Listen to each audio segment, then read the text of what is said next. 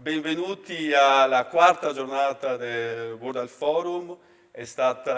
Sono stati giorni molto intensi ma molto ricchi di ospiti internazionali, di interventi di altissimo livello tecnico-scientifici. 2 giorni di giovedì e venerdì proprio in questa sala ci ha fornito un panorama veramente entusiasmante di quello che succede sul tema dell'intelligenza artificiale nell'ambito della salute. Oggi concludiamo questa 4 giorni così ricca con una parte un po' più, passatemi il termine, pop. Apriamo il confronto su tematiche diverse, affrontiamo nella giornata di oggi, promossa dalla Regione Veneto, 3 grandi temi: i temi delle infrastrutture digitali a supporto della sanità digitale nella loro multidimensionalità di infrastrutture tecnologiche, cybersicurezza, dati. Affrontiamo il tema dell'opportunità che lo spazio ci dà per governare meglio, per migliorare i livelli di salute a terra, e affrontiamo il tema poi del One Health, dell'integrazione delle diverse dimensioni della salute. La giornata è iniziata, io sono Luca De Pietro e ho il piacere di aver contribuito all'organizzazione di questo evento, che è stato veramente una grande sfida, ma anche una grande palestra in cui abbiamo imparato un sacco di cose. Lascerei la parola alla dottoressa Battistella, che così gestisce la prima tavola rotonda sul tema con i saluti dell'autorità. A te, Barbara. Buongiorno a tutti e benvenuti all'ultima giornata di questa prima edizione del World Health Forum Veneto. Inviterei sul palco il Presidente del Consiglio regionale del Veneto, dottor Ciambetti, per un breve saluto.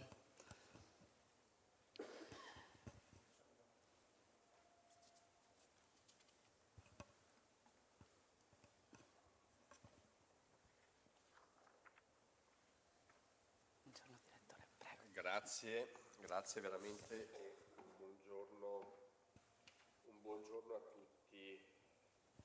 Veramente belle giornate che secondo me veramente ci hanno permesso di riflettere, di scambiarci buone pratiche e di ragionare di cosa e come dovremmo fare la sanità del futuro, e parlo da legislatore regionale. Intanto vi porto i saluti del Consiglio regionale del Veneto ed è veramente un piacere appunto vedere anche tanti amici fra i protagonisti di questa giornata così intensa e ricca di argomenti sulla sanità, che appunto sta nascendo lungo la spinta dell'innovazione tecnologica, ma anche alla luce di quanto maturato durante le pandemie del Covid.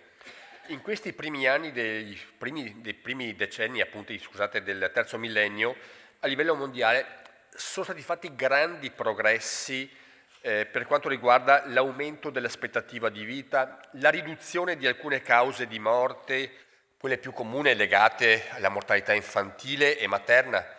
Negli ultimi 15 anni sono stati compiuti significativi progressi nell'accesso all'acqua pulita e all'igiene, nella riduzione della malaria, della tubercolosi, della poliomelite, nella diffusione dell'HIV, mentre la sfida della pandemia, che ha portato purtroppo tra i suoi effetti l'aumento delle povertà e della fame nei paesi meno sviluppati, ha dimostrato comunque l'importanza e la centralità strategica di forme anche di telemedicina. Quello che si è potuto fare nei mesi appunto della pandemia, abbiamo visto che una spinta sulla telemedicina ha comunque messo in moto energie nuove e anche appunto nuove frontiere aperte dall'innovazione tecnologica, non ultimo l'accesso ai big data e da ultimo le opportunità straordinarie offerte dall'intelligenza artificiale, che abbiamo sentito benissimo nell'evento di apertura a Palazzo della Ragione l'altro giorno. Nonostante tutto ciò, sono necessari molti altri sforzi per sradicare completamente un'ampia varietà di malattie e affrontare le numerose e diverse questioni relative alla salute, siano esse recenti o persistenti nel tempo. Dobbiamo lavorare ancora molto sulle cardiopatie o sui tumori, dobbiamo lavorare tantissimo sulla informazione e prevenzione. I lavori della giornata odierna si inseriscono perfettamente nell'Agenda 2030 delle Nazioni Unite e non solo l'obiettivo 3, assicurare la salute e il benessere per tutti e per tutte le età, Penso ai primi due obiettivi, il primo sconfiggere le povertà e il secondo porre fine alla fame e raggiungere la sicurezza alimentare, migliorare la nutrizione e promuovere un'agricoltura sostenibile. Questi primi tre obiettivi sono strettamente interconnessi tra loro, perché non può esserci sviluppo socio-economico né tantomeno salute se persiste la fame, se non si garantisce la sicurezza alimentare e l'accesso all'acqua potabile, non si migliora la nutrizione e conseguentemente non si promuove un'agricoltura sostenibile. Non dimentichiamo mai che noi siamo ciò che mangiamo, ma soprattutto non dimentichiamo che per la prima volta nella storia dei paesi occidentali l'obesità sta diventando malattia diffusa nei ceti più deboli e poveri, a seguito di un'alimentazione a bassissimo costo e ancor più di scarsa qualità. La sanità moderna e la salute passano per la prevenzione, l'informazione, la pulizia, il miglioramento degli stili di vita, abbandonando appunto abitudini non sane. Proprio lunedì scorso all'Eurosummit delle regioni in Belgio sono intervenuto su questi temi, ponendo come prioritario innanzitutto il sostegno alla ricerca e alla infrastrutturazione della sanità digitale, imprescindibile strumento per poter garantire soprattutto, ma non solo nelle aree periferiche, una sanità efficiente, tempestiva e all'avanguardia. Ma a fianco delle nuove reti telematiche, a fianco della telemedicina, devono trovare posto l'educazione alla salute attiva sia nelle scuole, tra i giovani, sia iniziative diffuse tra la popolazione adulta, istituendo centri di informazione, favorendo pratiche e discipline sportive anche tra gli anziani, usando anche i social media, attivando forme di assistenza e informazione via app, social, influencer, mass media, oltre appunto la telemedicina. Voi stessi oggi, oltre appunto alle nuove frontiere della tecnologia, affronterete l'idea di una salute planetaria, giacché le malattie non conoscono frontiere né si fermano ai confini degli stati. È necessario, se vogliamo tutelare la salute di tutti, gestire i cambiamenti climatici, l'ambiente, contrastandone appunto effetti che sono negativi poi sulla salute di tutti e sostenendo la ricerca e gli investimenti in energia pulita, miglioramento della progettazione urbana, la razionalizzazione dei consumi, il contrasto agli sprechi. Sono tutti temi che troviamo nell'Agenda 2030 delle Nazioni Unite, sottoscritta anche dallo Stato italiano. Non può esservi una salute umana se non viene trascurata appunto la salute dell'habitat in cui l'uomo vive e a cui l'uomo appunto appartiene. Pensiamo anche solo alle conseguenze dell'inquinamento atmosferico e delle acque. E in questa direzione va anche appunto la riflessione sulla frontiera della salute e lo spazio, giacché questa dimensione è per definizione un grande laboratorio innovativo dove è possibile avviare sperimentazioni eccezionali. Il futuro è tra noi. Voglio dire che non sta a noi, alla scienza, alla medicina, ma anche al decisore politico gestire l'immensa mole di dati che possiamo raccogliere e riorganizzare grazie all'intelligenza artificiale, grazie appunto a anche nuove sperimentazioni e nuovi modi di fare assistenza ospedaliera. Mi viene in mente ad esempio il Mercy Hospital di Chesterfield, che appunto un ospedale con 330 medici senza nessun letto, con una gestione a casa di migliaia di malati.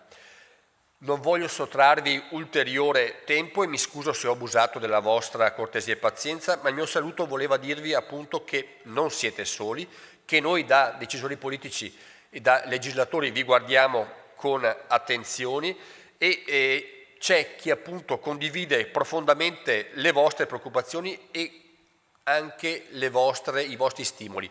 Concludo invitandovi a guardare al presente, come avrebbe detto Gramsci, con il pessimismo dell'intelligenza, ma al domani con l'ottimismo della volontà. Una volontà che vuole credere in un mondo migliore segnato appunto dalla pace e dalla fiducia nella scienza. Buon lavoro a tutti e veramente vi auguro di proseguire queste giornate, come ho visto i 2 giorni scorsi, veramente con interventi di qualità e con stimoli che per noi sono un arricchimento importante. Grazie e buon lavoro a tutti. Grazie al Presidente Ciambetti anche per l'intervento di visione rispetto a questa 4 giorni che è stata davvero entusiasmante. Adesso inviterei a salire sul palco il dottor Antonio Santocono, Presidente della Camera di Commercio di Padova, partner di questa iniziativa. Questo progetto è nato con una grande sinergia tra tutti i partner e oggi siamo alla dimostrazione pratica che il risultato dà ragione al grande lavoro realizzato. Parola al dottor Santocono. Grazie. Buongiorno a tutti. Innanzitutto voglio ringraziare le autorità presenti, il Presidente del Consiglio regionale Ciambetti, l'assessore Lanzarin e tutti quanti i colleghi delle istituzioni che sono presenti qui oggi. Immagino che adesso si raffittirà un po' questa sala perché mi pare che siamo partiti anche con troppo anticipo rispetto alle previsioni, ma comunque non ho preparato nessun discorso perché dopo 4 giorni soltanto ricordare le cose che abbiamo fatto in questi 4 giorni potrei parlare anche per almeno una mezz'oretta. Però devo dire una cosa, sono particolarmente orgoglioso di essere qui a portare il saluto delle istituzioni, diciamo, in una sessione che è proprio dedicata alla regione del Veneto. Una sessione dove si parlerà di infrastrutture, dove si parlerà di intelligenza artificiale e quant'altro sarà il futuro della sanità nel nostro territorio, un territorio dove c'è stata una grande, da parte della regione c'è sempre stata una grande posizione di crescita. Io poi ne sono orgoglioso perché, non smetto mai di raccontarlo, sono stato per 10 anni un dipendente della regione Veneto e ho avuto l'onore di lavorare in una regione che è stata la prima regione in Italia che nel 1983 pubblicò la mappa delle foreste e la prima regione in Italia che nel 1985 pubblicò l'inventario forestale. E parlando dell'inventario forestale, che era un progetto praticamente per valutare quella che era la produzione delle foreste del nostro territorio, ricordo che la regione spese una cifra corrispondente a circa 2 milioni di euro e oltre 1 anno e mezzo per poterlo realizzare, facendo lavorare circa 400 professionisti. 400 professionisti della regione lavorarono in tutto il territorio misurando palmo a palmo boschi, foreste, territorio, eccetera. Adesso è sempre stata la mia passione quella del territorio.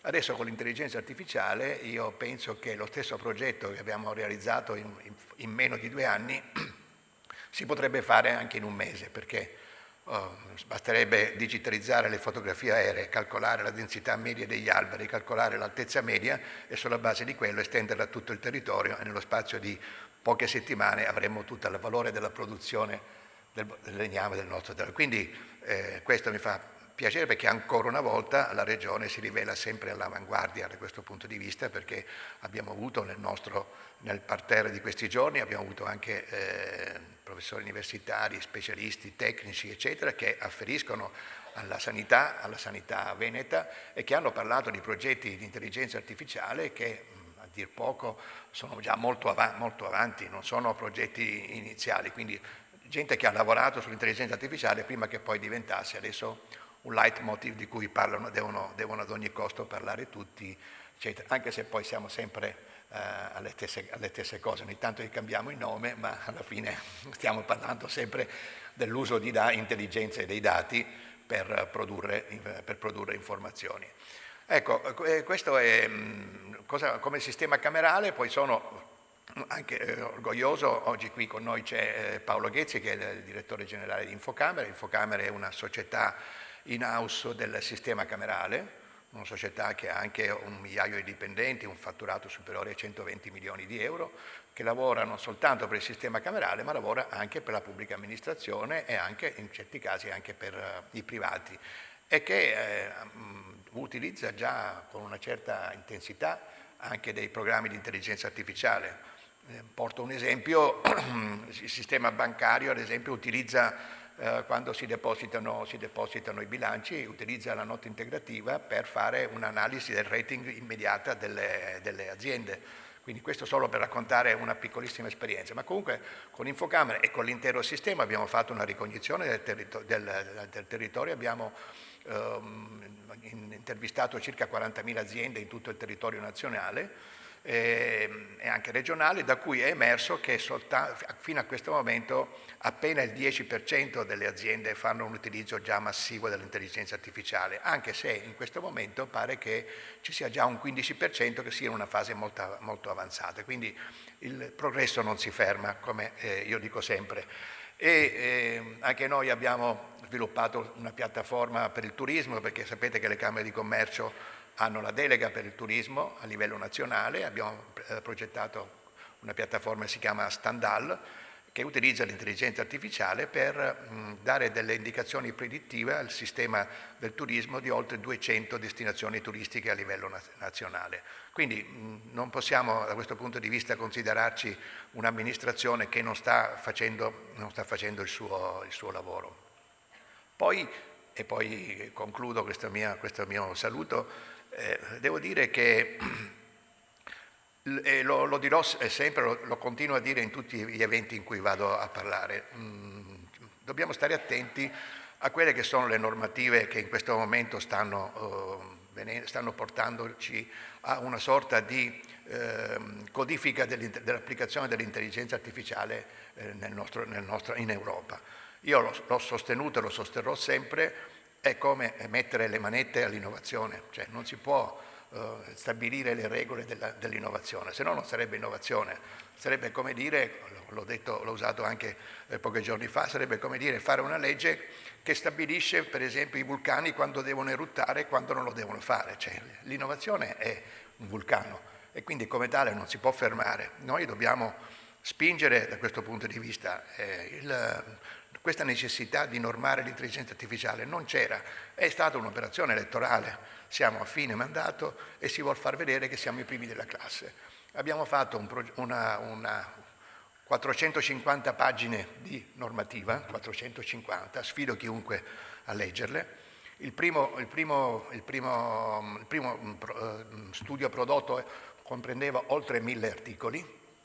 Abbiamo fatto una panoramica di tutto quello che può succedere con l'intelligenza artificiale, ma la legge non ci dice come dobbiamo fare a risolverle, mentre bastava semplicemente dire cosa non si può fare con l'intelligenza artificiale, anche perché l'intelligenza artificiale è un software e la normativa dei software, come ho detto altre volte, c'è già, esiste a livello europeo e esiste a livello nazionale, i diritti di autore si sa come vengono regolamentati, perché dobbiamo ricostruire questo, perché dobbiamo mettere dei vincoli alle piccole imprese. Qui siamo nel territorio della piccola e media impresa, qualche piccola azienda che vuole partire sull'intelligenza artificiale, magari applicandola alla sanità. La sanità è considerata un'area ad elevato rischio, non lo può fare perché deve fare degli investimenti talmente elevati che non sarà mai possibile e quindi saranno sempre i grandi player, saranno gli americani e i cinesi che continueranno a farla, che non si fanno le leggi per modificare l'intelligenza artificiale, faranno la loro guerra e noi altri facciamo l'arbitro. Ma l'arbitro lo sapete che non ha mai vinto una partita, stiamo soltanto a guardare quello che fanno gli altri. Fra 2 anni, fra l'altro, questa normativa, per quanto avanzata possa essere, sarà già superata perché l'intelligenza artificiale corre alla velocità della luce, quindi abbiamo perso tempo e abbiamo creato dei problemi alle nostre aziende, in particolare a quelle del nord-est, che sono quelle che investono di più sull'innovazione e sulla ricerca, ma anche a piccolissimi valori di investimento, ma lo fanno con grande intelligenza e fino ad ora uno dei motivi per cui questa è una terra di grande innovazione è stato proprio questo, il coraggio di tanti piccoli imprenditori di rischiare utilizzando le nuove tecnologie. Quindi io mi auguro che anche da questo evento possa emergere questa preoccupazione che abbiamo tutti noi, ma non solo come sistema camerale, io penso anche come amministrazione regionale, ma anche a livello diciamo, di chi si occupa fattivamente di queste cose, si tratta un attimino di pensare a come lavorare, soprattutto di pensare a come minimizzare gli effetti di una legge che non sono altro che delle manette che vengono messe agli imprenditori. Quindi con questa preoccupazione, ma anche con questo augurio di continuare a crescere e di fare veramente molto, vorrei, scusate, ho dimenticato, volevo soltanto ringraziare chi ha lavorato a questo progetto.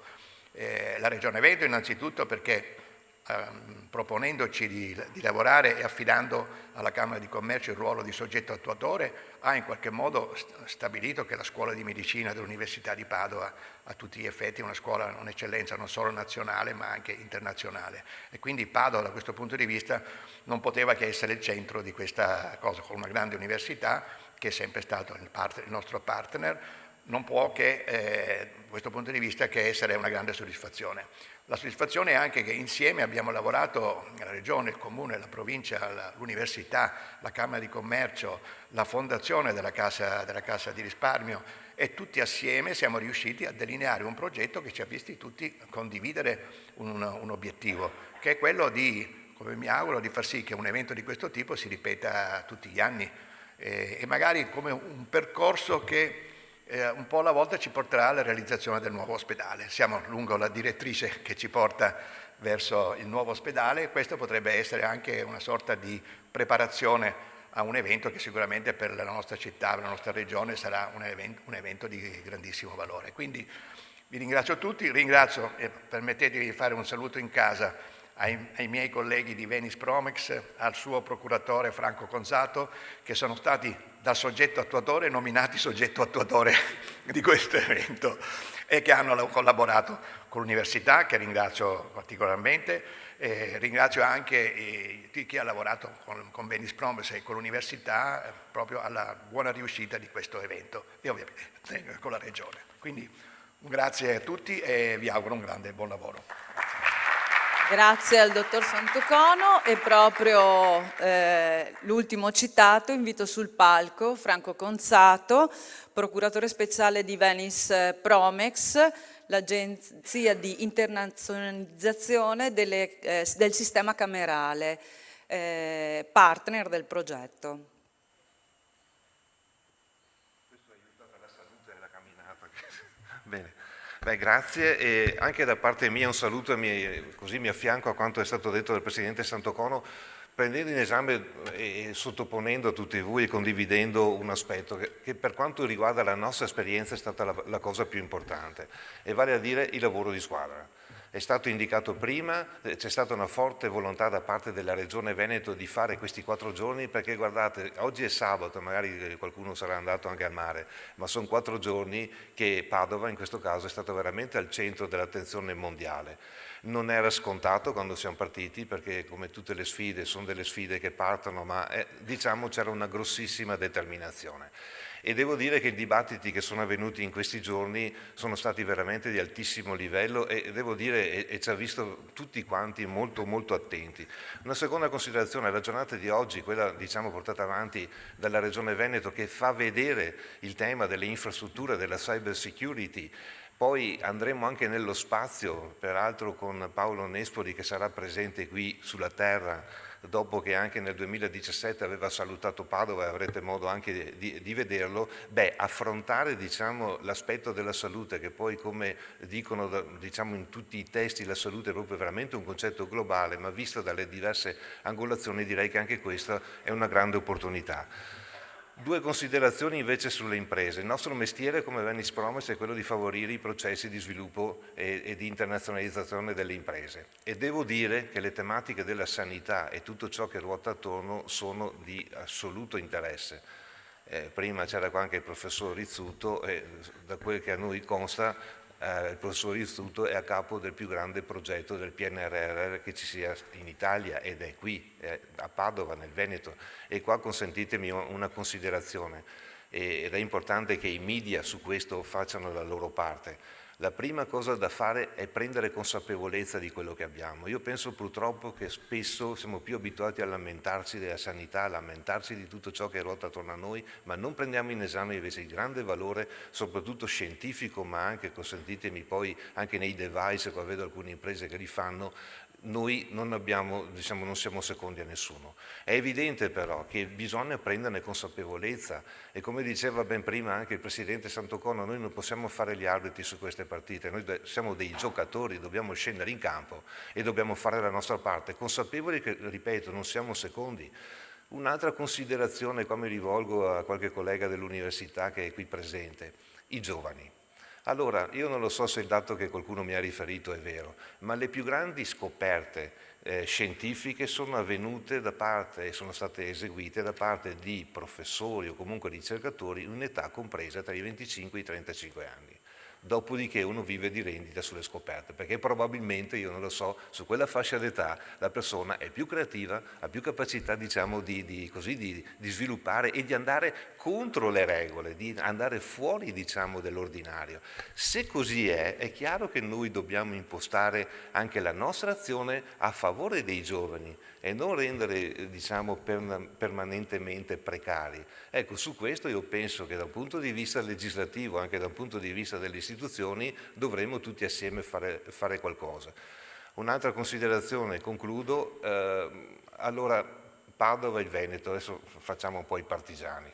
Allora, Padova, in questo caso qua, veramente grazie alla Regione Veneto, ha dimostrato di poter svolgere il ruolo. Con un'università come quella che abbiamo a Padova, voglio dire, adesso non me ne abbiano le altre università che sono bravissime, io ho figli a Ca' Foscari, quindi voglio dire, posso dirlo, ma diciamo è un grande valore l'università e questo è un valore che noi dobbiamo perseguire soprattutto per quanto riguarda il nostro mestiere, diciamo per quanto riguarda le imprese.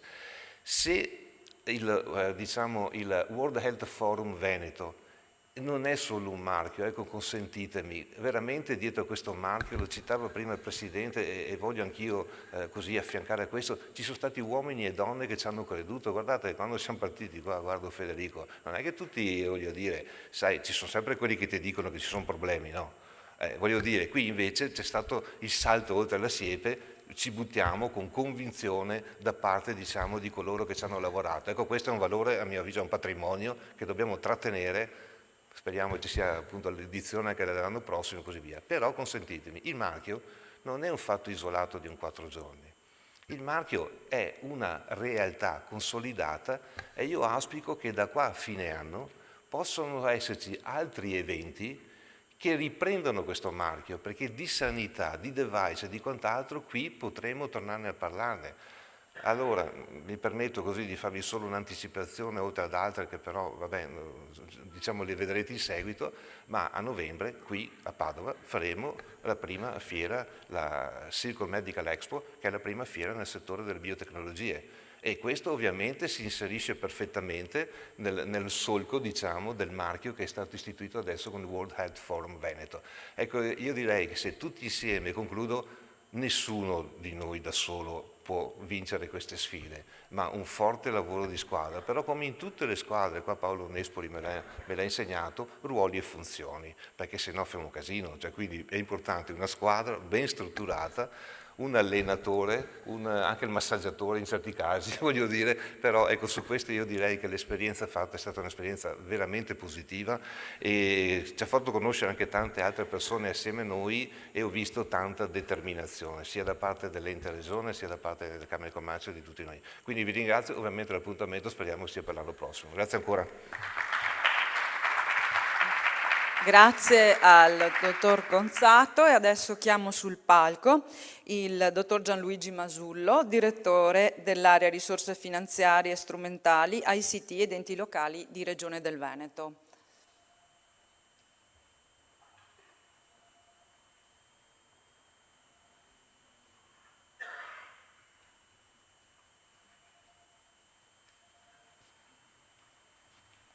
Buongiorno a tutti.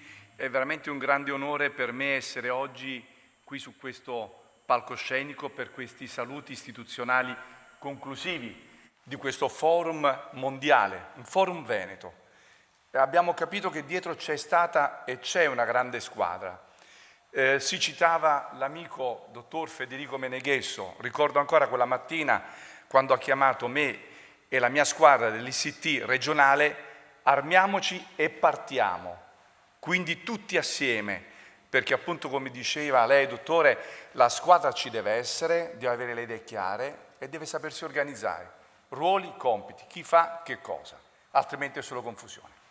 Abbiamo dimostrato in pochi giorni, subito e poi nelle settimane a seguire, che si poteva fare qualcosa di grande e lo abbiamo fatto, lo avete fatto. Io ringrazio infinitamente la mia squadra, avete visto il dottor De Pietro in apertura dei lavori, ma anche il dottor Borgo, l'ingegner Barrichello e tutti gli altri, sono tanti che sia Regione, sistema camerale, università e non solo hanno reso possibile questa 4 giorni con un'apertura con 500 e oltre presenze, più di 1000 presenze giornaliere in questo centro spettacolare che bisogna tenerlo continuamente aperto, e quindi un filo rouge, un filo conduttore, un marchio ci deve essere. Quindi si vince in squadra, anche Sinner che in campo è da solo, ma vince perché ha dietro una squadra. Quindi è anche bello vincere in squadra, quindi condividere e soprattutto seminare un sano seme che è quello di creare un sistema, e il Veneto è un sistema. Lo ha dimostrato la Regione assieme a tutti voi, perché diverse volte, sempre più spesso, siamo assieme. Abbiamo voluto addirittura il primo Stato generale sulla fibra qui in Veneto. Abbiamo detto il Veneto vuole essere la prima regione in Italia ad abbandonare il rame per avere la banda ultralarga dappertutto, aree grigie, bianche, nere, non ci interessa, perché le nostre partite IVA, ma anche le nostre famiglie, hanno bisogno di infrastrutture. L'intelligenza artificiale non viaggia se non ci sono le infrastrutture, le autostrade per far correre il digitale. Ma abbiamo voluto con insistenza anche portare l'aerospazio in Veneto. Il mondo si è reso conto che in Veneto c'è anche l'aerospazio. Ecco perché oggi è con noi anche l'astronauta Nespoli. Abbiamo detto tante cose si faranno. A Padova, guardo anche l'amico Anil Dev Kumar, ci sarà uno dei più grandi eventi che riguardano gli astrofisici europei che saranno qui a Padova. Quindi con emozione, come il Presidente ha aperto i lavori emozionandosi, io sono qui a chiudere i lavori emozionandomi, ma non è una fase di rito, perché Davos noi già ce l'abbiamo. Davos, Padova, lo era già centinaia di anni fa. La sua storica università del Bo, la sua prestigiosa facoltà di medicina. Qui c'è il primo teatro anatomico stabile mondiale. Qui è nata l'anatomia moderna, quindi significa che Davos già è nel DNA dei padovani gran dottori, ma dei veneti e di questo sistema che oggi, con Roma anche a bordo, perché abbiamo anche motore sanità, abbiamo BIM, abbiamo una squadra che veramente può fare cose grandi, lo ha dimostrato, i risultati sono tangibili e continueremo. Continueremo, oggi vedrete, abbiamo detto che medicina, salute, però le tecnologie, il progresso tecnologico, dicevamo cos'è l'intelligenza artificiale, lo diceva Presidente, può essere anche una calcolatrice, d'accordo? È l'evoluzione nel tempo che fa sì che l'intelligenza umana che realizza l'intelligenza artificiale sia sempre più a sostegno dell'essere umano, che sia il paziente o che sia l'operatore medico. E quindi è importante, oggi vedrete la mia squadra, ma assieme a voi tutti, parlerà di cyber security, un tema di grandissima attualità. Ma parleremo ad esempio di un progetto importantissimo che traguarda anche la cyber security, che è la fisica quantistica. Stiamo collaborando con un altro nostro partner, che è anche una nostra prestigiosa società partecipata, CAV. Quando vedete il passante di Mestre, immaginate questa grande infrastruttura, questa grande società che insieme a noi sta addirittura osando di immaginare di utilizzare la fisica quantistica per gestire la cyber security sulle comunicazioni, in modo tale che aeroporti, ferrovie, infrastrutture stradali siano sempre più sicure. Ma parleremo anche di CERT, parleremo anche, ragazzi, di data center, perché abbiamo detto che c'è l'infrastruttura, ma poi ci devono essere i dati, bisogna saper utilizzare i dati, bisogna metterli a terra, ed ecco perché l'aerospazio che è fatto di due componenti, l'aereo e lo spazio, che sono due cose che stanno assieme, l'upstream e il downstream, come mi insegnano sempre i miei ragazzi.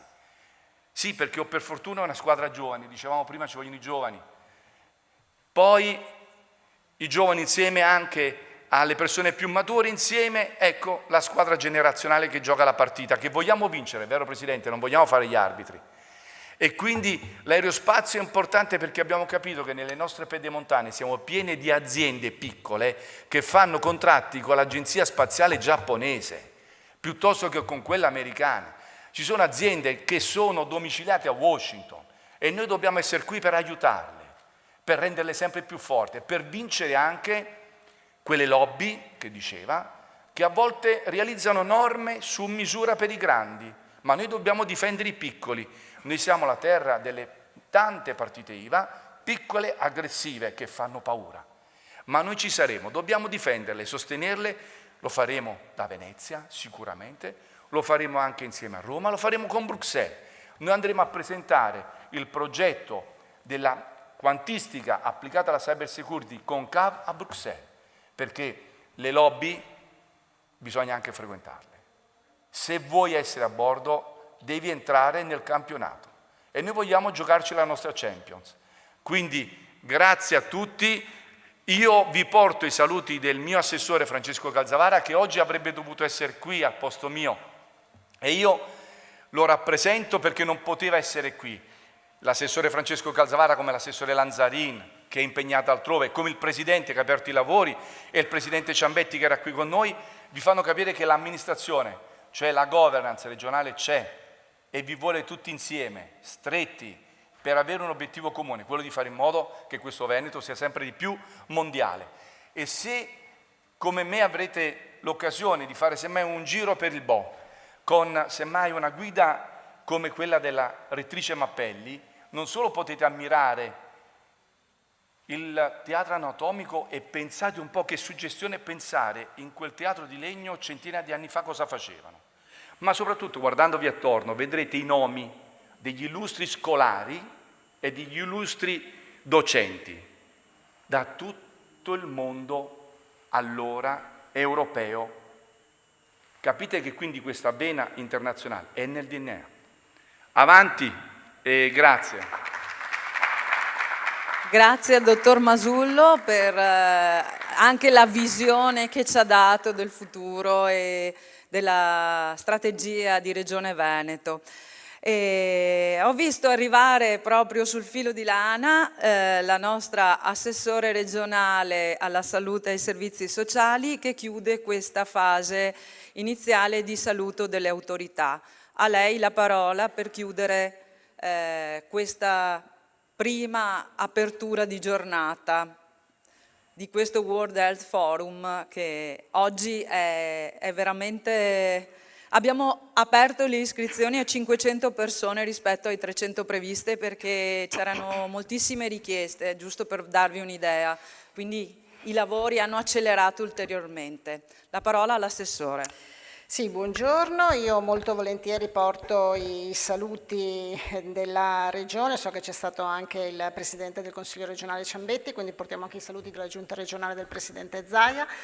A questo momento, insomma, che è collocato all'interno di una kermesse fortemente voluta dalla Regione Veneto, il World Health Forum per la sanità, che mette al centro la sanità, la persona, la salute, l'innovazione, la tecnologia. E con noi, insomma, non li cito ma ringrazio tutti i partner che hanno fortemente voluto questo momento qui a Padova, proprio per parlare di salute, parlare di innovazione, di tecnologia, di quanto oggi la tecnologia sia importante all'interno dei sistemi sanitari, di quanto oggi noi non possiamo non prescindere da quelle che sono le nuove tecniche, le nuove innovazioni. Lo vediamo nel settore della sanità, vediamo che ogni giorno, insomma, l'innovazione del giorno diventa fondamentale per poter garantire più salute, per poter garantire alti livelli di prestazione, per poter andare incontro anche oggi a tante situazioni, insomma, che vedono sicuramente un'aspettativa di vita molto alta, fortunatamente, che vedono un invecchiamento della popolazione, che vedono una situazione economica, demografica, sociale, insomma un panorama che molto cambia. E la tecnologia e quindi tutto quello che è legato alla tecnologia diventa fondamentale. Diventa fondamentale anche in contesti più periferici, diventa fondamentale anche in contesti in cui oggi si parla sempre più di carenza di personale e di necessità di supportare anche con queste tecnologie il nostro personale. Diventa importante per quanto riguarda, ne abbiamo parlato, i dati e quindi Più dati noi abbiamo, più dati riusciamo poi a mettere in campo rispetto alla cosiddetta medicina di predizione e di precisione. Più dati noi abbiamo, più riusciamo a mettere in campo le migliori tecniche, i migliori risultati. Più dati noi abbiamo, riusciamo a metterli in un contesto comune e riusciamo sicuramente a cucire su ogni singola persona il proprio trattamento. Questo è sicuramente l'obiettivo finale.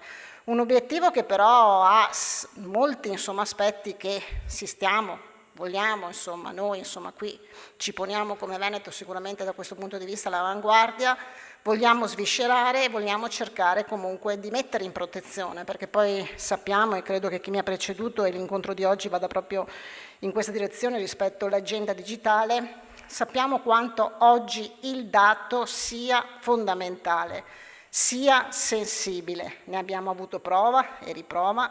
I grandi problemi legati al garante della privacy ci sono e chiaramente sono problemi che devono essere superati, risolti, perché il dato è quello che ci permette di fare ricerca, è quello che ci permette di camminare più velocemente e ci permette quindi di avere una base importante, predittiva, di precisione, come dicevo prima, e ci permette quindi di arrivare prima rispetto a quelli che possono essere trattamenti, prese in carico, set assistenziali, percorsi anche cuciti sulla persona quando parliamo di salute, però c'è il grande problema della diffusione, più che diffusione, ma soprattutto di come vengono gestiti i dati, e su questo mi auguro che anche questo momento diventi un momento di riflessione che poniamo poi ai legislatori e quindi all'organo nazionale.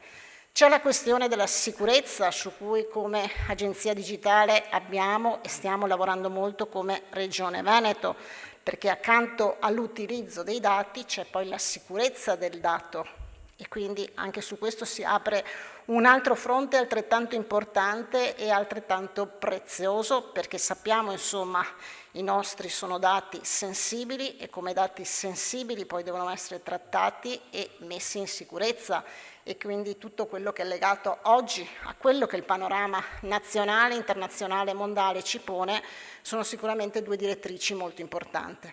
Quindi io credo che il confronto di oggi, io da assessore alla sanità non posso che dire che oggi la tecnologia, la telemedicina, il telemonitoraggio, il telecontrollo, l'intelligenza artificiale applicata sono le nostre frontiere, le nostre sfide, ma chiaramente accanto a tutto quello che questo ci può mettere a disposizione dobbiamo sicuramente poi tenere l'attenzione rispetto a quello che è l'utilizzo del dato e la sicurezza del dato stesso.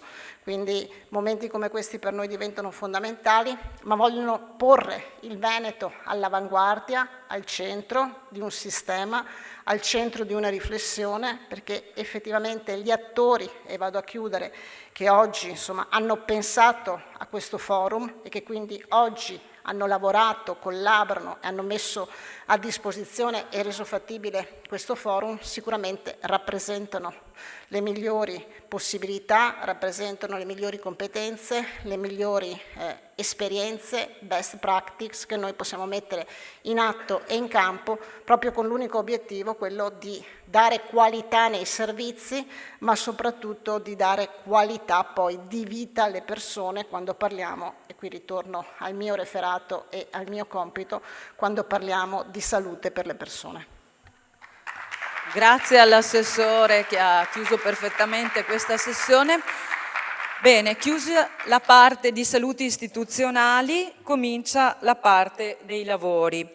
La prima sessione dedicata al tema delle nuove infrastrutture per la sanità digitale sarà moderata da Luca Ubaldeschi, il direttore del gruppo NEM, che invito sul palco, insieme ai relatori, il professor Antonio Marcomini, prorettore vicario dell'Università Ca' Foscari di Venezia, il professor Andrea Zanella dell'Università degli Studi di Padova, il dottor Idelfo Borgo, direttore ICT e Agenda Digitale della Regione del Veneto, il professor Paolo Villoresi dell'Università degli Studi di Padova e il professor Marco Nobile dell'Università Ca' Foscari di Venezia. Buon lavoro.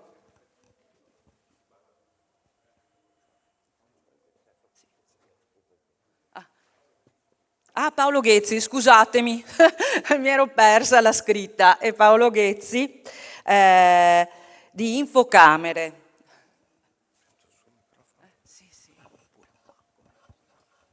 Prego, accomodatevi intanto, grazie.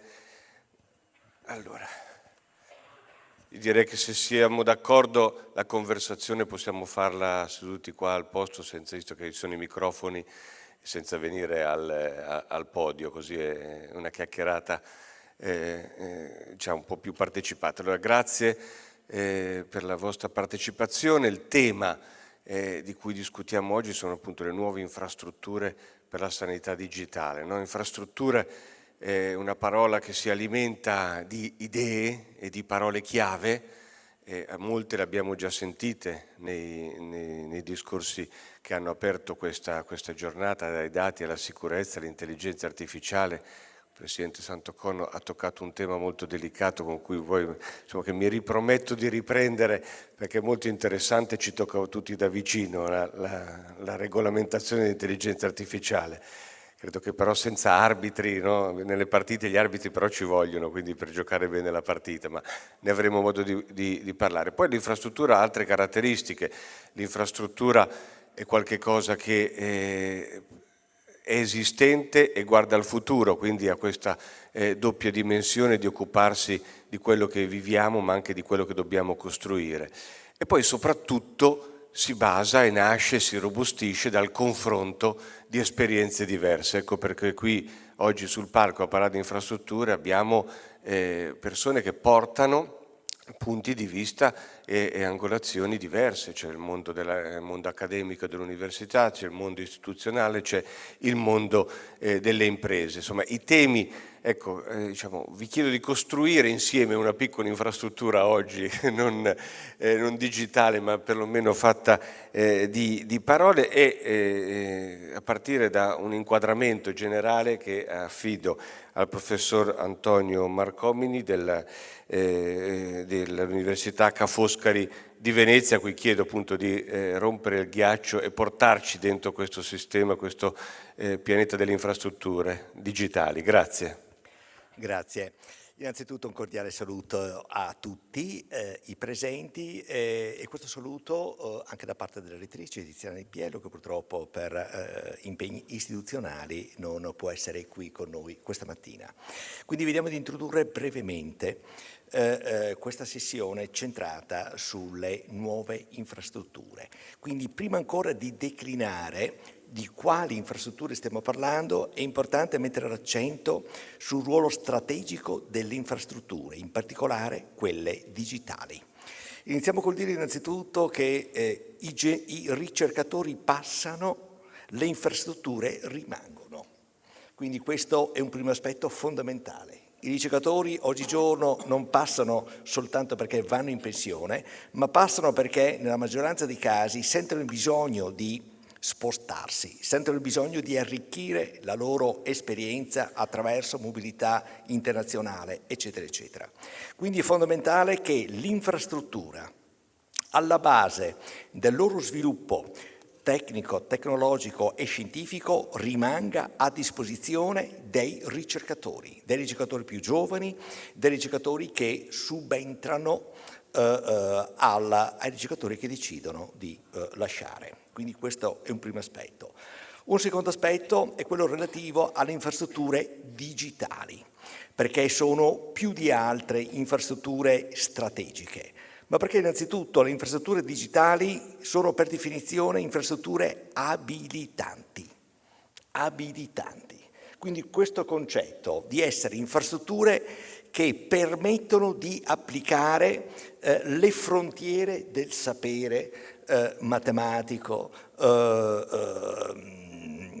digitale in generale, informatico, eccetera. Quindi oggigiorno non si può pensare all'intelligenza artificiale piuttosto che al machine learning, piuttosto che ai deep data, eccetera, eccetera, se tutto questo non è appoggiato a delle infrastrutture digitali capaci di sostenere il grande sforzo di calcolo necessario.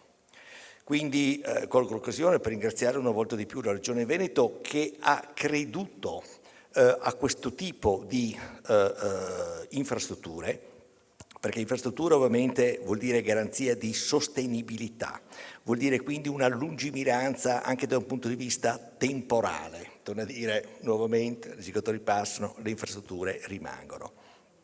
E oggigiorno la marea di dati che è già stata richiamata ha bisogno di essere immagazzinata, ha bisogno di essere comunicata, ha bisogno fra l'immagazzinamento e quindi la sua acquisizione e la comunicazione di essere elaborata. E quindi la sessione di oggi si propone proprio questo, di capire quale possa essere l'elaborazione e più in generale il servizio a favore della sanità, ma non soltanto, pensiamo soltanto alla problematica ambiente e sanità, entrambe caratterizzate da una marea di dati che devono finalmente dialogare fra di loro. Quindi non solo i dati, ma anche il dialogo fra i dati. Non è assolutamente banale questo aspetto.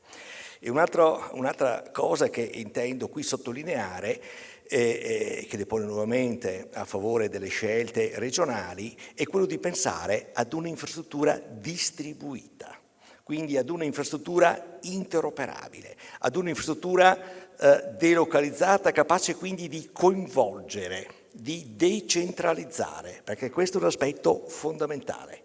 Quindi l'infrastruttura di cui stiamo parlando è un'infrastruttura di oltre 15 milioni di euro, è un'infrastruttura che vede coinvolti non solo l'Università di Padova ma anche quella di Venezia, che peraltro ricordo è stata la prima Ca' Foscari università nel Veneto a lanciare già nella seconda metà degli anni '80 il corso di informatica, ma anche lo UAV attraverso Ca' Foscari e l'Università di Verona. Quindi, da un punto di vista accademico, questa congiunzione che logicamente arricchisce di test, di competenze e di abilità tutto quello che sta dietro all'infrastruttura, che vuol dire quindi come utilizzarla al meglio al servizio della sanità e dei cittadini veneti. Grazie professore. Tra le infrastrutture c'è sicuramente la rete di supercalcolo, no, delle università. Vedete, adesso il professor Marcomini stava già citando alcune esperienze tra università e ecco, c'è questa anche tendenza, no, a dire il supercalcolo, il big data, a sottolineare anche la dimensione di grandezza quando parliamo di queste infrastrutture digitali, che non ci devono intimorire, noi che non siamo degli esperti, e ci devono dare, dire, la prospettiva che è qualcosa davvero di importante e che, soprattutto come ci possono aiutare queste reti di supercalcolo. Io, se qualcuno ha del materiale, delle slide, poi ecco il professore qui, o il puntatore o l'attrezzo per usarlo. Prego professore Zanelli. Sì, ho delle slide anch'io, ma non sono necessarie, vado tranquillamente senza. La ringrazio per lo stimolo. L'iniziativa a cui faceva riferimento è un'iniziativa che abbiamo chiamato Convex, il cui acronimo ha proprio nell'origine la Comunità per il Supercalcolo Veneto. Quindi l'infrastruttura che andremo a costruire grazie a un finanziamento della Regione Veneto, abbiamo avuto la notizia 2 settimane fa che il progetto è stato approvato per il finanziamento, quindi posso dire con certezza che andremo a realizzarlo nei prossimi anni, ha come obiettivo quello, come giustamente diceva il collega, di mettere in rete le risorse di calcolo che abbiamo sviluppato nei diversi atenei del Veneto e anche nei laboratori di ricerca di NFN di Legnaro e di Padova, per creare una infrastruttura più ampia a servizio dell'intera regione. Ma quello che mi preme sottolineare è che questo tipo di soluzione, quindi il calcolo tecnologico, i server che ci consentono di far girare gli algoritmi di intelligenza artificiale come anche di altra natura, non sono solo un facilitatore per lo sviluppo della scienza, ma sono anche un punto di attrazione della comunità scientifica.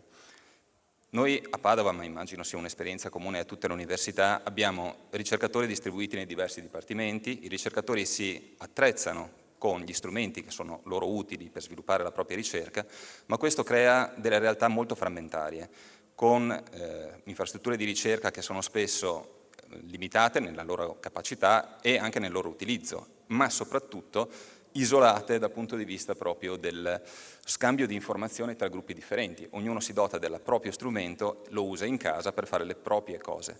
La presenza di un'infrastruttura che combina, che mette assieme, che connette in rete l'esistente dal punto di vista fisico, hardware, permette anche di far comunicare queste comunità, queste realtà di ricerca, quindi creando quella che noi abbiamo chiamato una comunità per l'high performance computing, per il supercalcolo, che ci permetterà non solo di condividere delle infrastrutture di calcolo, ma anche di condividere le esperienze, le conoscenze che diversi gruppi di ricerca hanno sviluppato nel corso degli anni nell'utilizzo di queste infrastrutture. Scusi, una precisazione, quindi l'assioma è un'infrastruttura di questo tipo non è soltanto un vantaggio per i risultati immediati che dà, ma per la capacità attrattiva che poi si traduce in quindi un vantaggio competitivo per il territorio che lo ospita? È questo? Assolutamente sì. Noi dobbiamo tenere in considerazione che il calcolo ad alte prestazioni è stato uno strumento di utilizzo comune per alcune discipline ormai da anni, l'informatica, l'ingegneria,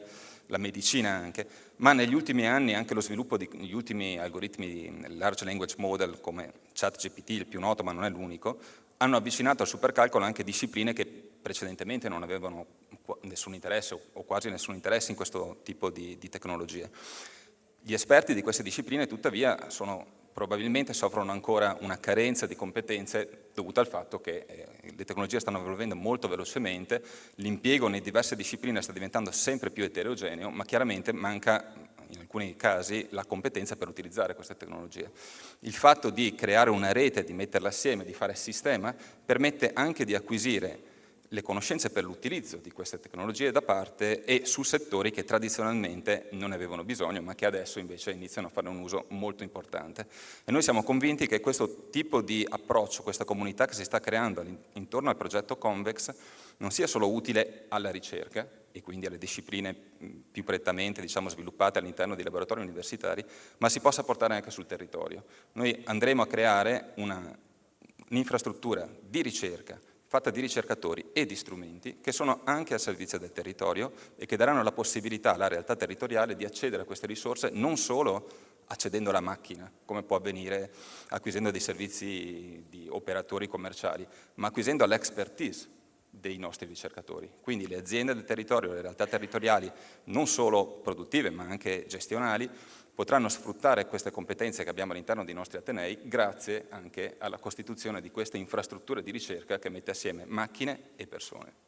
Ecco, da quello che ha detto lei, anche il professor Marcomini prima, viene delineato anche un mondo un po' accademico all'insegna della fratellanza, siamo tutti uniti per cercare, è così, non c'è un po' di gelosia poi, di protezione dei risultati, dei dati, davvero possiamo credere che agite in accordo? Non so, sì, una battuta provare? Prima di andare al professor Borgo, al dottor Borgo. Io sono un idealista, quindi mi piace pensare che la competizione sia sana all'interno della scienza, delle istituzioni, quindi c'è sicuramente la voglia di primeggiare, ma devo dire, almeno sulla base della mia esperienza, c'è anche una forte voglia di collaborare, perché lavorare assieme, come si usa spesso dire, 1 più 1 non fa 2 nel nostro campo, fa ben più di 2. Professor Marcomini, una battuta anche alla sua? Una battuta, e cioè, contrariamente al passato, oggigiorno i ricercatori devono sentirsi al servizio delle infrastrutture e non semplicemente all'infrastruttura al servizio dei ricercatori. E questo è fondamentale. Dicevo, oggigiorno i ricercatori oramai mai poi mai decidono di rimanere laddove nascono. C'è un luogo di nascita e poi ci sono altri luoghi. Quindi bisogna assolutamente garantire che le infrastrutture a disposizione siano usufruite innanzitutto dai ricercatori e non solo quelli pubblici ma anche quelli privati, come giustamente si diceva. E quindi i ricercatori oggigiorno devono essere assolutamente, quando si parla di infrastrutture, più imprenditoriali di quanto non siano stati in passato e soprattutto vedersi rappresentarsi al servizio delle infrastrutture, cioè come utilizzarle al meglio, come dare il meglio attraverso le infrastrutture, che sono un patrimonio di tutti, perché le infrastrutture ovviamente si acquisiscono con i fondi nazionali. Grazie. Allora, dicevo, l'incrocio di esperienze e di mondi diversi, col dottor Borgo, che è della direzione ICT Agenda Digitale della Regione del Veneto. Ecco, parliamo proprio del polo strategico del regionale della regione Veneto.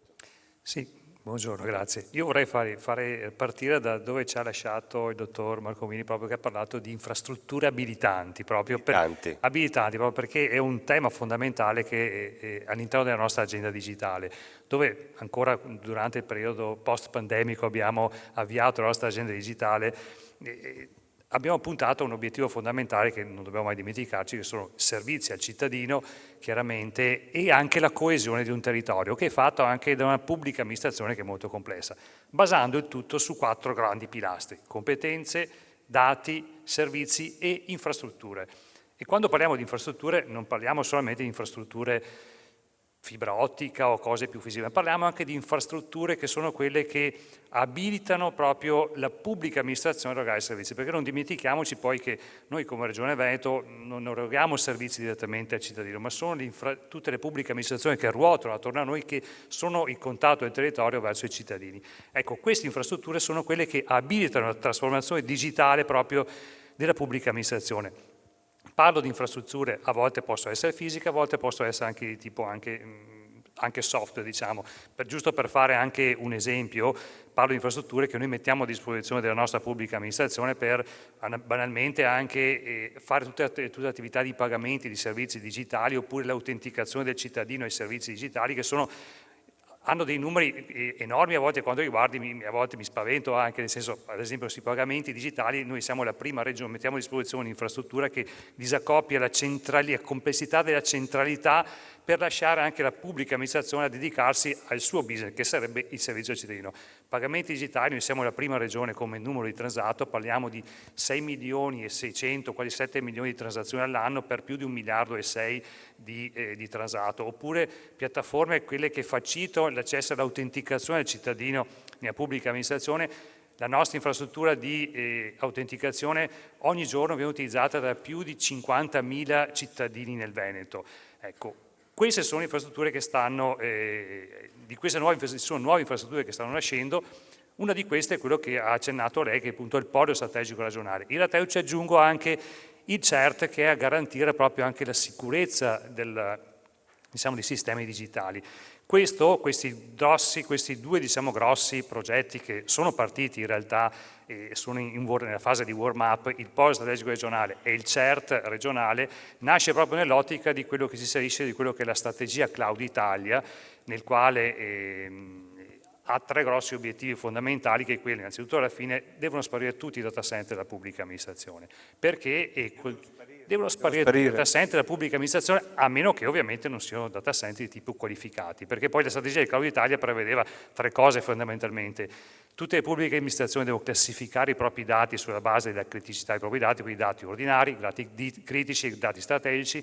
Il secondo step della strategia Cloud Italia prevedeva la qualificazione di data center, ossia la pubblica amministrazione può erogare servizi attraverso solamente data center che siano qualificati dall'Agenzia Nazionale per la Cyber Security. E il terzo zoccolo finale è il polo strategico nazionale. Noi abbiamo iniziato il nostro processo attraverso il polo strategico regionale, non tanto per una velleità di fare gli autonomisti, diciamolo, quanto perché ci rendiamo conto che la strategia di migrazione al cloud non può essere solamente un passaggio: sposto i miei dati da dove ce li avevo al cloud, perché se i miei dati prima c'era un problema di gestione o di sicurezza, avrei spostato banalmente il problema. È fondamentale che questo passaggio sia proprio anche supportato da una strategia che vada a trasformare anche il dato. E questo è un percorso quindi che abbiamo iniziato, soprattutto anche, visto che oggi parliamo anche nel World Health Forum, parliamo di sanità, abbiamo proprio lo scorso anno, proprio a luglio, anche stabilito qual è la nostra strategia di migrazione verso il cloud per la sanità. Scusi, ma trasformare il dato in che cosa?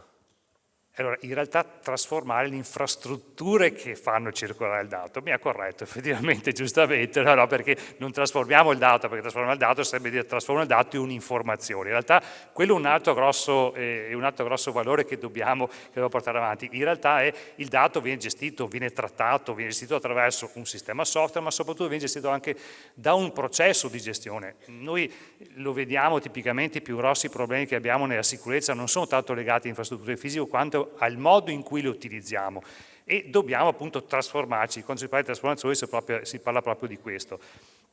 Come dicevo, lo scorso anno abbiamo avviato questo percorso proprio di strategia di migrazione al cloud per la sanità in un modello ibrido, nel senso che non puntiamo in un cloud solamente pubblico, ma portiamo in parte un cloud privato nostro, in parte nel cloud pubblico e nel polo strategico nazionale, e nel cloud nostro in realtà abbiamo fatto nascere quello che è il polo strategico regionale, ovviamente. No? Dopodiché, come terzo elemento nostro anche di strategia, abbiamo anche avviato un percorso anche di aumentare la resilienza e la gestione di questo dato, facendo nascere anche il CERT regionale. Ecco.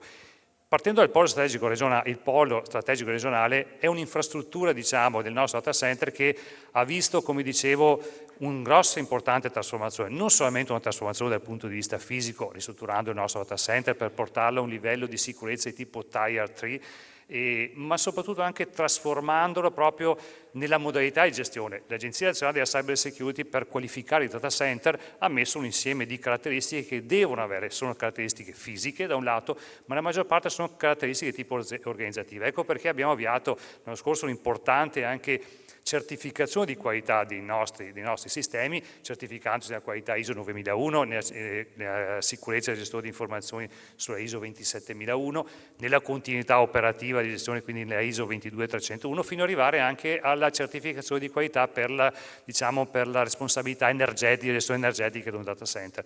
È stato un importante percorso di trasformazione e consapevolezza, ma io lo sottolineo proprio perché noi non siamo una società in house, non siamo un'agenzia, siamo Regione Veneto e in questo contesto dovremmo fare governare e guidare la strategia di governo, diciamo, della trasformazione digitale. In realtà ci siamo resi conto che non possiamo solamente dire signori armatevi e partite in questa trasformazione, ma dobbiamo in qualche modo essere una squadra, abbiamo detto oggi, cercare di aiutare proprio in questa trasformazione della pubblica amministrazione. Ecco perché mi piace proprio il tema delle piattaforme abilitanti, cioè mettiamo a disposizione infrastrutture e competenze proprio per abilitare questa trasformazione. E quindi abbiamo avviato questo polo strategico regionale che è già iniziato e vedrà la fine, diciamo, di onboarding in tutta la parte della sanità per la gestione dei dati ordinari entro la fine di quest'anno e concluderà, diciamo, nel primi 2025. L'altro tema che mi interessa affrontare è proprio la nascita del CERT, questo Computer Emergency Response Team, quindi un gruppo di persone di agenzie, di pubbliche amministrazioni che si mettono assieme per andare a gestire l'aumento della resilienza dei nostri sistemi informativi, andando a definire uno standard tecnologico dove tutti devono arrivare per migliorare la propria resilienza e aiutandoci proprio, erogando, come dicevo prima, anche aiutando a erogare anche alcuni servizi che aiutino a crescere questa resilienza delle pubbliche amministrazioni. Stiamo parlando di tutto il sistema pubblica amministrazione che è fatto dalla Regione Veneto, quindi con tutte le sue 26 tra agenzie, società in house e anche le 13 aziende sanitarie che aiutano appunto nella trasformazione digitale anche del sistema sanitario. Anche questo è partito lo scorso anno, ad agosto dell'anno scorso abbiamo avviato la costituzione di questo polo strategico, di questo CERT per aumentare la resilienza e siamo in una fase proprio di warm up con tutte le aziende e prevediamo entro la fine di quest'anno di averle tutte a bordo, diciamo. Non voglio rubare altro tempo, però aggiungerei un altro elemento che secondo me è importante nella nostra strategia di gestione del digitale, dell'agenda digitale, che di questa nuova piattaforma che sta nascendo, perché è la piattaforma che si chiama Veneto Data Platform, che nasce proprio l'idea di avere un unico luogo in cui far conferire il dato, perché ne abbiamo parlato proprio in questi giorni che parlavamo di intelligenza artificiale. L'intelligenza artificiale si basa sul dato. Il nostro Presidente del Consiglio ha detto oggi, noi siamo quello che mangiamo, la nostra intelligenza artificiale mangia dati e se i dati non ci sono, e se sono di scarsa qualità avremo un'intelligenza che forse è un po' meno intelligente. Quindi l'idea di avere un luogo in cui mettere tutte le informazioni che la pubblica amministrazione ha, diciamo, i dati che ha, in un luogo non tanto sicuro, ma soprattutto un dato certificato, non solamente nella qualità del dato, ma anche nella sua profondità anche temporale del dato, è uno degli obiettivi che ci stiamo ponendo. Ecco, è partita, diciamo, questa piattaforma ancora qualche anno fa, grazie a un finanziamento che abbiamo dato alle autorità urbane nell'obiettivo di far nascere un'infrastruttura per far crescere quella che è lo sviluppo di una città intelligente, e noi adesso la stiamo ritrasformando proprio nell'ottica di crearlo un hub dei dati proprio per inserire. Sta partendo un progetto, il progetto SRPS ad esempio, che mette insieme i dati della salute del cittadino con la salute del territorio proprio per creare un nuovo sistema anche di monitoraggio, perché la salute nell'ottica del One Health del cittadino è legata proprio alla salute del territorio.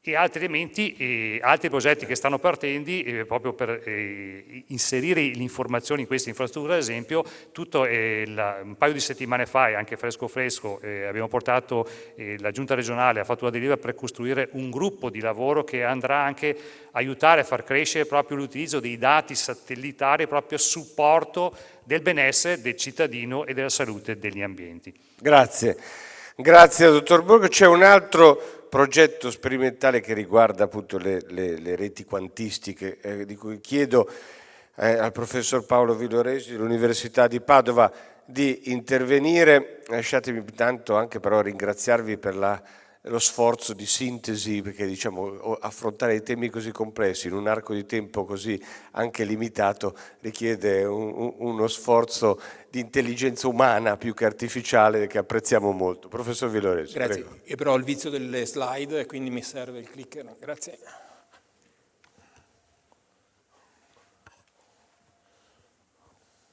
Bene, intanto buongiorno a tutti, è un piacere per me essere qui e ringrazio l'unità ICT della Regione e gli organizzatori per aver organizzato appunto questo mio intervento. Io vengo dall'Università di Padova, posso guardare qui, certo, sono professore di fisica sperimentale e anche direttore del centro Padova Quantum Technologies Research Center dell'Università, lavorando appunto in comunicazioni quantistiche. E il punto di partenza è appunto qualcosa che è già stato ribadito in questo importante consesso, cioè che i dati sono l'oro di questo secolo sostanzialmente, e allo stesso tempo, come c'è stata la corsa all'oro, vediamo che per esempio con questi hacker della stampa c'è una corsa ai dati e anche a un suo, diciamo, un suo furto, un attacco alla sicurezza, cioè questo ha mostrato che conservarli e trasportarli è diventato critico. Allora, per andare al punto, gli algoritmi sono spesso gli strumenti per avere la sicurezza nella conservazione e nel trasporto dei dati.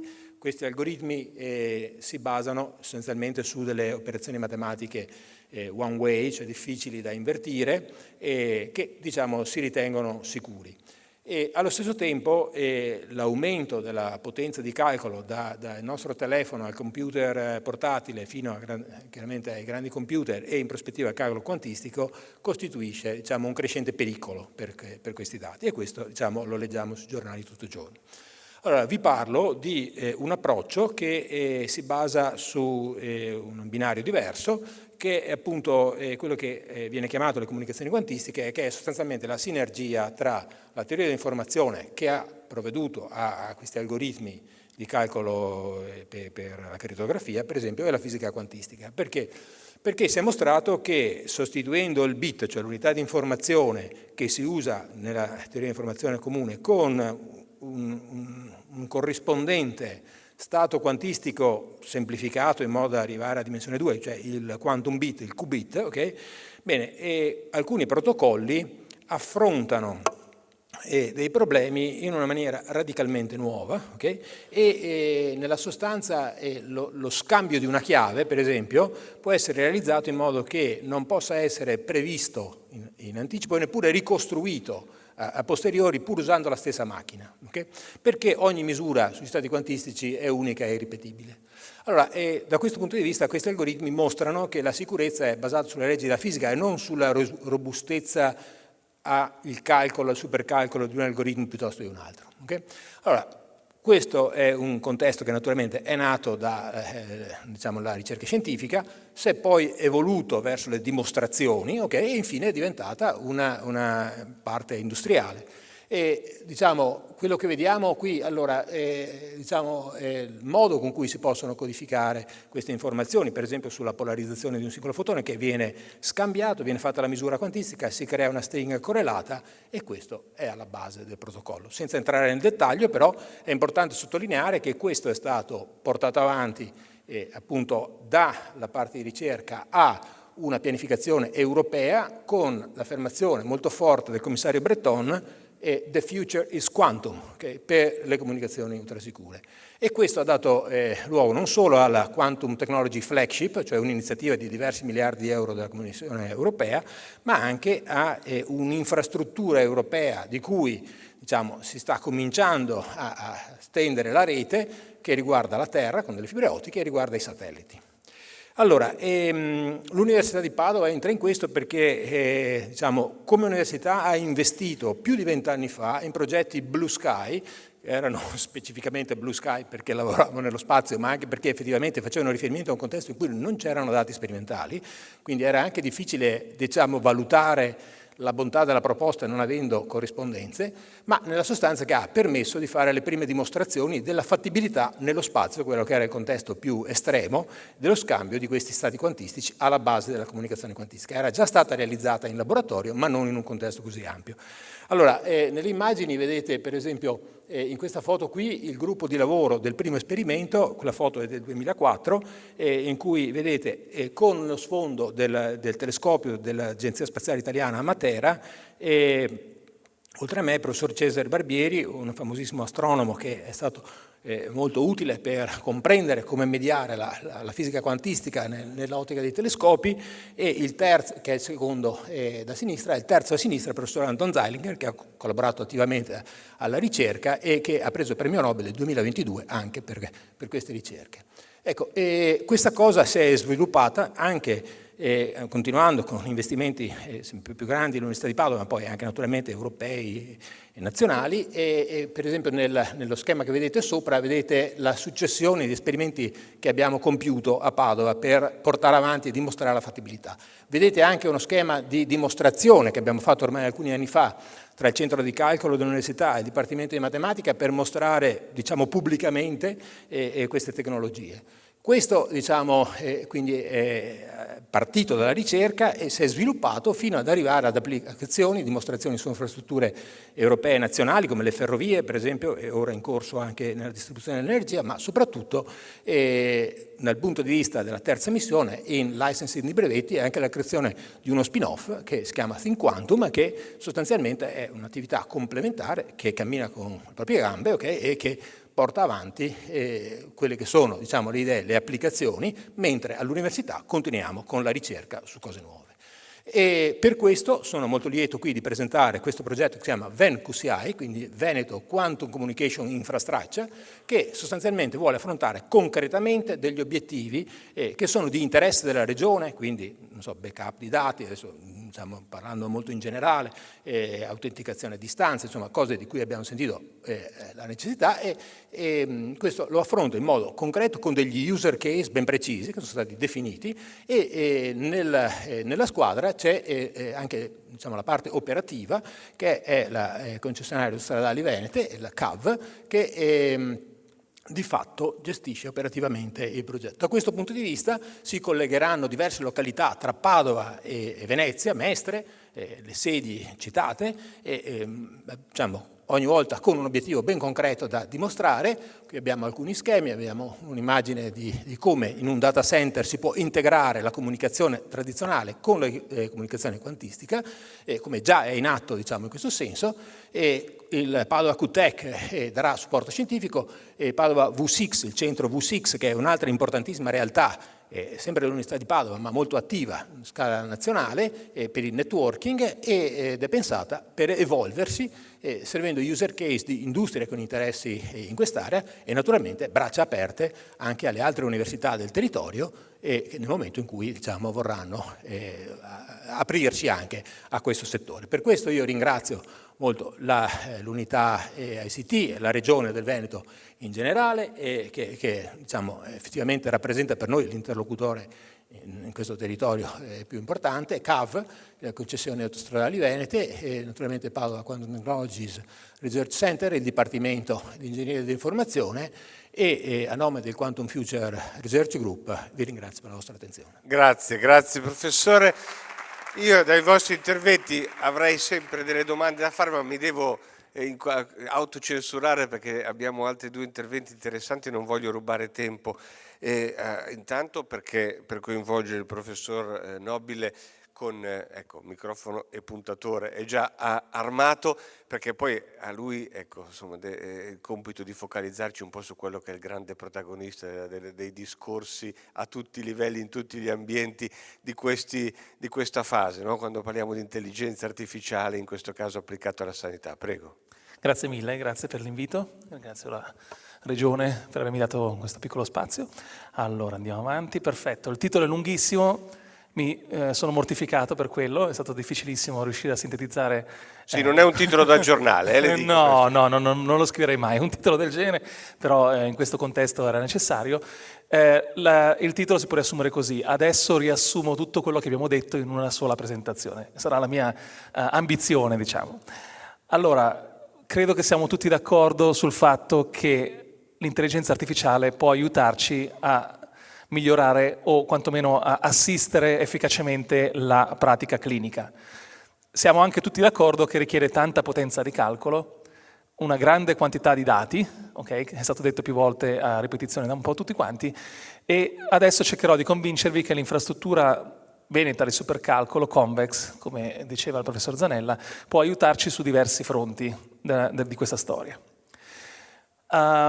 Vi posso assicurare, dopo tanti anni che faccio questo mestiere, che combinare intelligenza artificiale e medicina è particolarmente complesso. Okay? Esistono una serie di complicazioni, non le definirei manette o imbrigliamenti, diciamo così, sono delle misure che cercano anche di mettere noi ricercatori a nostro agio dal punto di vista di quello che potrebbe brutto succedere. Quindi abbiamo dei trattati internazionali come il GDPR, l'AI Act, il prossimo venturo European Data Act e così via, che cercano di mitigare possibili brutture legate a questo tipo di argomenti. Quindi le applicazioni ad alto rischio hanno delle possibili conseguenze e noi vogliamo essere tutti quanti sereni che non succeda qualcosa di spiacevole. E ci sono problemi di privacy sicuramente, problemi di security, e oggi vi voglio anche dare una piccola prospettiva sulla questione della standardizzazione dei dati, perché se vogliamo parlare di collaborazione tra diverse istituzioni è importante che tutte quante le istituzioni funzionino e generino dati e integrano i dati in una maniera ragionevole. E cercherò di convincervi del perché questa cosa è fondamentale, anche per assicurare tutte le altre cose che ho elencato prima. Ci sarebbe un'infinità di altri argomenti che potrei portarvi, come il diritto a una spiegazione, consentire il riuso dei dati medici, l'anonimizzazione e così via. Sarebbe un'infinità di argomenti, ma non abbiamo assolutamente il tempo di parlarne, e quindi fatemi andare direttamente a un esempio. Un esempio di applicazione dell'intelligenza artificiale è la patologia digitale. Credo di aver visto dei talk in questi giorni proprio su questo argomento. L'idea è: prendiamo un pezzettino del paziente, lo mettiamo in uno scanner estremamente potente, abbiamo immagini gigantesche. A questo punto tradizionalmente c'era un patologo che si sedeva e guardava queste immagini per ore cercando se c'era qualcosa di brutto. Magari possiamo utilizzare un'intelligenza artificiale per assistere il patologo, quindi l'intelligenza artificiale passa su tutti i vetrini scansiti e cerca di capire se c'è qualche cellula o gruppo di cellule che non sta comportandosi in maniera corretta. Nell'immagine che vi mostro, che mi aiuta a spiegare il mio punto, sopra, la riga sopra è quello che il patologo dice, quindi la conclusione che il patologo ha tratto per ogni cellula, a colore diverso corrisponde una patologia diversa, diciamo così, e sotto è l'intelligenza artificiale, quindi una rete neurale convolutiva che segmenta le cellule e gli assegna una casistica. Come vedete c'è un match sostanzialmente perfetto tra le due cose, no? Quindi il patologo si trova una risposta nel giro di pochi istanti, consistente con quelle che sarebbero le sue aspettative, e quindi abbiamo finito, possiamo andare a casa. E invece no, assolutamente no. Sembrava troppo facile. Sembrava facile e invece no, perché purtroppo c'è una grandissima variabilità tra istituzioni, perché il modo in cui vengono generati questi dati può cambiare anche solo dal punto di vista manuale di come viene effettuato l'esame, l'esperimento. Quindi la manualità ha un impatto, i reagenti hanno un impatto, le macchine con cui vengono scansiti i vetrini hanno un impatto, una serie di cose hanno impatto. Posso passare una mattinata a raccontarvi quelle cose che hanno un impatto, però fidatevi di me, c'è una grande variabilità tra istituzioni. Quindi questo può essere un problema quando si vanno a integrare i dati, o può essere un problema nel generalizzare su dati futuri, quindi magari mi arriva un vetrino da un'altra istituzione, lo analizzo con la mia rete neurale che aveva performance incredibili quando l'ho addestrata la prima volta, ma in realtà mi dà una risposta sbagliata, e questo non voglio che succeda. Quindi quello che è importante in questa fase, e poi vi faccio vedere come si incastra con Convex, è il fatto che vogliamo standardizzare i nostri dati. Quindi vi faccio vedere un altro esempio preso da Scientific Reports, recentissimo, 5 istituzioni diverse, ognuna delle istituzioni genera immagini che sono completamente differenti. Vedete immagini più bluastre, immagini più rossastre, immagini quasi in scale di grigio e così via. Non è possibile generalizzare in queste condizioni, è molto difficile che la rete riesca a farlo. Quindi quello che si vuole fare è costruire un sistema, visto che non posso imporre agli ospedali di lavorare in una certa maniera, non posso imporgli di scegliere certi macchinari per generare il dato, posso però costruirgli dei software, e quindi è un'occasione per me di ricerca per fare qualcosa di utile. Okay, posso fare dei software che standardizzano i miei dati. Vi faccio vedere a grandissime linee, in versione semplificata, quello che stiamo cercando di fare. Prima di tutto smettiamo di utilizzare reti neurali nel nostro gruppo che ragionino in maniera simile a come farebbe un essere umano, quindi non più codificate con quella che è la nostra codifica percettiva dei colori, ma passiamo nello spazio della colorazione che viene utilizzata per generare il dato, okay? Quindi un cambio di paradigma da quel punto di vista, e poi usiamo un'altra intelligenza artificiale addestrata per standardizzare le nostre immagini. Quindi abbiamo una serie di intelligenze artificiali, diciamo così, che collaborano per andare a costruire un dataset quanto più possibile omogeneo, e poi a quel punto finalmente utilizziamo Convex. Vi faccio vedere un esempio di come la standardizzazione può avere degli effetti benefici. La prima colonna è un'istituzione di riferimento, la prima che usiamo come standard. La seconda, vedete, che genera immagini più sbiadite, il colore blu è perso e così via. Dopo la standardizzazione il colore torna a essere quello corretto e le performance della rete neurale risalgono. Okay? Quelle che erano scese a livelli di guardia tornano a essere ragionevoli. Okay? Un piccolo esempio di un paper che abbiamo sottomesso di recente. Perché Convex è particolarmente interessante per noi?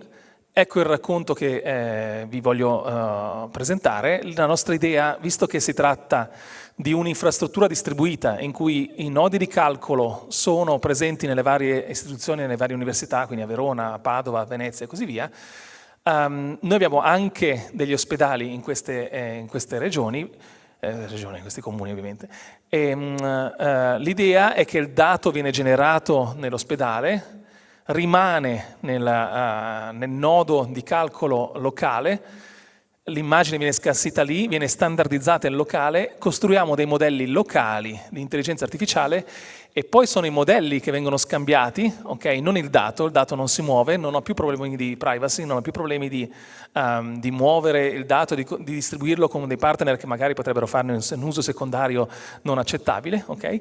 A questo punto posso scambiare le informazioni sui modelli per costruire finalmente un modello globale, okay? Un modello globale che possa tenere in considerazione tutta l'informazione recuperata a livello locale. Okay? Quindi il federated learning, che è quello che vi sto descrivendo a grandissime linee, consiste nel muovere gli algoritmi invece di muovere i dati. Okay? Il che chiaramente si incastra male magari col discorso del quantum computing, che invece ci tantissimo, vorrei giocarci tantissimo, sarebbe divertentissimo fare queste cose ultra sicure, però qui avevo preferito l'idea di non far muovere niente. Okay? Il dato rimane nascosto in una cassaforte nelle varie istituzioni e muoviamo invece l'informazione ricavata dal dato. Ok? Questo era il mio racconto, ho cercato di essere brevissimo. Grazie professor Nobile. E col dottor Ghezzi, che è il direttore generale di Infocamere, prima parlavo, dicevo, parliamo di imprese, ma allora cosa c'entra con la sanità?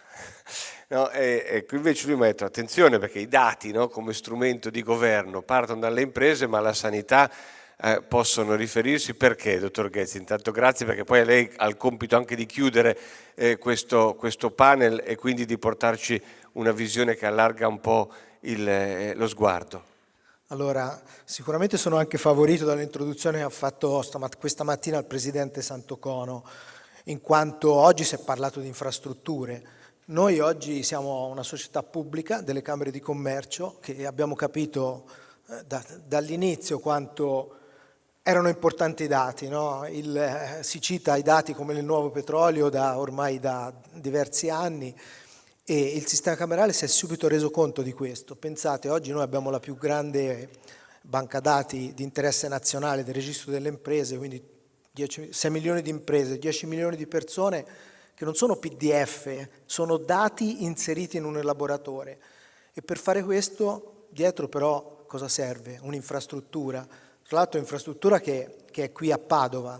Quindi a Padova, in Corso Stati Uniti, c'è un'infrastruttura che rappresenta un grosso data center. Prima giustamente si diceva cosa c'è dietro la gestione, no, dei big data, ormai è tutto big, dell'intelligenza artificiale. Ci sono i talenti, ci sono le competenze. Dietro Infocamere a Padova ci sono 500 tecnici laureati che gestiscono questa infrastruttura, perché come diceva prima anche Delfoborgo va fatta in sicurezza. Gestire i dati vuol dire farlo in maniera sicura. È un data center certificato non solo per i dati ordinari. Noi con il registro delle imprese ci potremmo accontentare dei dati ordinari. In realtà noi possiamo già gestire dati critici e questa è stata una grande opportunità, perché è grazie a questo, no? Guardo il direttore, che oggi si può cominciare a costruire nel Veneto, in questa regione, quella che può essere un polo strategico federato. Noi abbiamo oggi una base dati importante, ma siamo collegati ad esempio al V6, abbiamo collegato tutti i comuni del Veneto, quindi siamo già una realtà pronta. Io vorrei dirvi, no? Pensate, la pubblica amministrazione oggi è il più grande generatore di dati, è il soggetto che ne genera di più. Tra l'altro tutti dati di qualità, perché sono dati certificativi, e qui sanno bene i ricercatori del valore di questi dati, però purtroppo è ancora uno dei soggetti che le utilizza ancora molto poco, un po' per tutti i problemi che abbiamo detto. I dati vanno standardizzati, vanno pensati all'inizio per poi poterli gestire, no? Anche il progetto che sta pensando Idelfo, no? sul database, per poter avere un database dei dati. Ecco, questa cosa non si può più permettere. Io vorrei solo raccontarvi la genetica, no, di tutto questo, perché poi c'è anche un DNA di queste cose. Noi qui abbiamo un'università che è storica. Pensate, nel 73 un professore di matematica, Volpato, di questa università, ha avuto un'intuizione semplice, che ha messo in piedi, coinvolgendo la politica, e qui oggi c'è un parterre di istituzioni importante, chiamando l'allora ministro Don Cattin qua a Padova e facendogli una domanda, una sola domanda. E la domanda era: Ministro, ma se lei deve portare l'acqua in tutte le case di una città, cosa fa? Costruisce 1000 pozzi o un acquedotto? Ecco, la risposta a questa domanda è oggi sotto gli occhi di tutti. Abbiamo un registro delle imprese che è una best practice mondiale, sapendo che è gestito prima erano più di 100 le Camere di Commercio, ora sono 60, ma la stessa cosa ce l'abbiamo con la sanità, con i dati ambientali, e quindi oggi bisogna lavorare in questa direzione. Non c'è nulla da fare se vogliamo che la pubblica amministrazione, che poi è quello che oggi ha tutti i talenti e le risorse per farlo, possa veramente cavalcare con l'innovazione, l'intelligenza artificiale e tutte le tecnologie. Sono d'accordo anch'io con il Presidente. L'intelligenza artificiale, io insomma sono laureato a Pisa nell'87 in informatica, c'era già l'esame di intelligenza artificiale, si giocava a scacchi con i computer, ancora vinceva perché poi è stato Big Blue, no? Nel 98 che ha vinto. Cosa mancava allora? La potenza di calcolo. Il computer studiava le mosse di quelli prima, no? Tutte le mosse. Oggi il computer è in grado di sviluppare tutte le infinite mosse che ci sono davanti grazie alla potenza di calcolo che è possibile. Però è un algoritmo, quindi l'intelligenza artificiale sarà il futuro, ma sarà l'uomo, sarà il capitale umano che la dovrà gestire, governare, augurandoci che gli arbitri facciano la loro partita, ma facciano anche giocare i giocatori, no? Che blocchino tutto. Quindi ecco, questa era l'esperienza che volevo portarvi. Partendo dall'acquedotto delle imprese. Grazie.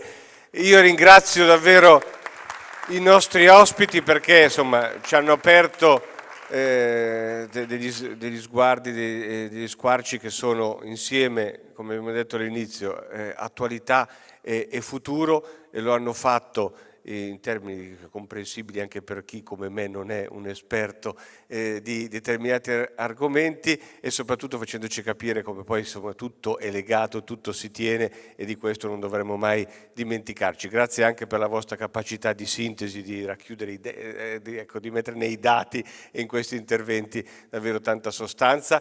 Grazie ancora ai nostri ospiti. Io lascio il palco al prossimo panel che ci porterà su un'altra dimensione. Grazie e buon proseguimento dei lavori.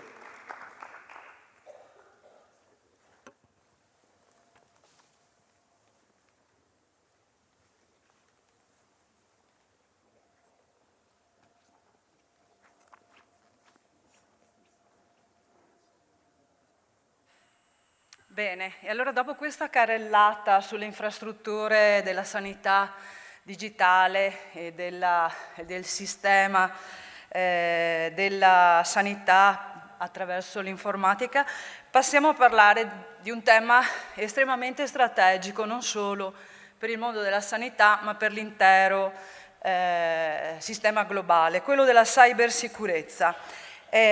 Avremo per approfondire questo tema sul palco il prefetto Bruno Frattasi, direttore generale dell'Agenzia per la Cybersicurezza Nazionale, che invito sul palco insieme a Massimo Mammoli, direttore dell'Arena, con il quale ci sarà un dialogo su questo tema estremamente importante per il futuro del nostro Paese.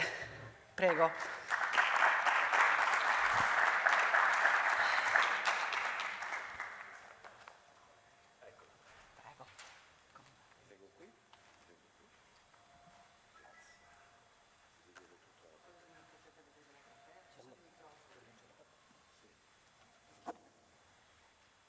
Grazie. Eccoci qua. Devo dire, il tavolo che ci ha preceduto era particolarmente interessante, perché io credo questo. Credo che in quello che possiamo definire il tempo delle policrisi, il tempo delle transizioni, è evidente, no? Che mai come in questo momento la comunità internazionale, insomma il nostro Paese, l'opinione pubblica, la comunità scientifica, ecco, si interroga sulle certezze del futuro digitale. Quindi da un lato chiaramente una profonda, autentica preoccupazione etica anche in ordine alla sicurezza, ma dall'altra anche una rivoluzione che cambia tutto il nostro modo di vedere la qualità della vita. Abbiamo parlato poco fa di infrastrutture nella sanità digitale, di lavorare, di pensare, di relazionarsi, di informarsi o disinformarsi. Insomma, è come se ad un certo punto, no, dalle profondità matematiche delle reti neurali, no, sia emerso una sorta di moderno Leviatano con una testa a Giano bifronte, cioè con da un lato uno sguardo che si apre ad un ventaglio infinito di possibilità, di opportunità, dall'altro una sorta di mostro, no, che rischia di divorare le nostre certezze. Allora, proprio in questi giorni, questa settimana, inaugurando a Roma l'IBM Academy, il sottosegretario alla Presidenza del Consiglio, con delega tra l'altro agli 007 Alfredo Mantovano, intervenendo ha detto che forse mai come in questo Paese l'attenzione sul tema della cyber security è molto alto, e certamente quello che sta accadendo anche a livello istituzionale, per esempio l'esame del DDL sulla cybersicurezza, non sarà evidentemente la chiave risolutiva di tutti i problemi, ma ci metterà forse, probabilmente, ci permetterà di mettere mano, di mettere ordine su due fronti.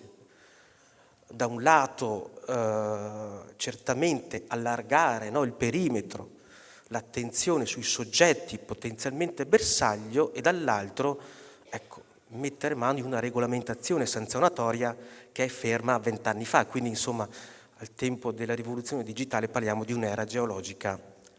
Quindi serve un salto di qualità, perché ha detto dobbiamo riconoscere a livello istituzionale questa consapevolezza non è adeguata. Non ci rendiamo conto della portata di questi attacchi, soprattutto adesso in tempi di guerra. Allora, anzi, di guerre.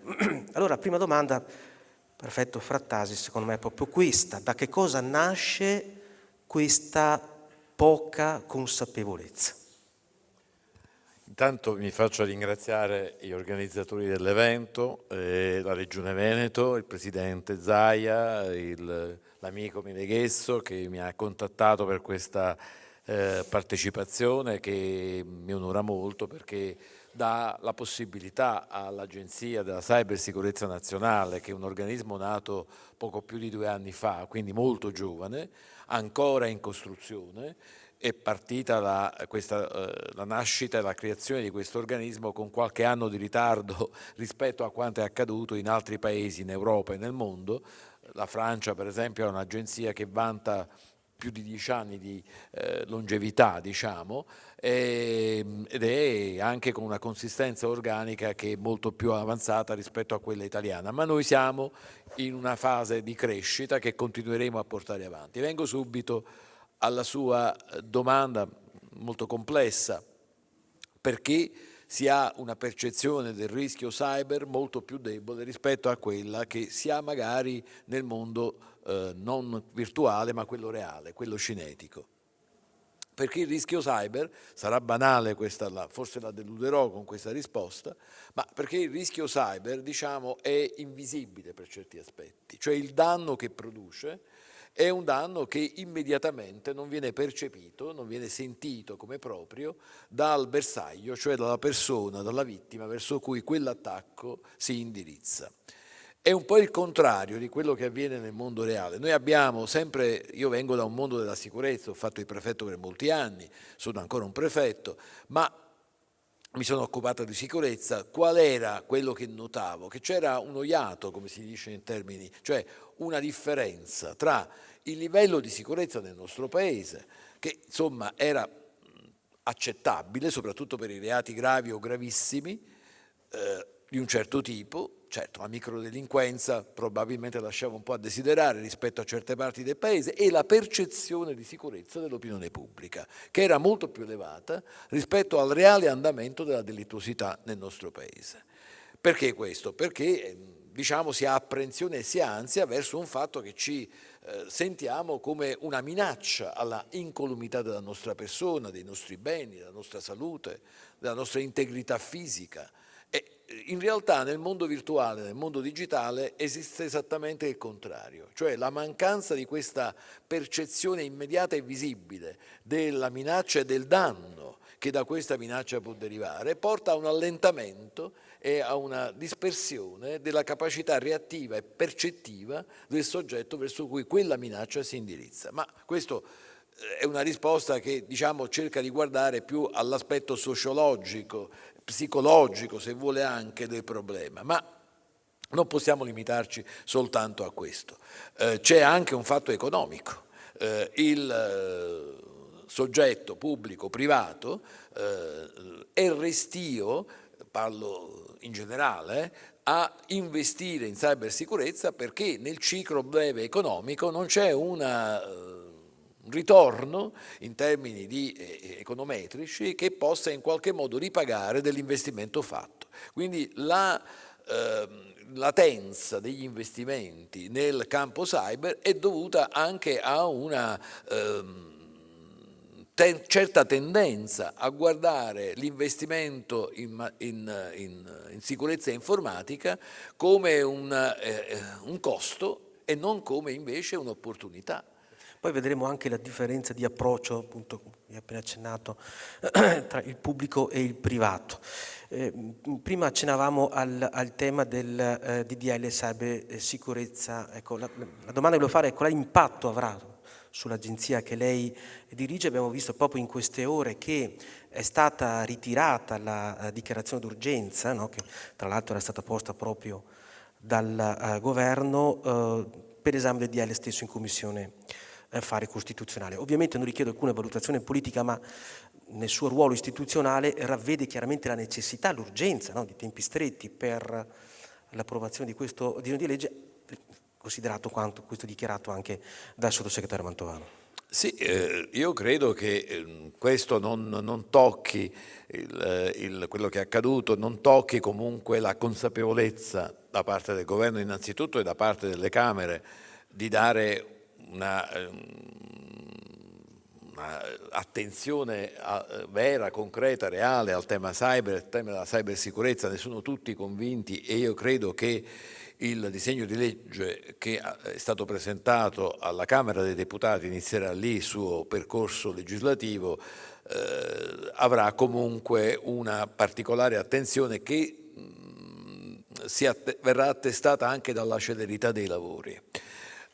Mentre stiamo parlando, anzi ieri, ma poi proseguirà lunedì, ci saranno sessioni di audizioni molto serrate delle commissioni riunite, prima e seconda, affari costituzionali e giustizia, che alla Camera dei Deputati stanno esaminando l'atto Camera 1717, che è appunto quello che è il disegno di legge approvato dal governo. Un disegno di legge che, come diceva lei, dà alla mia agenzia un incarico ulteriore, perché dobbiamo anche occuparci, ed è giusto che questo avvenga, della sicurezza informatica di un complesso di soggetti prevalentemente pubblici, direi quasi esclusivamente pubblici, i comuni, le ASL, siamo in ambito sanitario e quindi è giusto citarle, le società in house, le società di trasporto pubblico urbano che sono state recentemente molto bersagliate dagli attacchi hacker, per fare in modo che il discorso,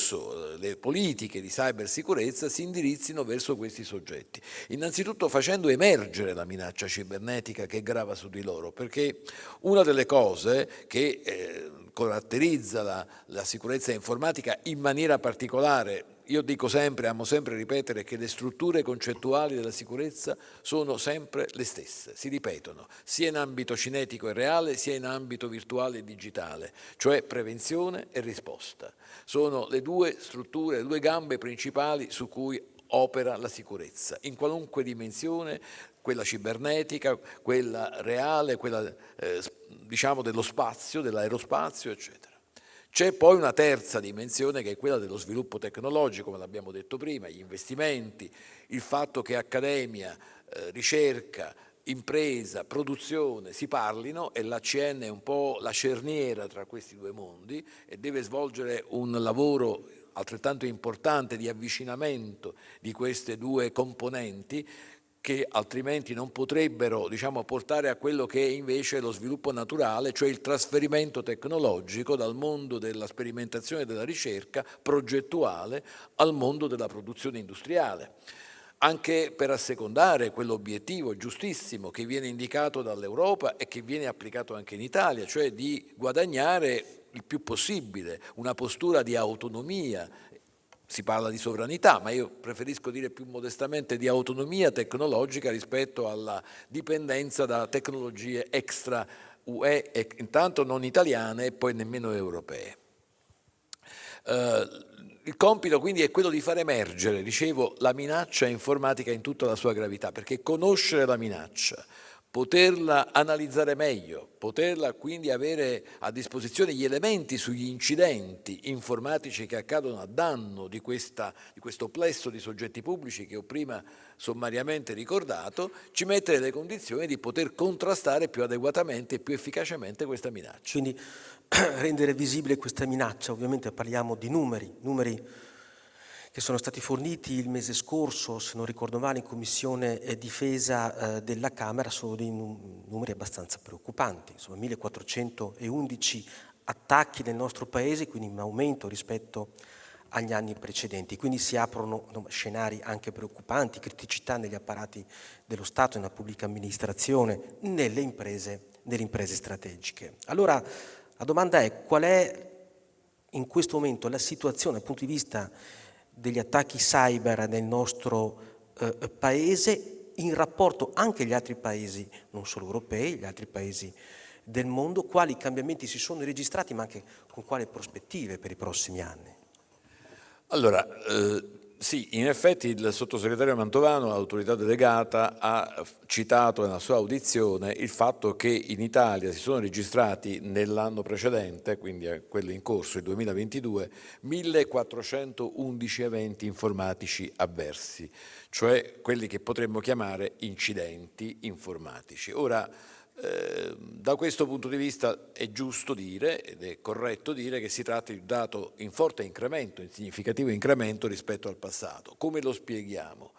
Io tendo sempre a dare delle spiegazioni un pochino complesse, perché è giusto da un lato non sottovalutare il rischio, ma nemmeno dall'altro fare dell'allarmismo a buon mercato. Ecco, bisogna arrivare a una visione equilibrata di un fenomeno complesso come quello dell'espansione digitale. In parte il fenomeno dell'incrementale si spiega con un progresso crescente della superficie digitale del nostro Paese.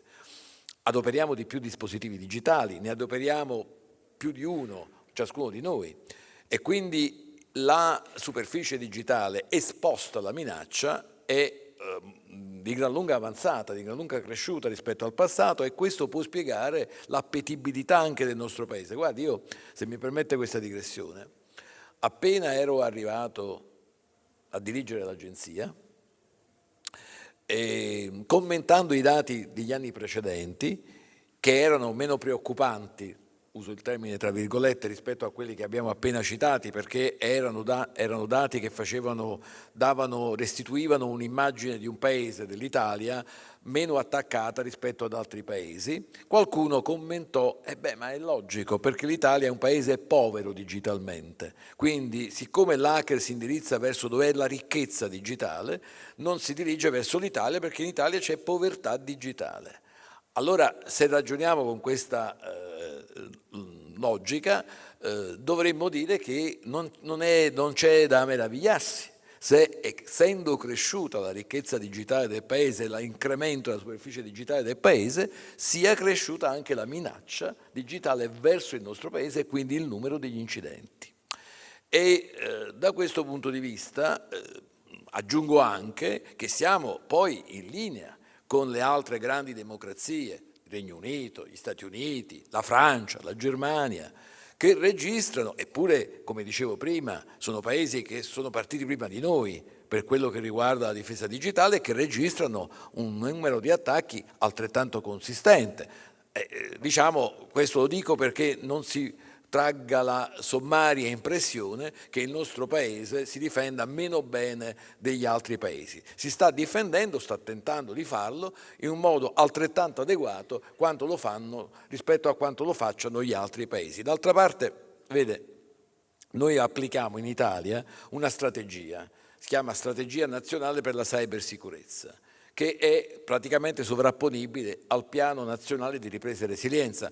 Entrambe traguardano il 22 e il 26, il 22 è l'anno di partenza e il 26 è l'anno di arrivo.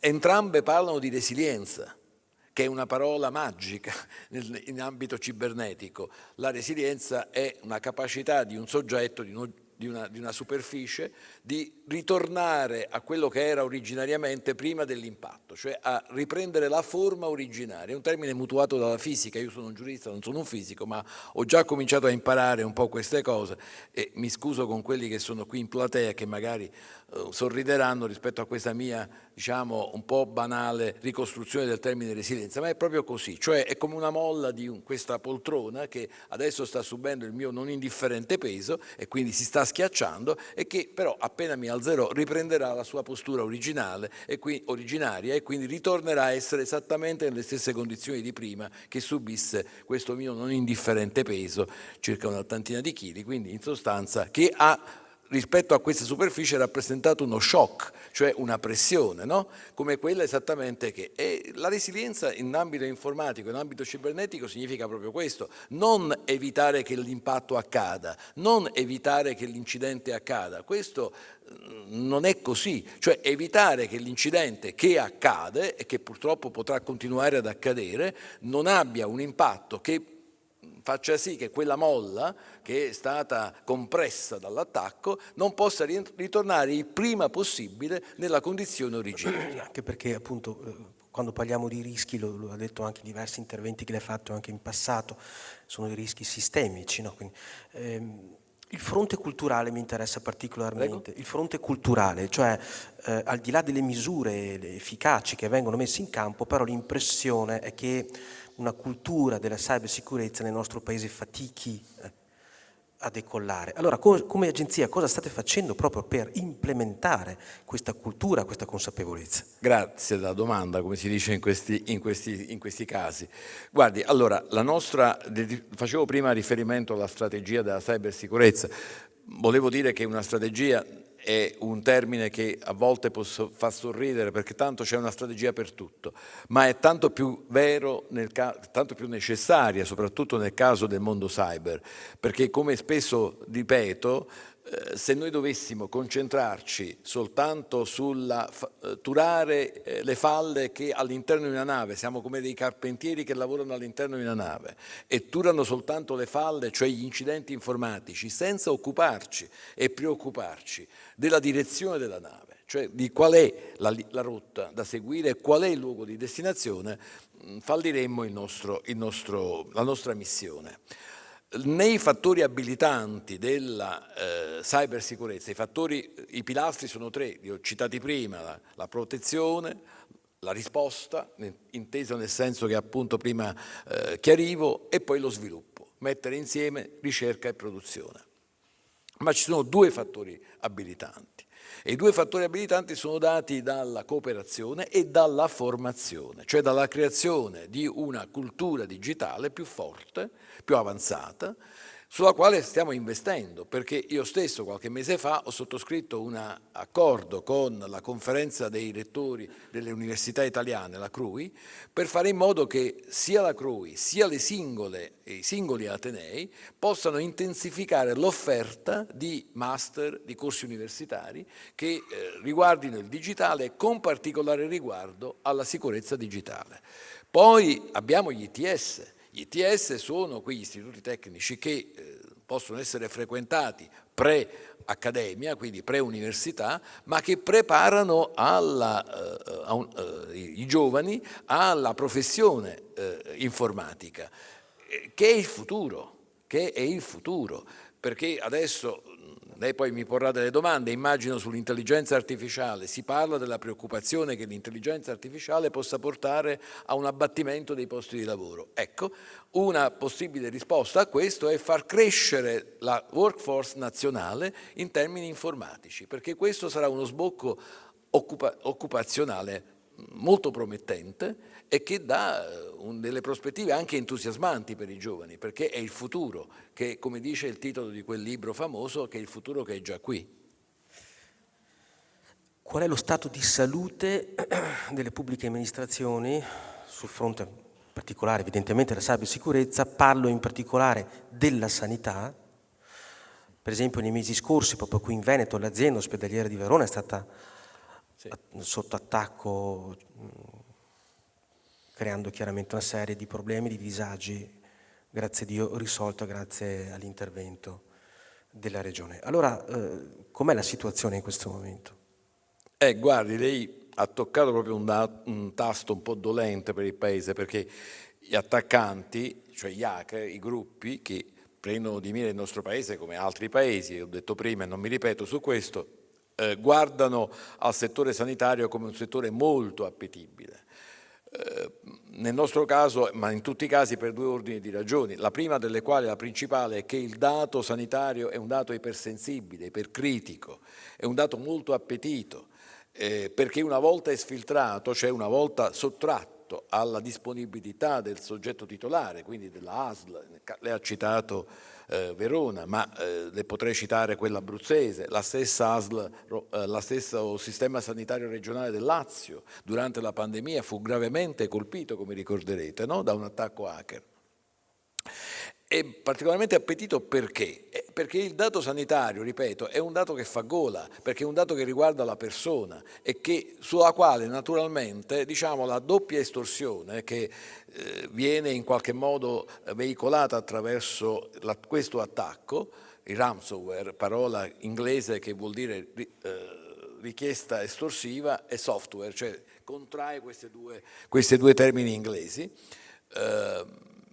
ha una efficacia particolare perché non solo mira a eventualmente distruggere il patrimonio informativo e non renderlo più diciamo, utilizzabile da parte del soggetto attaccato, ma anche la minaccia di pubblicarlo, cioè di renderlo pubblico, quindi con una vulnus gravissimo alla dignità della persona. E nel sistema sanitario la dimensione digitale riguardo a questo tema della tutela dell'identità digitale è cruciale, è centrale. Guardi, le faccio, se mi permette, un esempio su questo. Abbiamo avuto nel sistema digitale, se posso dirla con una battuta, sono due le principali preoccupazioni, cioè la prima è proteggere il dato, l'abbiamo detto, no? Proteggere il dato, la protezione del dato perché è un dato sensibile, ipercritico, eccetera. L'altra è proteggere l'adeguata funzionalità dei sistemi digitali, la cosiddetta IoT, cioè Internet of Things, che nella medicina e nella telemedicina, nei servizi sanitari digitalizzati è un bene prezioso da difendere. Uno dei primi casi di morte per incidente informatico l'abbiamo avuto in Germania perché un'ambulanza, a causa di un attacco hacker, non è stata in grado di avere istruzioni precise riguardo a dove portare un paziente che era in condizioni critiche. Quel paziente purtroppo è morto, era una donna, capitato qualche anno fa. Ma c'è un'altra cosa che volevo sottolineare, ma vado a chiudere subito, e cioè che riguardo al primo dato, lei sa che noi associamo la privacy alla tutela della riservatezza. E ci sono stati, fino a molti anni, c'è stata un'idea della riservatezza come un fattore statico, cioè io difendo la mia riservatezza come un hortus conclusus, cioè come un campo, un recinto in cui gli altri non devono entrare. Ma c'è un'altra, e più importante forse, dimensione della privacy e della riservatezza, quella dinamica, cioè conservare come sono io, la mia identità digitale nell'evoluzione, nel tempo. Quindi se io sono per esempio un malato oncologico, ho diritto a che dopo un certo periodo di tempo non si sappia del fatto e non si sfrutti questa informazione. E questo è avvenuto nel nostro Paese perché a dicembre scorso, la vorrei ricordare perché è importante, è stata approvata una legge sull'oblio del malato oncologico, sul diritto all'oblio per il malato oncologico. Questo pesa tantissimo perché pesa in termini assicurativi. Uno che si fa un'assicurazione, naturalmente dopo aver avuto purtroppo per lui una malattia oncologica, può avere dei gravi problemi economici se deve assicurarsi. Lo ha anche dal punto di vista dell'accesso al lavoro, quindi è una una legge importante perché ha affermato un principio, quello della dignità della identità digitale della persona. Noi prima associavamo il concetto di dignità della persona alla persona reale, oggi riusciamo fortunatamente anche ad associarlo alla dignità della persona digitale. Penso per esempio al fenomeno del grid view, no? Di cui indaga la collega del New York Times, Kashmir Hill, il furto dei volti, soprattutto sui social.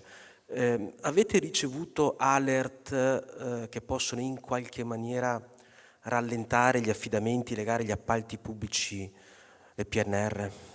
No, guardi, io da questo punto di vista, dal mio più personale osservatorio, non ho elementi che mi possono far portare a questa conclusione. Parliamo del tema della mediazione, cioè eventualmente quali sono, non parlo dei rischi penali perché non posso affrontarli con lei, ma i rischi pratici per imprese strategiche che decidono di pagare il riscatto o comunque di avviare una sorta di mediazione in caso di cyberattacchi? Guardi, allora, il ransomware è la principale minaccia informatica in questo momento. Lei pensi che più di 50 paesi nel mondo se ne stanno occupando, avendo costruito un'alleanza a questo proposito, si chiama la Counter Ransomware Initiative. Vi partecipiamo anche noi, come Italia, ma vi partecipano l'India, la Cina, gli Stati Uniti, Canada, insomma il mondo, Singapore. E quindi perché si cerca di creare una strategia contro questo fenomeno che potrà essere devastante non solo dal punto di vista della sicurezza digitale, ma come accennava lei nella domanda, anche dal punto di vista della sicurezza economica. Perché è chiaro che se tu non freni, non ti contrapponi efficacemente a questo fenomeno, molte imprese, molte grandi società, molti grandi player, la stessa pubblica amministrazione sarà esposta a richieste estorsive del tipo di cui accennavo prima. Pagare? Ecco, pagare significherebbe perpetuare questo fenomeno. Perché perpetuarlo? Perché naturalmente significherebbe che l'attaccante capisce che intanto c'è una disponibilità a pagare da parte dell'attaccato. Ti restituisce i dati, ma te li restituisce con l'idea poi di riattaccarli nuovamente, perché non è che dobbiamo pensare che l'attaccante si soddisfi o si ritenga soddisfatto una prima volta che ha attaccato e che è riuscito ad andare a segno il suo attacco, quindi potrà sicuramente ripeterlo. Quindi pagare un riscatto per riavere i dati, io capisco che in determinati casi probabilmente molti che lo hanno già fatto non hanno avuto alternative, perché erano dati sensibili, magari qualche banca, magari qualche compagnia assicurativa avrà potuto in Italia come in altre parti del mondo pagare questo riscatto, ma non è certo la cosa buona. Ricordo, io vengo dal mondo della sicurezza dove ho lavorato per tanti anni, che noi abbiamo in nostro paese sconfitto il fenomeno di sequestri e di estorsione con il blocco dei beni, con una misura forte che era il congelamento dei beni della famiglia della persona sequestrata, che ha praticamente tagliato un fenomeno che vedeva ogni anno, fino agli inizi degli anni 90, fino a 30 anni fa, sembra chissà quanto tempo, ma in realtà è poco nell'arco temporale di una società, che vedeva ogni anno almeno 5-6 sequestri di persone che venivano tolte agli affetti della loro famiglia e qualche volta hanno fatto anche una brutta fine. Una curiosità, come viene il reclutamento del personale dell'agenzia e quali rapporti ha con i colleghi di altri enti che hanno come mission la cybersicurezza? Allora, l'agenzia naturalmente nel primo momento di avvio ha lavorato grazie al prestito che altre amministrazioni hanno fatto per mettere a disposizione il proprio personale, i cosiddetti distacchi, il comando, il fuoriruolo. Non c'era altra via naturalmente, perché nasce una entità nuova, ma non è che nasce incorporando una forza di lavoro originariamente incorporandola, quindi bisogna fargli il corredo.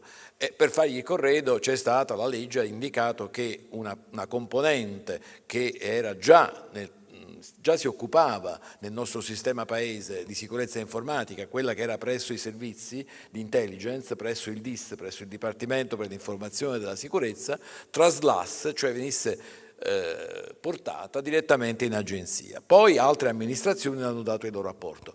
Oggi noi ci avvaliamo anche della leva concorsuale, il concorso pubblico. Abbiamo concluso a fine anno scorso un concorso per 60 nuovi informatici, giovani e meno giovani, che verranno in agenzia, che stanno già arrivando in agenzia e che troveranno collocazione in quelle che sono le principali componenti tecniche della mia agenzia, cioè il servizio certificazione e il servizio operazione. Il servizio operazione, lo dico qui per inciso, è quello che poi, come ha fatto riferimento lei nel caso della ASL di Verona, interviene proprio per dare supporto alle amministrazioni impattate e per aiutarle a ritornare su dopo che hanno subito il down. Ecco. Poi ci sono anche altre forme, per esempio per particolari profili di eccezionale o speciale importanza è possibile anche fare dei contratti a tempo determinato per persone che magari stanno un po' di anni nella nostra agenzia,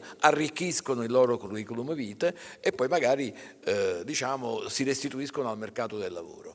Ecco, questo è un sistema intelligente perché ci dà la possibilità di fare una sorta di turnover per particolari e qualificate professionalità che non sarebbe poi tanto facile trovare sul mercato.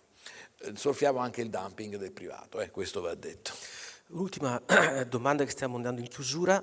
Nei giorni scorsi il sottosegretario alla Presidenza del Consiglio con delega all'innovazione Alessio Butti ha detto l'intelligenza artificiale italiana andrà gestita con un controllo misto, no? Quasi cooperante tra l'Agenzia Nazionale Digitale e l'Agenzia per la Cybersicurezza Nazionale. Come avverrà questo controllo misto con i due enti in primo piano?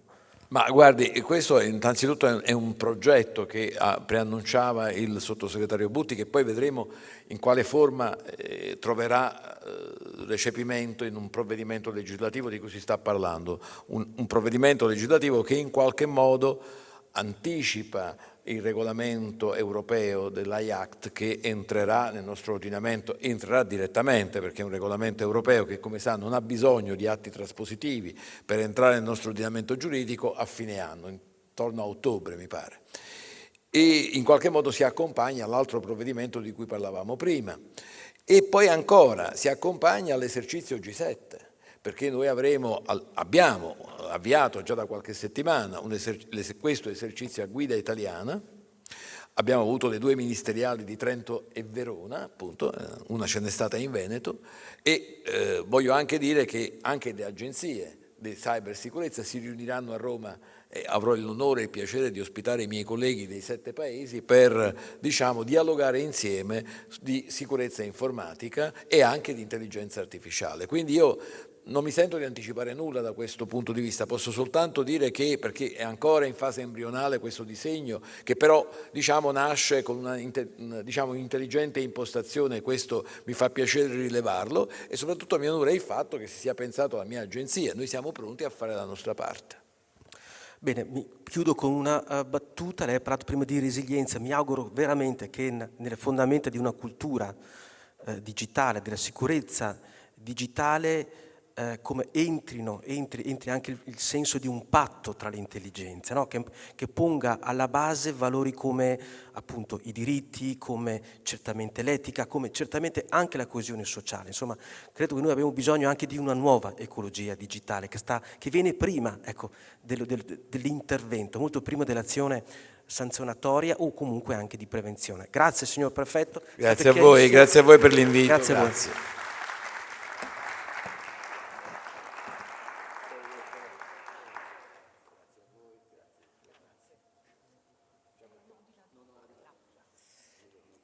Ringraziamo i relatori di questa sessione, il prefetto Bruno Frattasi e il direttore dell'Arena Massimo Mamoli, e invitiamo sul palco per la seconda sessione di questa mattinata dedicata al tema della salute.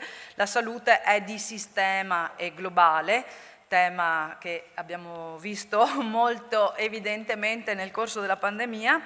Introduciamo intanto Michela Nicolussi Moro del Corriere del Veneto, che sarà la moderatrice di questa sessione. Sul palco Massimo Paolucci, curatore Planetary Health Festival, il professor Stefano Vella, professore di salute globale all'Università Cattolica del Sacro Cuore. Prego.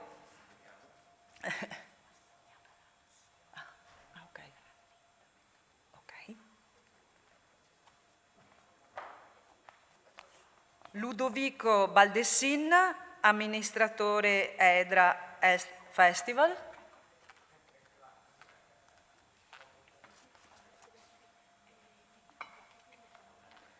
E la dottoressa Francesca Russo, direttrice della Direzione Prevenzione, Sicurezza Alimentare e Veterinaria di Regione del Veneto.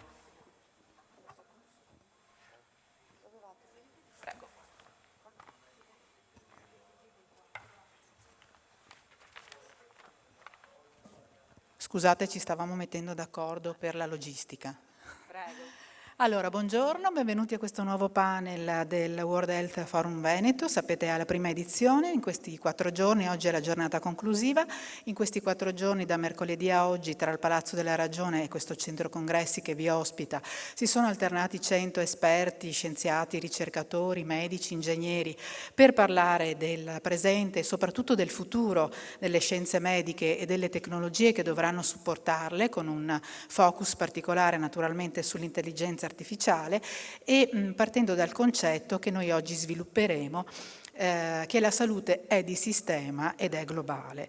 Allora, partiamo dalla consapevolezza che il cittadino deve avere non soltanto delle cause delle malattie, ma anche dell'importanza, ne parlavamo prima con la dottoressa Russo, dell'importanza della prevenzione e del vivere sano, che sono concetti cardine per arrivare poi a un concetto di salute migliore, più sostenibile e universale. Universale nel senso di accessibile a tutti, come anche accesso alle cure naturalmente. Gli addetti ai lavori sanno benissimo di che cosa stiamo parlando, ma i cittadini come me, che non sono ricercatori, non sono medici, hanno sentito parlare soprattutto nel corso della pandemia da SARS-CoV-2 che abbiamo appena superato, di One Health. Salute unica, questa stretta interconnessione tra salute umana, animale e ambientale, che ora diventa salute planetaria. Vi spiegheranno i nostri relatori di cosa si tratta, perché si allarga a un quarto parametro, cioè la condizione sociale, che influenza lo stato di salute di una comunità, di una popolazione, ma anche l'accesso alle cure di questa popolazione. Lancio questo panel dandovi uno spunto di riflessione che emerge dall'ultima ricognizione della Fondazione Veronesi, che ci racconta che su 10 malattie infettive che colpiscono l'uomo, 6 arrivano dal mondo animale e che negli ultimi 30 anni sono stati individuati 30 agenti patogeni, sempre a carico dell'uomo, il 75% dei quali derivato dal mondo animale, sia selvatico che domestico. Allora, vi presento subito i nostri relatori. Abbiamo il dottor Massimo Paolucci, che è il curatore del Planet Health Festival. Vi ricordo, lo conoscerete, ma insomma vi ricordo brevemente, lui è stato deputato, è stato europarlamentare, ma come me lo ricorderete soprattutto durante la pandemia, perché il dottor Paolucci nel governo Conte era caposegreteria del ministro della salute di allora, Roberto Speranza, e il 14 aprile 2020 è stato nominato dal governo vicecommissario per il potenziamento delle infrastrutture ospedaliere necessarie ad affrontare la pandemia. E poi abbiamo il professor Stefano Vella, docente di salute globale all'Università Cattolica Sacro Cuore di Roma. Il professor Stefano Vella ha un curriculum che dura fino a domani, quindi mi perdonerà se io ricordo soltanto alcuni passi salienti. Lui ha insegnato anche a Tor Vergata, ha insegnato a Genova, è stato all'Istituto Superiore di Sanità con una serie di incarichi, ha fatto parte della Commissione internazionale dell'OMS sulla terapia antiretrovirale, ha fatto parte della delegazione italiana all'ONU per la sessione speciale sull'AIDS, componente del Fondo Globale per la lotta all'AIDS, alla tubercolosi e alla malaria. È stato anche presidente AIFA. Mi fermerei qua, professore, perché sennò non... E poi gioca in casa la nostra dottoressa Francesca Russo, che è a capo della Direzione Prevenzione e Sicurezza Alimentare e Veterinaria della Regione Veneto, medico specializzato in igiene e sanità pubblica, guida il tavolo interregionale per la prevenzione. Allora, gli addetti ai lavori naturalmente la conoscono molto bene, ma noi grande pubblico abbiamo imparato a conoscerla soprattutto durante la pandemia da SARS-CoV-2, ve la ricorderete. Non solo perché affiancava spesso il governatore Luca Zaia nelle dirette televisive quotidiane, ma perché lei ha avuto il merito di presentare il primo piano pandemico presentato da una regione nel momento in cui a livello nazionale noi non ce l'avevamo questo piano pandemico, per vicissitudini che non stiamo qui a ricordare, ma che sicuramente ricorderete.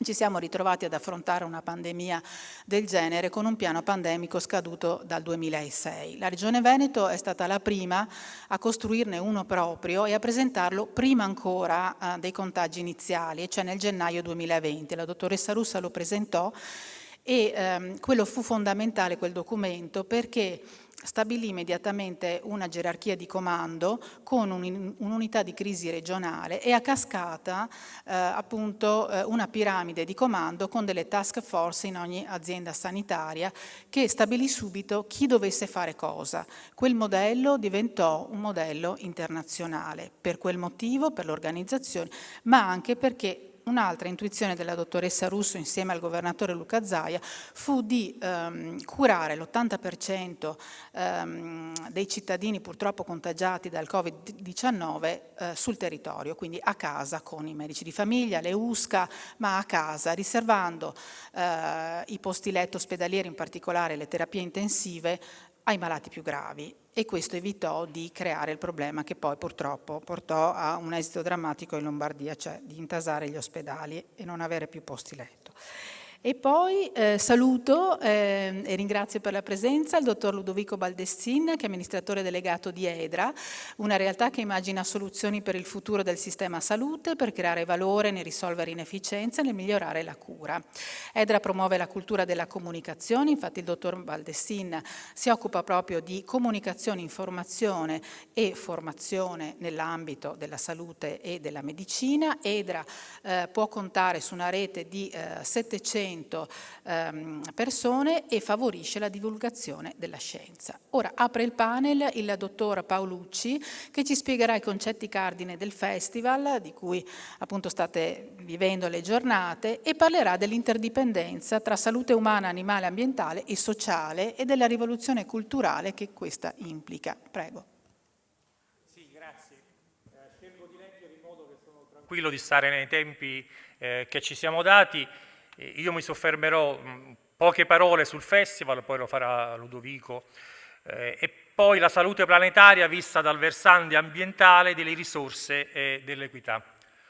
Inizio innanzitutto ringraziando la Regione Veneto e il Presidente Zaia, che ci danno l'opportunità di presentare in questo importante convegno il Planetary Health Festival, che si svolgerà a Verona dal 3 al 5 ottobre 2024. Si tratta di un'iniziativa proposta da Verona, dal Comune di Verona, da Eltival, in collaborazione con la Regione Veneto, con il patrocinio del Ministero della Salute, con università, centri di ricerca, l'Accademia Pontificia per la Vita, gli ordini professionali della sanità italiana. Ecco, questo è il primo punto. Con questa prima edizione del Festival vogliamo contribuire a determinare una più larga consapevolezza, c'è un grande tema di conoscenza e consapevolezza della urgente necessità di riequilibrare il rapporto tra uomo e sistemi naturali, promuovere una più forte contaminazione dei saperi. Problemi complessi hanno bisogno di un gioco di squadra, di mettere in sinergia, fare squadra tra i diversi saperi, e poi, tema che molto spesso viene sottovalutato, far conoscere le tante buone pratiche che già ci sono in Italia e che molto spesso non conquistano gli onori della cronaca. L'orizzonte culturale del festival è in piena sintonia con quello della comunità scientifica internazionale, che con la definizione del Planetary Health ha codificato la stretta interdipendenza tra salute umana, salute ambientale, salute degli animali, salute civile. L'orizzonte culturale è chiaramente in piena sintonia con l'orientamento internazionale e con una transizione verso l'economia circolare, e noi affronteremo questo problema avendo una grande attenzione al futuro delle città. Nel 2050 il 70% della popolazione mondiale vivrà nelle città. Finendo questa prima parte, noi coltiviamo l'ambizione. Il nostro festival si svolgerà pochi giorni prima del G7 sulla salute. Coltiviamo l'ambizione per il panel che stiamo definendo di prestigiosi esperti di settore, rappresentanti delle istituzioni nazionali e internazionali, di fare di Verona e del Veneto in quella 3 giorni una capitale internazionale del dibattito sulla salute planetaria. Io ho ascoltato la parte finale del panel precedente, credo che non ci possano essere dubbi sul ruolo che l'intelligenza artificiale potrà svolgere anche nell'ambito della interazione tra salute umana, qualità ambientale, benessere animale e condizioni sociali. Sarà una potente innovazione che ci consentirà in tempi più brevi di utilizzare e mettere a sistema una montagna di dati interdisciplinari e di affermare un approccio sistemico della salute pubblica. Venendo alla parte salute planetaria e ambiente, noi molto spesso discutiamo quasi esclusivamente di cambiamenti climatici, ma i cambiamenti climatici sono solo un pezzo dei problemi ambientali che incidono sulla nostra salute. La realtà è squadernata sotto i nostri occhi, io provo a sintetizzarla in 3 brevi periodi. Preleviamo più risorse di quanto gli ecosistemi marini, agrari, forestali possono riprodurre in tempi utili per un pianeta oramai abitato da 8 miliardi di persone. Consumiamo troppe risorse non rinnovabili, determinandone la penuria. Gettiamo in quantità non sostenibili rifiuti e sostanze tossiche e non decomponibili nell'ambiente. Per dirla con una frase secca, è il passato che divora il futuro delle nuove generazioni. Le conseguenze che i cambiamenti climatici determinano sulla nostra salute sono noti: l'aumento delle malattie respiratorie, cardiovascolari, infettive, della pelle, di disturbi mentali, delle patologie derivanti dalla scarsità di acqua in tante zone del mondo. Altrettanto analizzati sono i legami tra salute umana e salute animale. È sufficiente ricordare, credo che ce ne parlerà il professor Vella, se qualcuno ha già dimenticato la dura lezione del Covid, che il 75% di tutte le malattie infettive emergenti sono di origine animale. A tal proposito, fatemelo dire, mi fa piacere ricordare che nel Veneto abbiamo come Servizio Sanitario Nazionale un'eccellenza nell'Istituto Zooprofilattico delle Venezie, diretto egregiamente dalla dottoressa Ricci, che svolge un proficuo lavoro anche sull'antibiotico resistenza e sulla sicurezza alimentare. Perché questa è la domanda che vorrei porre? Questa è la domanda di fondo sulla quale vorrei inizialmente soffermarmi. Perché nonostante l'evidenza scientifica della gravità della situazione ambientale, tra tanti cittadini ci sono ancora resistenze, dubbi, scetticismi verso la transizione ecologica? È un interrogativo che non possiamo eludere, perché la qualità ambientale del mondo in cui viviamo è determinante per la salute planetaria.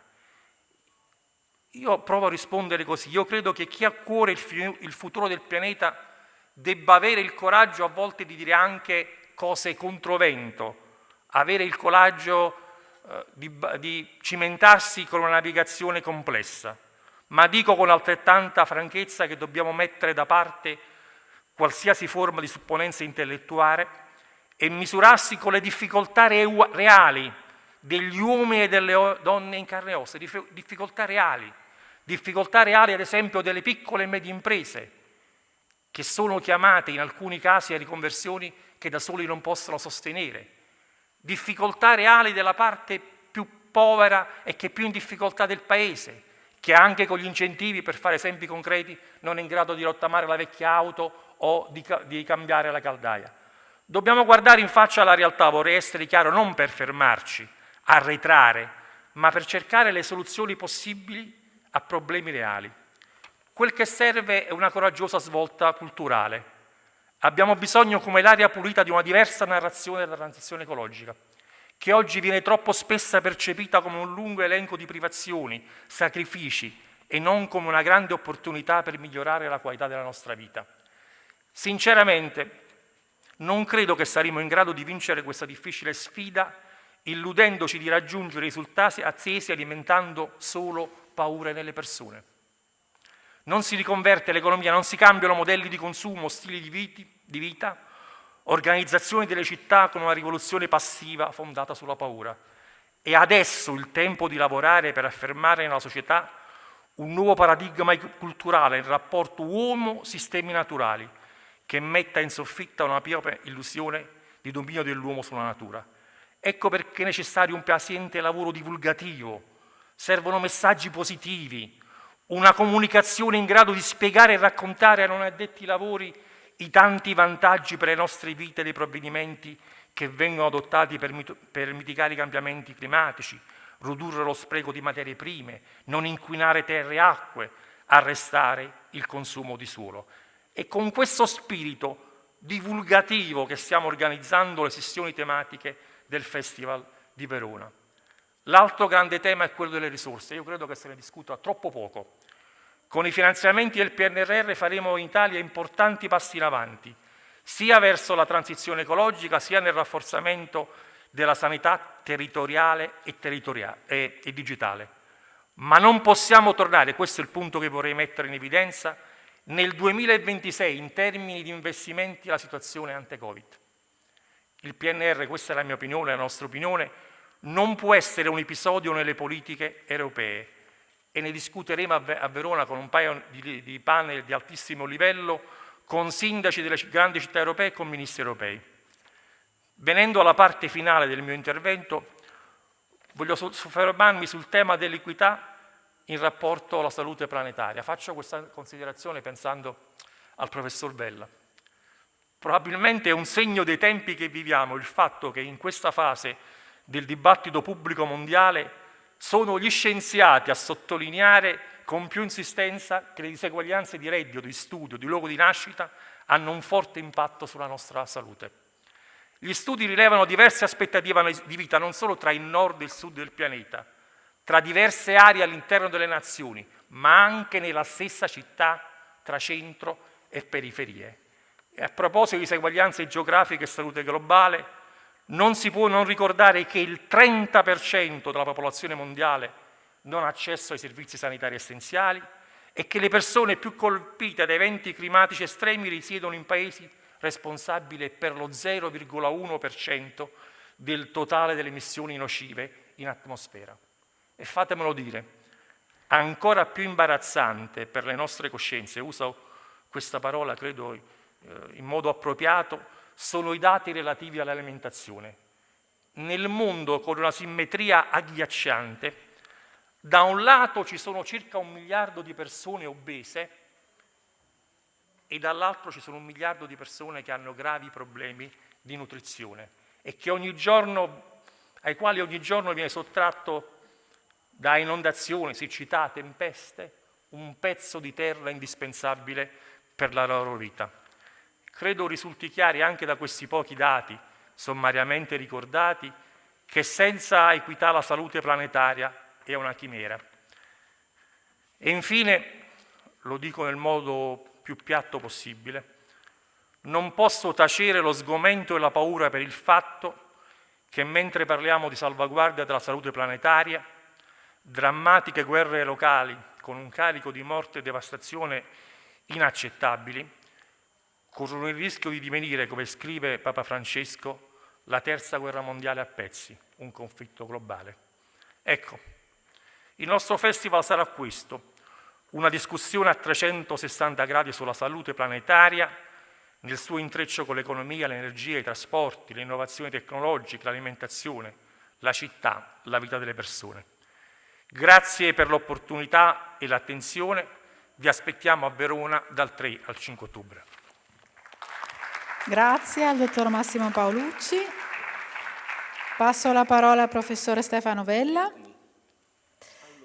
Allora, il professor Stefano Vella, io la introduco con questa curiosità che forse non tutti sanno. Lui adesso ci parlerà delle nuove pandemie e per riagganciarmi all'ultima parte, all'ultima suggestione lanciata dal dottor Paolucci, lui disse in un'intervista uscita molto prima dell'arrivo del SARS-CoV-2, eravamo tra il 2017 e il 2018, lui disse: non sarà nel 2018, ma prima o poi qualche nuovo virus passerà dagli animali all'uomo e verrà trasportato in giro per il mondo grazie alla globalizzazione, cioè ai grandi movimenti di uomini e merci. Ma soprattutto disse che purtroppo le grandi pandemie sono state amplificate anche dalle guerre e dalle condizioni di povertà. Ora, professore, purtroppo di guerre in corso ce ne sono, l'Ucraina, la striscia di Gaza, abbiamo visto il disastro ieri sera al teatro di Mosca e quindi le chiedo quanto influenzerà le nuove pandemie anche questo fattore delle guerre e se nella sua relazione ci può anche spiegare a cosa serve il fondo pandemico istituito nel 2022 presso la Banca Mondiale con la supervisione dell'OMS che dovrebbe aiutare soprattutto i paesi a medio e basso reddito nella preparazione, prevenzione e risposta alle pandemie. Allora, grazie, buongiorno a tutti, grazie per avermi invitato. Io come vado avanti? C'ho qualche cosino? Forse? O spingo qui? No. Adesso arriva. Ah, grazie. Ah, è questo. Allora, no, torno un attimo su quello che lei ha detto sulle guerre, perché da sempre che le guerre hanno portato malattie e pandemie. Ricordiamoci che la spagnola è nata a causa della prima guerra mondiale, del trasporto di truppe, cioè tutti ammassati. La spagnola che ha fatto 100 milioni di morti, ma facendo anche degli esempi storici, a me piace tanto andare a scavare, ma anche la sifilide, no? La sifilide è arrivata a Napoli con le truppe e con i soldati che poi l'hanno trasmessa, l'hanno portata in giro e lì per questo si chiama mal napoletano, ma siccome erano i francesi che arrivavano, l'hanno chiamato mal francese, ma anche spagnolo perché c'erano i Borboni. Allora, insomma, adesso non sto scherzando, ma pensate alla sifilide l'abbiamo portata da lì, non dico con la guerra, ma insomma, vabbè. Però adesso vado al punto, planetary health. Io vorrei cominciare da questo concetto di One Health, ma perché siamo arrivati alla planetary health? Vabbè, questa è una cosa molto semplice, questi sono i morti per Covid. Quindi ragazzi siamo veramente a numeri stratosferici, 6, 7, 8 milioni di morti, più i feriti. Quindi il Covid è stato una catastrofe, ma non solo umanitaria, sanitaria, ma anche, lo sappiamo benissimo, e chi ha pagato di più, tra l'altro, sono proprio i poveri. Allora, perché noi oggi parliamo, questa parola One Health comincia a essere così comune? Perché in realtà prima della pandemia il mondo era stato avvertito. Questo è una delle carenze, no? Diciamo, come avevamo detto, ma nessuno ci ha creduto, nessun paese ha creduto veramente che potesse succedere, ma c'erano dei grossi gruppi di lavoro che dicevano attenzione, sta per arrivare una rapidly spreading lethal respiratory pathogen pandemic, cioè proprio quella esattamente, cioè come la definisci, eccola qua. Come hai ricordato te, non me ne vogliate, io ero ancora presidente dell'AIFA a quel tempo, all'inizio del 2018 ho scritto qualcosa accadrà e saranno guai, questo l'avevo scritto nella Repubblica e tutti, per fortuna conosco qualcuno della Repubblica, dice ma che sei matto? E dico no, guarda che succede, ma come ti viene in mente? Ma mi viene in mente perché è già successo. Io siccome mi occupo di pandemie, come quelli che si occupano dei vulcani, dice guarda che prima o poi esplode, non è che ci voglia. Perché potrebbe risuccedere oggi? Appunto perché era già successo. Ma vedete che negli ultimi anni è successo tante volte. Che cosa sono successi negli ultimi anni? Gli spillover, quei passaggi di germi dagli animali all'uomo. E ne avvengono tantissimi ogni anno.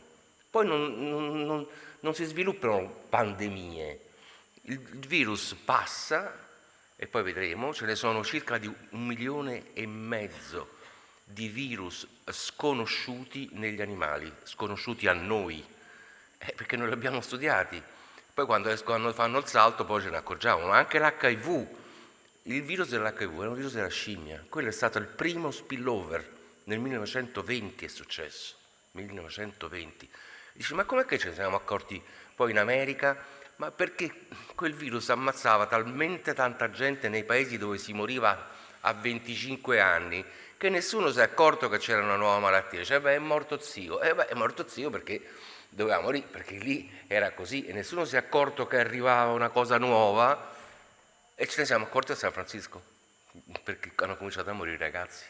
Dicono, ma qui c'è qualcosa che non va. Io tra l'altro stavo in America in quell'anno, per questo ho avuto una specie di imprinting sull'AIDS. E vabbè, allora vi voglio parlare di questo aspetto qui, cioè qual è lo sfida?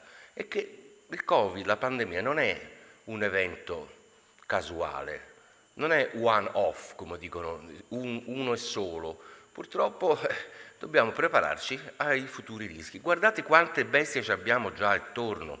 Questa addirittura una slide pre-pandemica di Fauci che ci fa vedere quanti germi abbiamo. Qui c'è la dengue, per esempio. Come sapete, la dengue sta facendo dei danni pazzeschi in Brasile e ce l'abbiamo pure qui. Perché? Perché la zanzara tigre la porta, quindi basta che la acchiappa da qualche parte. Ci sono epidemie di dengue, in Brasile c'hanno 2 milioni di casi, ma non è solo questo, poi c'è 2000 altri virus, guardate quante, e ci stava pure, vedete qui dentro elencato il cosiddetto monkeypox, cioè il vaiolo della scimmia, che effettivamente dava dei picchi, faceva dei passaggetti e poi infatti ci è venuta le varie epidemie, che non era proprio una pandemia, di monkeypox. E allora qualcuno, Paoletti ha già chiarito bene, perché potrebbe risuccedere e velocemente? Perché guardate quanti siamo, vedete ai tempi della Spagnola eravamo 2 miliardi, sono morti 100 milioni, oggi siamo 8, fra poco 10, e poi dove viviamo, come dicevi tu? Dove vogliono vivere gli umani? In città. Certo, poi ci sei città e città, perché lì questo è lo slum e poi laggiù c'è il grattacieli, ma comunque in tutti e due i casi viviamo tutti appiccicati, quindi il passaggio è veloce e tutti vivremo, perché l'uomo gli piace andare nelle grandi città, quindi queste sono le mega cities, ma ce ne saranno molte di più. E poi c'è il problema di come noi lavoriamo il nostro ambiente, la deforestazione. Certo, se tu deforesti, gli animali si avvicinano, cioè se gli togli il loro ambiente naturale, questi che fanno? È quello che è successo e succederà ancora. E poi i viaggi. Chi viaggiava così prima? Ci sono milioni di aerei, di viaggi tutti i giorni. E questi sono gli spillover. Questi sono gli spillover annuali che sono stati presi. Cioè dice, guarda che questo si è preso un virus dello scoiattolo. Poi non è successo niente, ma ne succedono continuamente di questi spillover. E abbiamo anche mappato le zone dove gli spillover sono più probabili. Ecco, queste sono le zone della Terra dove c'è più probabilità che passi un virus. Ma perché? Per la contiguità, no, tra animale e uomo, per la densità abitativa, vedete, siamo sempre là. Allora, che cos'è? Che cosa vuol dire? Che dobbiamo fare? Beh, innanzitutto dobbiamo potenziare la sorveglianza. Dobbiamo tenere presente questo concetto di One Health, cioè attenzione che se noi pensiamo di essere soli sulla Terra, non andiamo da nessuna parte. Quindi se noi non teniamo presente che stiamo tutti dentro la stessa baracca, noi umani, gli animali selvatici, ma anche gli animali di allevamento, perché sapete che cosa vuol dire allevamento intensivo che abbiamo, e l'ecosistema dove viviamo. Quindi vedete quanti sono lì intorno i parametri che possono squilibrare questo equilibrio tra la salute umana, l'ambiente e gli animali.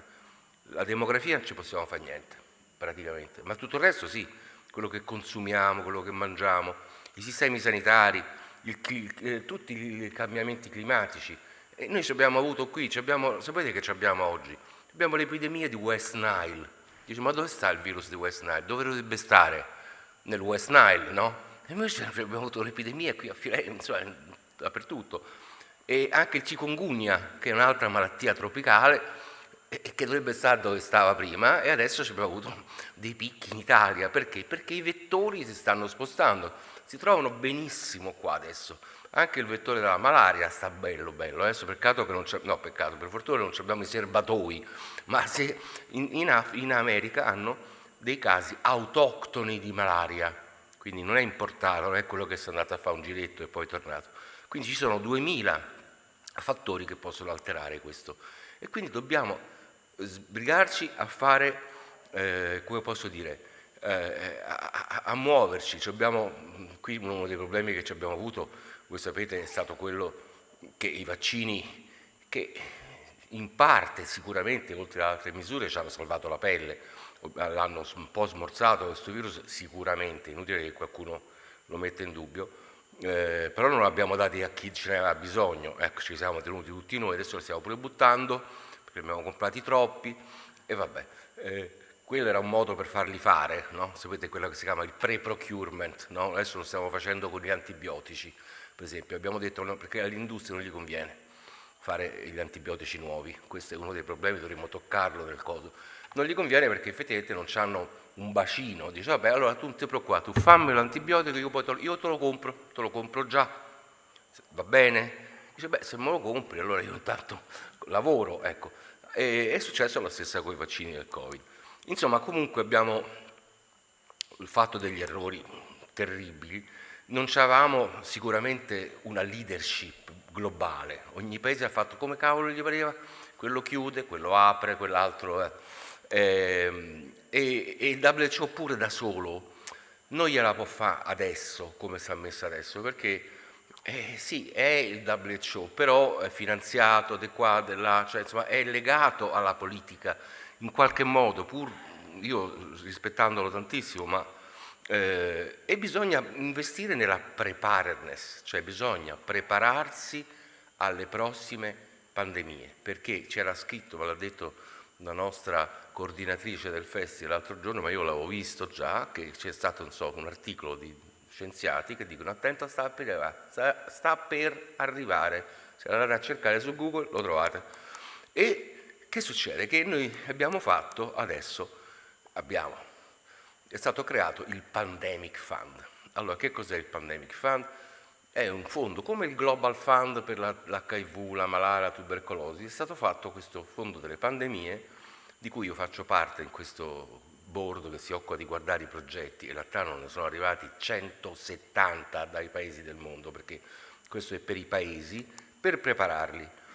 Che vuol dire prepararli? Vuol dire sistemargli una rete di sorveglianza su tutto il territorio nazionale. Questi paesi, questo è soprattutto per i paesi teoricamente a basso medio reddito. I paesi ricchi il proprio piano pandemico se lo dovrebbero fare da soli, come si diceva prima, ecco, c'hanno bisogno di avere i soldi per farsi il piano pandemico. E invece qui bisogna lavorare per fare la sorveglianza e poi rispondere, mettere sui laboratori, la forza lavoro. E allora perché passiamo adesso da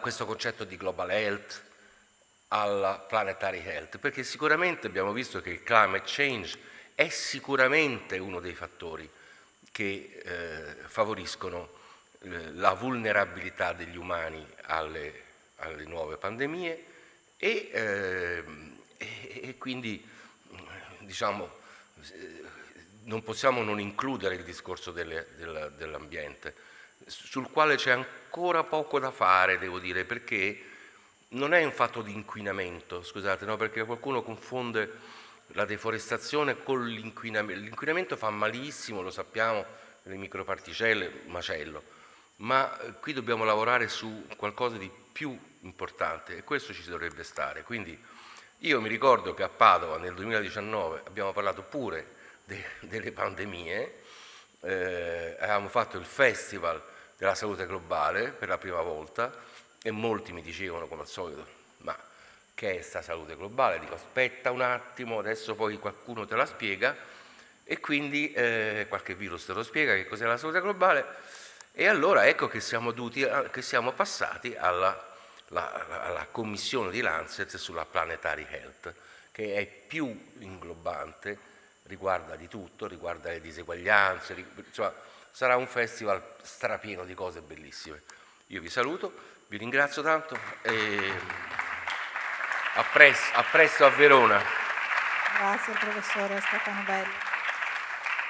Va al microfono, sentite? Sì. Ok, adesso passo la parola alla dottoressa Francesca Russo che ci parlerà di salute, prevenzione e sicurezza nel sistema regionale Veneto e toccherà alcuni aspetti che ci interessano. Intanto io volevo ricordare, ma credo che possa confermarmelo la dottoressa Russo, che a proposito di piano pandemico le regioni e il governo dovrebbero essere addirittura d'arrivo per quello nuovo 2024-2028. E, comunque la dottoressa ci parlerà anche di piano pandemico, di piano regionale della prevenzione, che è un fattore importantissimo di cui abbiamo accennato, del sistema regionale per la prevenzione sanitaria, del piano per la prevenzione delle malattie trasmesse dai vettori, ma anche della comunicazione alla popolazione, che non è stata proprio chiarissima durante l'epidemia, ma non solo non parlo solo della Regione Veneto, parlo in generale, insomma, e della formazione degli operatori sanitari. Prego. Grazie, intanto buongiorno a tutti, grazie per questa opportunità. Dopo i relatori che mi hanno preceduto mi sembra di essere nella Regional Health, cioè di atterrare in quello che è effettivamente la declinazione a livello territoriale di quelli che sono i dettami e le indicazioni internazionali. Quindi la mia relazione non vuole essere così approfondita nell'illustrare i singoli piani perché insomma ci vorrebbe troppo tempo, però ad illustrare una metodologia, una declinazione di quella che è la programmazione. Quindi io parlerò principalmente di questi 4 pilastri in maniera veloce. Programmare, quindi nell'ambito di una salute globale, tradurre la programmazione in attività, azioni che si concretizzano sul territorio, comunicare alla popolazione ma formare anche gli operatori, non soltanto gli operatori sanitari ma tutti gli operatori che costituiscono il sistema della salute globale, nel caso specifico della salute regionale e poi, perché no, guardare al futuro e a quelle che possono essere le facilitazioni. Quindi, come diceva la Michela Nicolussi, i nostri piani, da che cosa e come si declina la programmazione regionale, non potrebbe essere altrimenti che non attraverso quella che è la programmazione nazionale, che a sua volta deriva da quella internazionale. Abbiamo un piano nazionale della prevenzione, abbiamo un piano regionale della prevenzione 2020-2025 che si declina in macro obiettivi e che a sua volta si declina in programmi specifici, in piani mirati che sono legati e inseriti all'interno dei macro obiettivi.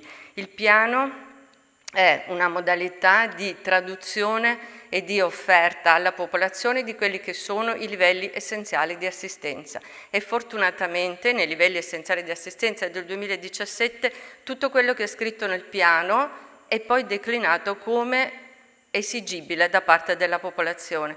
Ciò significa che la popolazione può pretendere una campagna contro il fumo e contro l'alcol, mentre fino a poco prima era un'attività che gli operatori facevano nei ritagli di tempo, non è più tempo per fare questo tipo di cose.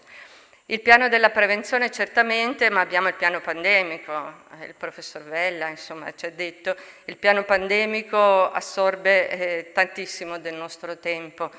Uno perché l'abbiamo vissuto, l'abbiamo combattuto, e credo, come dicevo prima, dietro le quinte possiamo dire che chi ha affrontato e superato la pandemia può affrontare e superare qualsiasi cosa. Di questo ne sono convinta proprio personalmente.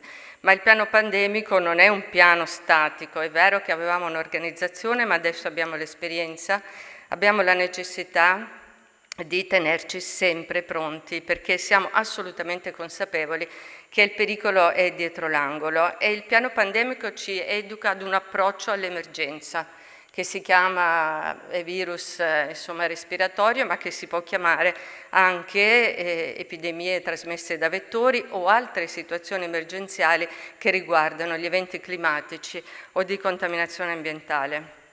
Che cosa facciamo? E questo è un piano, e come tutti i piani, ma soprattutto questo è un piano trasversale alla sanità, certamente tutte le aree, non solo la prevenzione, anche se noi la coordiniamo e di questo ne andiamo molto fieri, ma è un piano che attraversa la sanità in tutti i suoi settori, ma interessa anche la collettività e tutti quelli che sono accanto e fanno parte del sistema della vita di tutti i giorni, la scuola, i trasporti, il mondo del lavoro, le linee guida alle riaperture, ce le ricordiamo tutte, la comunicazione, quindi è un piano che deve necessariamente interconnettersi e integrarsi con tutto il resto.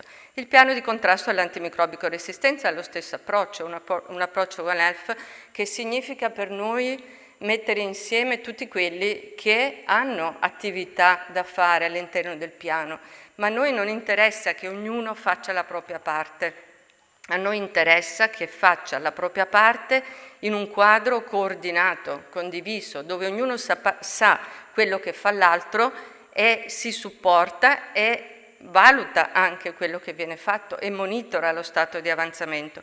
Questo è il nostro piano, attraverso che cosa? Attraverso la formazione, l'informazione e anche la sorveglianza, naturalmente, come si diceva prima. Un'altra pianificazione estremamente importante e trasversale, propria dei nostri giorni, è quel binomio salute e ambiente che per noi, Regione Veneto, si declina nell'attuazione del sistema regionale per la prevenzione sanitaria. Si chiama SRPS, che non è una sigla che va alla moda, ma è un sistema che in maniera molto difficile cerca di mettere insieme le problematiche, le politiche dell'ambiente con quelle che sono i risvolti sulle persone, sulle comunità. Tenendo conto di cosa? Tenendo conto che serve un enorme sforzo informativo, e qua ci sono i colleghi dell'ICT che io stresso continuamente, ma che ci devono dare la possibilità di mettere insieme tutti i dati che servono a far sì che nella nostra regione ci siano delle mappe di rischio. I nostri operatori devono sapere dove sono le fonti di pressione per sapere qual è il pericolo che può avere la popolazione che vive in quel posto.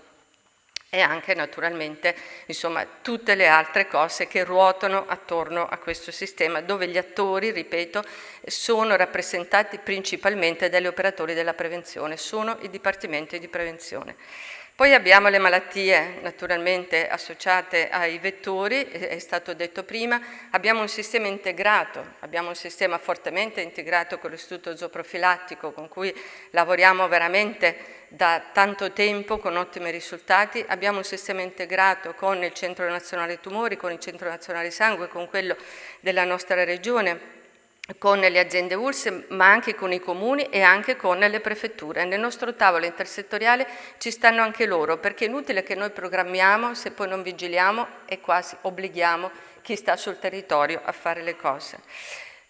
Quali sono le azioni? Le azioni, per andare veloce, sono quelle di definire dei percorsi affinché le cose possano essere fatte. Fare dei tavoli intersettoriali, quindi noi li facciamo a livello regionale, gli operatori che stanno sul territorio li fanno con i comuni, li fanno con le associazioni, li fanno con i cittadini del territorio.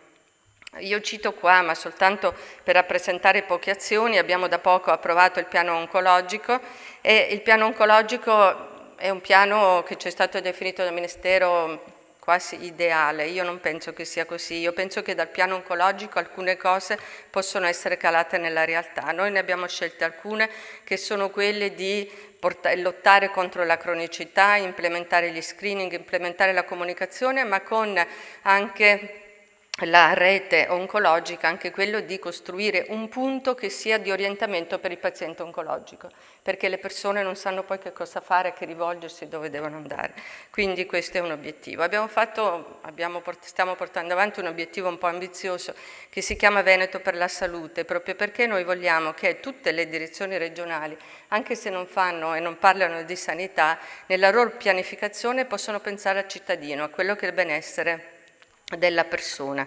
E quindi devo dire in maniera molto importante, quasi inaspettata per noi che in fondo come prevenzione insomma siamo sempre piccoli rispetto all'organizzazione della sanità, hanno risposto tutti benissimo e tutte le direzioni regionali, quella dell'ambiente, quella della scuola, e poi l'ARPAV, e poi l'ANCI, e poi insomma tutti quanti, ci siamo messi attorno a un tavolo e adesso stiamo facendo dei gruppi specifici per fare in modo che ciascuno, anche chi progetta le strade o chi fa altri percorsi, possa tener conto che la propria programmazione porta a salute.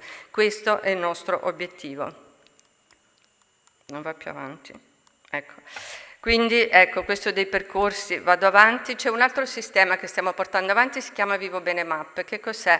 È la traduzione digitale della cosiddetta carta dei servizi. Una volta c'era un foglietto che veniva dato, era la carta dei servizi, a chi ci possiamo rivolgere. Noi la vogliamo fare digitale e vogliamo metterla a disposizione di tutti gli operatori sanitari e dei cittadini. Quindi vogliamo mappare tutte le occasioni di salute. Quindi lo stiamo già facendo. Le palestre della salute, i percorsi che organizzano i comuni, tutte le attività, il parkour, tutte quelle attività che possono essere utili alla popolazione per portare avanti la salute, noi le vogliamo mappare per renderle immediatamente fruibili, in modo tale che adesso tutti gli operatori, ma anche tutti i cittadini, possono trovarli in maniera facile. È chiaro, qui abbiamo la preparedness pandemica di cui parlavamo prima, come si traduce da noi? Si traduce in un'azione, devo dire, molto vigilata, L'abbiamo messa come obiettivo dei direttori generali nel 2023, l'abbiamo rimessa come obiettivo dei direttori generali nel 2024 e obblighiamo le aziende ULSS a fare le esercitazioni. Le abbiamo fatte a livello regionale, abbiamo chiesto alle aziende di farle a livello locale e quest'anno vogliamo fare una cosa in più, quindi fare un'esercitazione che non è soltanto della sanità, ma è anche con quelli che stanno fuori dalla sanità, perché il sistema che reagisce a un attacco pandemico è un sistema globale, è un sistema che considera tutti. Quindi abbiamo fatto delle checklist attraverso cui monitoriamo continuamente il piano pandemico, ma ogni azienda monitora il proprio piano pandemico e il proprio stato di allerta, non dico di allerta, ma di preparedness, di essere pronti. Chiaramente questo riguarda anche tutte le azioni che facciamo nell'ambito della sicurezza alimentare, ma mi soffermo su questo, che è l'ultimo punto che si chiama comunicare e formare. Stiamo portando avanti una campagna che si chiama Vivo Bene, la vedete qui rappresentata, e porta avanti tutto quello che ho detto in questa relazione, ma che si focalizza principalmente su una cosa, sull'empowerment della popolazione, perché non c'è campagna selettiva che tenga se la popolazione non ne capisce l'importanza, se non capisce che se non si assume l'onere di portare avanti la propria salute personalmente, non può portarla avanti pensando che qualcun altro se ne occupi.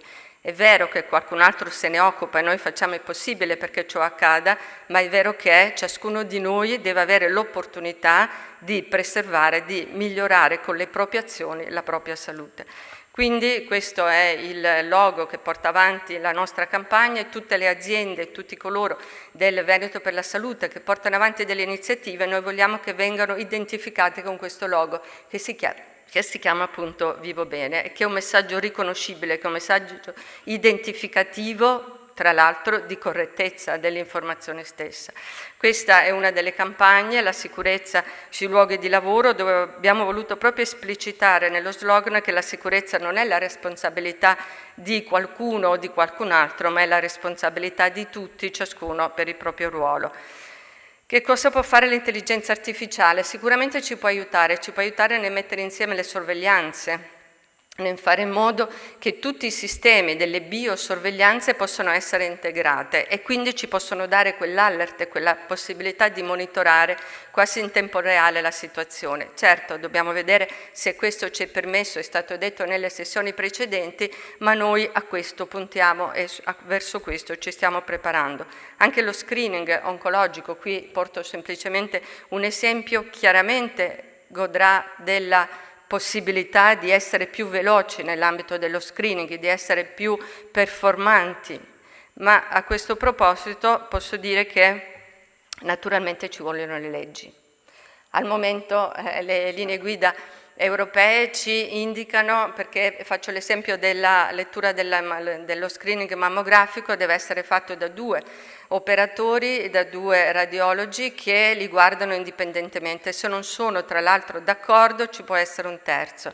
L'intelligenza artificiale qui ci potrebbe aiutare e abbiamo una apertura verso il terzo o comunque verso la sperimentazione di quello che può essere il supporto. Ma qui non è solo una questione di tempi, è anche una questione di operatori, perché non abbiamo operatori sufficienti. Questo è un altro elemento da tenere in considerazione. Questa è l'ultima per dire che guardare al futuro che cosa ci potrebbe portare? A personalizzare di più la prevenzione senza perdere di vista la comunità, perché la prevenzione è principalmente un'attività sanitaria per la popolazione, per la comunità, anche se deve essere, come si diceva anche stamattina, orientato anche al singolo.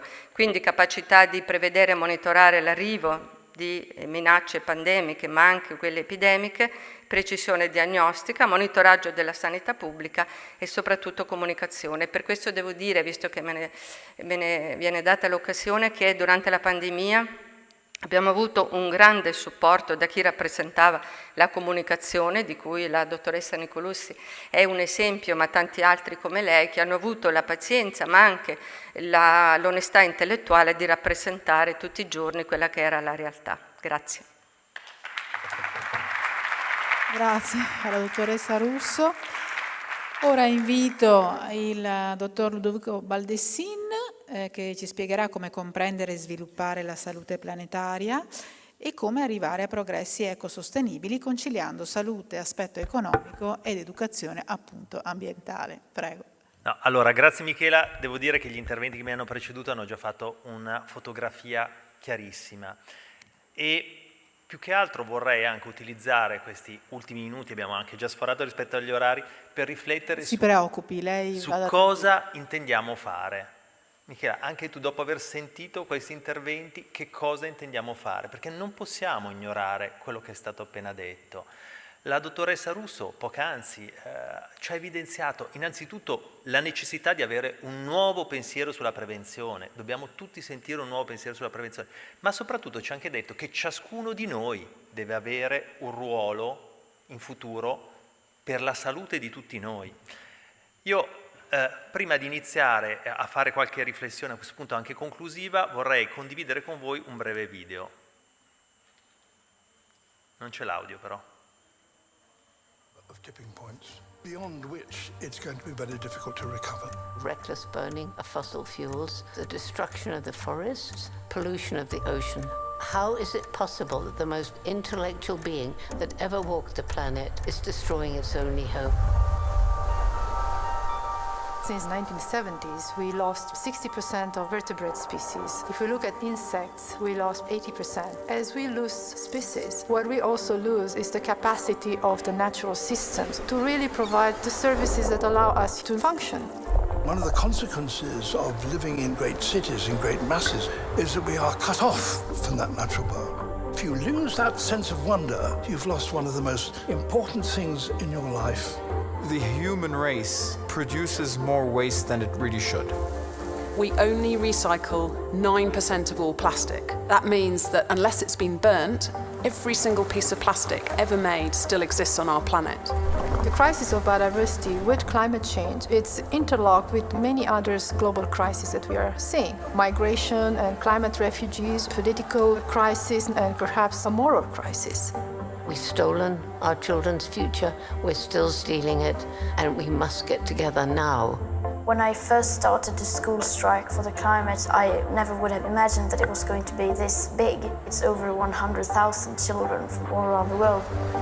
The consumer has to be the one that forces everyone's hand to say, I will not buy from you unless you have a sustainability policy and a clear transparency on the whole supply chain of the product that I'm buying. We're now seeing a real increase in the number of collaborations and partnerships, creating extraordinary coalitions and setting ambitious targets to get us on the right path in line with what the science is telling us. Employees have a responsibility to demand a better value system from corporations, and that's one way to pressure leaders to take a stand and say that they're going to be committed to the environment. It just comes down to all leaders of all organizations recognizing far-reaching implications for how this can truly help to have an impact in the world. Never compromise.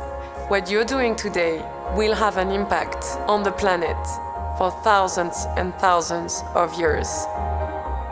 There has been no species that has been remotely clever or ingenious than Homo sapiens. Let us live up to that name. We need wisdom to actually find the solution and then courage to back it.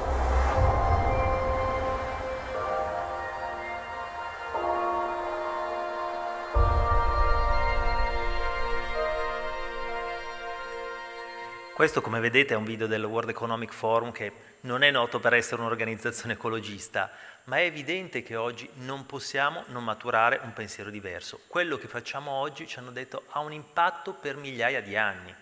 L'onorevole Paolucci prima ci ha riportato alcuni dati, cioè una popolazione mondiale, forse non ci siamo resi conto, ma l'anno scorso ha superato gli 8 miliardi, a inizio Novecento era poco più di 1 miliardo, con un impatto in termini di carbonizzazione, perché chiaramente la popolazione mondiale consuma energia, produce riscaldamento, con impatto in termini di carbonizzazione drammatico. I dati che ci sono stati riportati anche sull'incremento delle temperature del globo terrestre sono incredibili. Ancora il mese scorso l'Organizzazione Mondiale dei Meteorologi lanciava un appello importante, temperature record mai viste lo scorso anno, con conseguente scioglimento di ghiacci, e le avversità meteorologiche le abbiamo poi vissute tutti.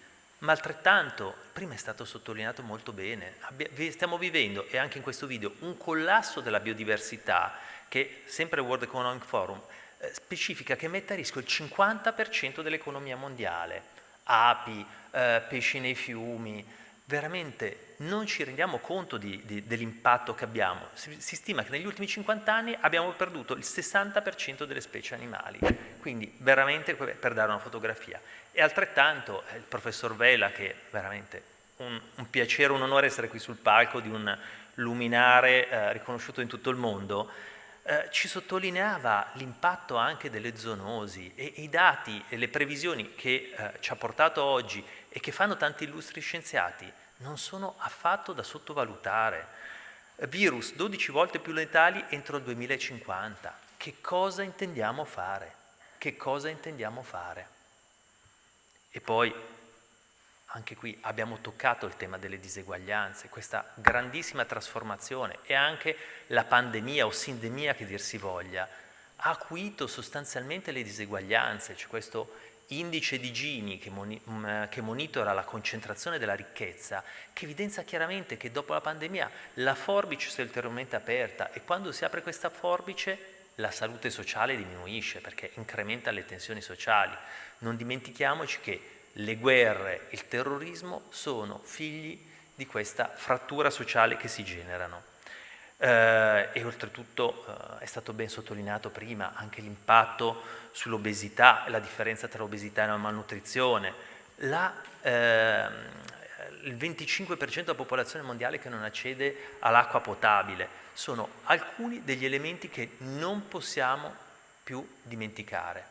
Certo, possiamo far finta di niente, possiamo usciti da qui concentrarci sul nostro weekend e poi da lunedì continuare a lavorare, ma forse è il caso di pensare a fare qualcosa, anche perché stiamo vivendo delle trasformazioni che sono epocali.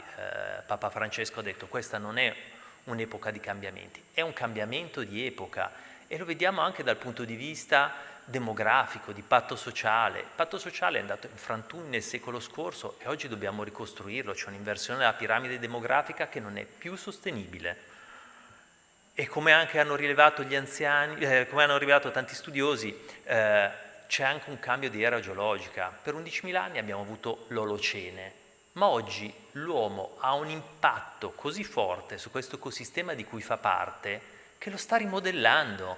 È iniziata una nuova era geologica che è l'Antropocene, e The Lancet, una delle testate scientifiche più note a livello mondiale, ha aperto una sezione che si chiama The Lancet Countdown, per dirci che in questo ecosistema il conto alla rovescia è già iniziato. Forse, se ci impegniamo, forse se tutti assieme ci lavoriamo, se tutti siamo in qualche modo protagonisti, consapevoli di questa trasformazione, forse riusciamo ad arrestarla o a rallentare quantomeno questo countdown. E tutto questo in un momento storico, in questi giorni se ne è parlato in tanti eventi in questo interessantissimo forum, di una fase veramente radicale dell'evoluzione della medicina. Il New York Times qualche mese fa ha intitolato un articolo The Golden Age of Medicine. Siamo davanti a delle evoluzioni straordinarie, tecnologia che evolve rapidamente, dati disponibili che impattano veramente sulle cure. Abbiamo terapie cellulari, terapie geniche, editing genomico, dei radioligandi, delle vecchie molecole con degli isotopi radioattivi che vanno a bersaglio. È un'epoca davvero straordinaria, e quest'epoca straordinaria della medicina c'è perché abbiamo iniziato a capire anche la natura più complessa dell'uomo e la complessità e le interrelazioni. In medicina oramai sappiamo che il microbioma incide nelle patologie tumorali, sappiamo che la sindrome metabolica è collegata alle patologie dermatologiche. Abbiamo per prima di tutti in medicina capito la natura sistemica che ci circonda e di cui anche i relatori che ci hanno preceduto hanno parlato. E non a caso questo è un cambio di pensiero radicale, perché se ci pensate il secolo scorso, il Novecento, era il secolo del riduzionismo. Prendevamo qualsiasi problema e lo scomponevamo nelle singole determinanti, senza tenere conto delle correlazioni. E questo ha portato queste dinamiche di organizzazione molto verticale che abbiamo. Pensiamo solo alla spesa pubblica. C'è investimenti per l'educazione che non dialogano con le spese per la salute, che non dialogano con gli investimenti per l'economia. Ma eppure la pandemia ci ha insegnato che questi non sono dei silos verticali, ma che dobbiamo essere più consapevoli della natura composita, complessa e sistemica che ci circonda. È tutto collegato. E quindi che cosa possiamo fare? Beh, sicuro non possiamo non ignorare quello di cui abbiamo discusso stamattina.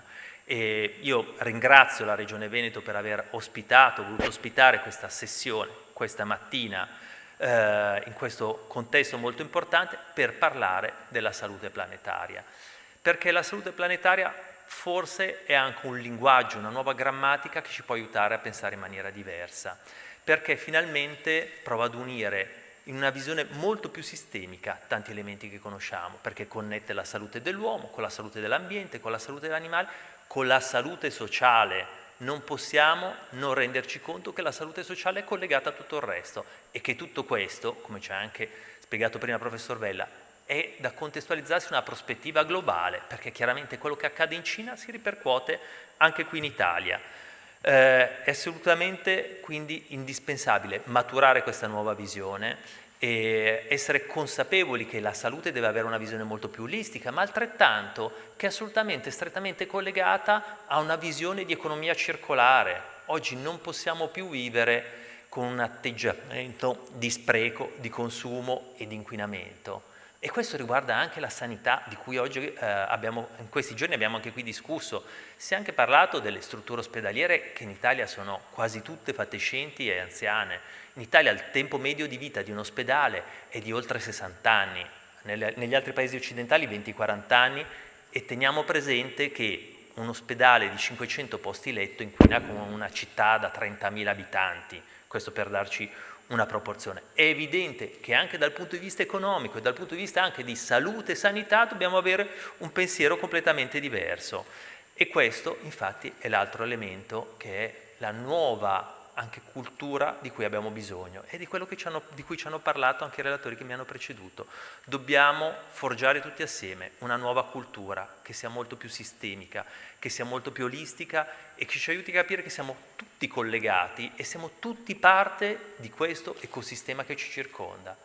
E se non lo facciamo purtroppo non riusciremo mai a evolvere e a pensare a un futuro, a un progresso. Questo secondo me è il più grande interrogativo e quindi io vi invito a raggiungere il professor Vella, l'onorevole Paolucci, sicuramente ci sarà anche, mi permetto di prevedere, la dottoressa Russo in previsione della Regione Veneto che ha anche aderito entusiasticamente a questo anche Festival della Salute Planetaria che si terrà a Verona a ottobre e che in qualche modo porterà avanti anche i temi che qui oggi abbiamo discusso. E concludo con un breve video. Grazie a tutti.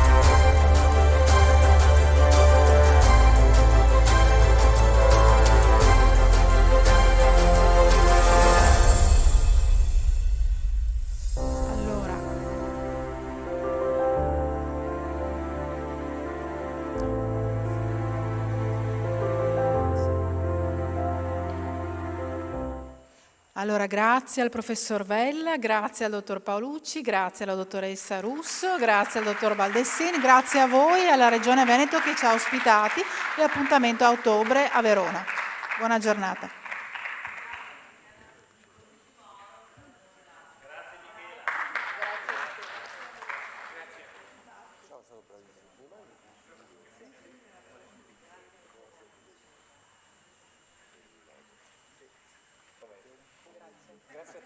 Sì, siamo leggermente in ritardo, adesso sta per cominciare la sessione dedicata, la terza sessione di questa giornata dedicata all'esplorazione dello spazio per l'evoluzione dei servizi sanitari.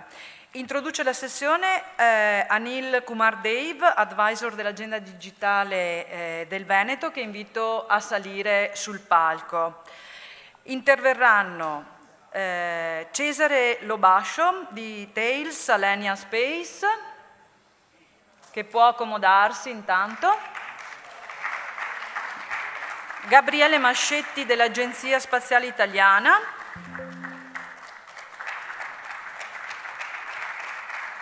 e Paola Verde dell'Aeronautica Militare.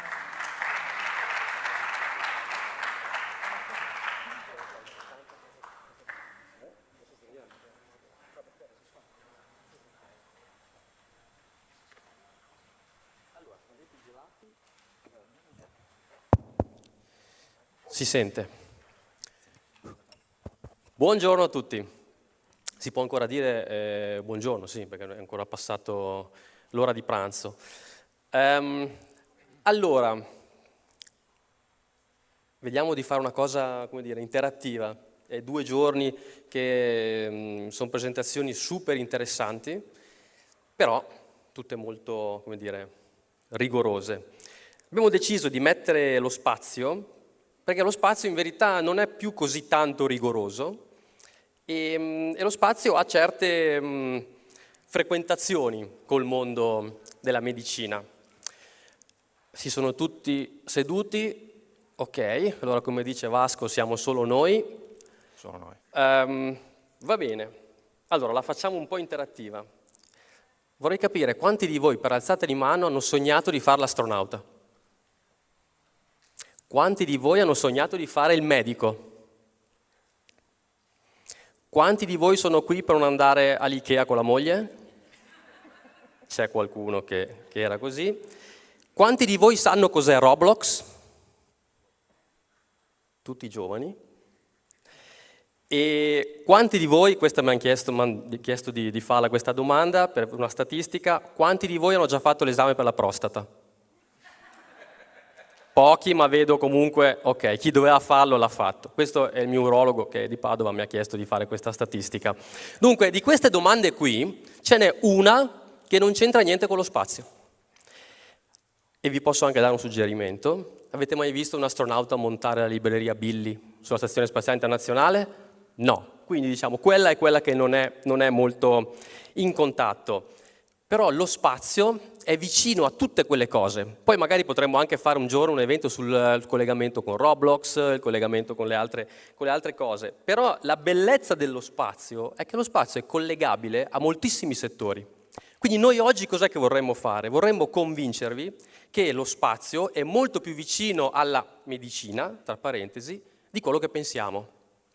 Quindi abbiamo capito che cosa vogliamo fare, direi che possiamo iniziare. Ci siamo? Ok. Su un'altra cosa, noi siamo anche se non si deve dire, ma lo diciamo, siamo in competizione con le altre 2 sessioni. Quindi se dovete applaudire fatelo forte, perché dobbiamo far sentire che... Ok. Se qualcuno volesse anche urlare, va bene anche urlare. Va bene. Allora, partiamo. Spazio, ultima frontiera. Qualcuno si ricorderà, questo è il payoff, è l'incipit di Star Trek, Gene Roddenberry. Ora, se provate a pensare a tutte i telefilm, le serie legate allo spazio, c'è sempre la figura del medico. McCoy, l'amico di Kirk, del comandante Kirk, c'è sempre però la figura del medico, di qualcuno che deve in qualche modo garantire la sopravvivenza, la buona salute degli astronauti piuttosto che degli esploratori dello spazio. Perché? Perché in verità lo spazio è molto vicino al settore medicale. Ci sono molte, non solo contaminazioni, ma molte tecnologie di derivazione spaziale che hanno avuto un impatto sulla medicina. Ho provato a fare una piccola ricerca, che è un po' anche il bias della mia professione. Vi dico le prime 4 o 5 che ho trovato. Allora, che forse qualcuno magari non sa. I termometri per le orecchie, il cuore artificiale, la telemedicina, la chirurgia robotica, le TAC, i sensori. Sono già 6, è vero. Avete capito chi è l'ingegnere del panel? E le pompe per l'insulina, che tra l'altro derivano da un materiale piezoelettrico per rosetta, emissioni rosetta, eccetera. Quindi c'è tantissimo, ci sono tante cose legate allo spazio che hanno un impatto sulla medicina. Però andare nello spazio non è facile, viverci ancora meno. Nella sessione dopo ce lo racconterà chi ci è andato e ci ha vissuto per un periodo molto lungo, ma non spoilerò nulla. No, dicevo, non è facile, ci sono molte sfide da affrontare e in qualche modo l'esplorazione umana dello spazio ha degli scenari, deve tenere conto di molte cose. Io me lo farei raccontare, quindi gli scenari dell'esplorazione umana, le sfide anche per l'esplorazione umana e quindi il collegamento anche sul cosa serve magari per fare vivere bene, mettiamola così, un astronauta nello spazio. Me lo farei raccontare direttamente dall'Agenzia Spaziale Italiana. Comincio io? Comincia tu. Ah, sorpresa. No, più che altro perché essendo io posso spostarmi, sei quello che arriva da più lontano, sì. Puoi ovviamente spostarti. Abbiamo le slide. Penso di sì. Gabriele Mascetti. E allora, Gabriele, ci conosciamo da un sacco di tempo. Saranno almeno un tot. 2 settimane. Se no, sì. No. Se no poi 10 anni, 5 anni. Divento rosso e non si vede. Allora, ok, io la vedono anche loro, fantastico. Ok, Gabriele è responsabile dell'ufficio volo umano e dell'unità coordinamento scientifico dell'Agenzia Spaziale Italiana, però sono 20 anni che sei sulla piazza spaziale. La piazza spaziale sono 22 anni, non 22 so se è una anni. cosa positiva o negativa. D'altronde è tantissimo che andiamo nello spazio. Qui per gioco mi sono divertito a contare quanto tempo fa, quanti anni fa siamo stati sulla Luna. In realtà siamo stati, 12 uomini nella storia dell'umanità ci sono stati, però sono più di 50 anni che abbiamo stazioni in orbita. Parlo vicino al microfono, prendo questo. Funziona? Non funziona? Sì, funziona, ok. Quindi diciamo che lo spazio ormai, per quanto affascinante, è un argomento comune, diciamo, è diventato abbastanza normale, senza nulla togliere a chi eroicamente c'è stato e soprattutto altrettanto eroicamente è tornato. Quindi diciamo, la bella novità, l'argomento importante della fase storica che stiamo vivendo è che vogliamo andare oltre, vogliamo esplorarlo. Sostanzialmente esplorare lo spazio vuol dire estendere la presenza umana al di là dei confini che conosciamo. Tu hai citato Star Trek, più o meno siamo su quella linea. Hai chiesto di fare una presentazione interattiva. Ok, vi inviterei a unire le mani come se doveste fare un pugno. Forza, mettetele insieme. Ecco, fate finta che quella sia la Terra. Se quella è la Terra, in questa scala, la stazione spaziale, che diciamo, queste sono in qualche modo 3 selfie del nostro pianeta visto da 3 luoghi diversi. No, la stazione spaziale ruota a 3 mm su questa scala dalle vostre mani. La Luna sta più o meno a 3 metri. Marte, a destra in basso vedete la Terra come vista da Marte, sta più o meno tra una distanza che oscilla tra 500 metri e 3 km, ecco, e 2 km. Pensate in questa scala che difficoltà possa essere sparare un proiettile che arrivi su Marte in queste dimensioni. Come farlo? In basso a sinistra, vi ricordate? 13 febbraio 2013, la sera prima si parlava al telegiornale di un asteroide che sarebbe passato più o meno insomma, diverse centinaia di chilometri dalla Terra, ma ci dissero non vi preoccupate, inoffensivo, però nessuno si accorse di uno di 7 metri di diametro che invece sulla Terra arrivò, per fortuna esplose, la cosa si risolse con un gran botto e qualche ferito. Questo per dire che un asteroide che ci piomba addosso, al di là dei film di fantascienza che conosciamo, è un problema globale, non è un problema di uno Stato. Allo stesso modo l'esplorazione dello spazio non può essere un problema di una sola potenza, per un motivo di fondo. Se io voglio mandare una sonda su Marte, devo sicuramente curare tutti gli aspetti perché questa sonda arrivi, ma se voglio mandare una persona e farla tornare indietro, devo prevedere delle traiettorie di recupero. Nel 2018 ci fu una Soyuz che esplose, il sistema quindi parliamo pochi anni fa, 6 anni fa. Una Soyuz è un veicolo russo storico, ipercollaudato, che porta astronauti. Il sistema di bordo rilevò il problema, in attimi di frazioni di secondo staccò, sganciò la capsula con gli astronauti che quindi potettero ritornare a terra. Il punto qual è? Le attività di esplorazione umana sono costosissime, quindi non possono essere affrontate da qualcuno da solo. L'unico modo per farlo è coordinarsi a livello internazionale. Quello che vedete a destra è un lavoro di un gruppo, di un forum che raccoglie intorno allo stesso tavolo russi, italiani, americani, cinesi, e si concerta insieme l'approccio da tenere per l'esplorazione. L'altra chiave, siccome parliamo di costi molto elevati, è non farli gravare solo sulle tasche dei contribuenti, ma prevedere un coinvolgimento anche di attori privati. Quindi da qualche anno, ed era impensabile questo 10 anni fa, abbiamo assistito a un paradigma particolare. Se voi vedete un lancio su YouTube di un qualunque vettore moderno, sembra di assistere a un film di fantascienza, anche gli stessi lanci di SpaceX. Gli operatori sono vestiti con una tuta particolare, utilizzano un loro lessico, non è più la NASA, o meglio, è sempre la NASA alla fine a pagare, ma sono operatori privati, che vuol dire che aumenta la concorrenza, cambiano i servizi, migliorano i servizi, arrivano nuove innovazioni e soprattutto si abbassano i costi. Quindi le chiavi per esplorare sostanzialmente sono queste due: cerchiamo di abbassare i costi, cerchiamo di lavorare in team. La Luna l'avrete ormai sentito, è il prossimo passo. Perché la Luna e non direttamente Marte? È chiaro, è il posto, è il luogo più vicino che abbiamo per testare le nostre capacità di sopravvivere su un corpo celeste diverso dal nostro. Tra l'altro questa è una foto delle missioni Apollo, ovviamente, ma è stata resa pubblica soltanto nel 2018. Tanto per darvi una misura di come l'ambiente anche apparentemente sia diverso. Quelli che vedete sullo sfondo sono gli Appennini lunari, sono distanti 17 km da chi ha scattato la foto, sembrano molto più vicini. Come ci andiamo?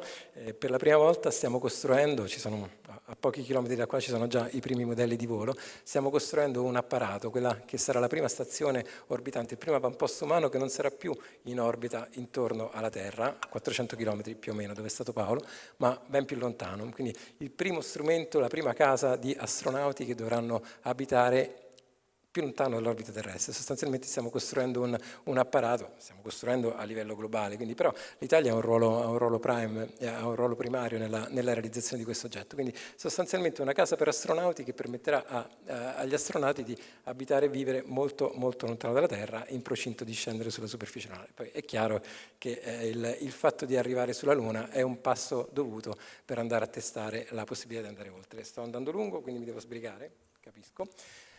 Vediamolo da un punto di vista umano. Sappiamo tutti che il primo problema dello spazio sono le radiazioni. Gli astronauti sulla stazione spaziale stanno 6 mesi e tipicamente non di più, perché in 6 mesi sono sottoposti a una quantità di radiazioni che sono quelle che noi sulla Terra riceviamo in una vita intera. Per questo si cerca di non farli stare a bordo più a lungo. Ma non sono solo questi gli aspetti critici della presenza nello spazio. Non vorrei dilungarmi troppo su questo perché abbiamo un medico che poi ci racconterà in dettaglio, però per darvi una misura della difficoltà, delle criticità che l'aspetto spaziale induce, la presenza dello spazio induce nel corpo umano, sono effetti sicuramente fisici. C'è una ridistribuzione dei fluidi nel corpo, un aumento della diuresi, una riduzione del 10% più o meno dei fluidi nel corpo, quindi un aumento di rischio di calcoli renali, e quindi pensate, magari un soggetto che se ne va verso Marte all'improvviso ha un problema del genere e questa cosa va risolta senza qualche operatore pronto a intervenire e guarirlo. Ci sono problemi anche di confinamento. Pensate che negli anni 70 2 missioni Soyuz e una missione Shuttle sono terminate prima del previsto, perché a bordo c'erano persone, più di una, erano in spazi ristretti, dovevano stare insieme, convivere senza la possibilità per nessuno dei 2 o dei 3 di aprire uno sportello e andarsi a fare una passeggiata fuori, e quindi per evitare di portare a terra un assassino e un cadavere hanno dovuto ridurre il numero di giorni a bordo. E quindi immaginate qualcuno che sia lanciato verso Marte, oggi ci vogliono più o meno 6 mesi per arrivare, altrettanti per tornare, e poi va considerata una permanenza lì. Quindi pensate qualcuno lanciato verso Marte con gli stessi compagni di viaggio, con poco spazio a disposizione, senza possibilità di cambiare aria, con possibilità di contattare terra, ma con un ritardo che può arrivare anche a 40 minuti per il tempo che le trasmissioni impiegano ad andare e tornare. Quindi le complicazioni sono decisamente superiori a quelle del semplice effetto dell'assenza di gravità o delle radiazioni sul corpo umano.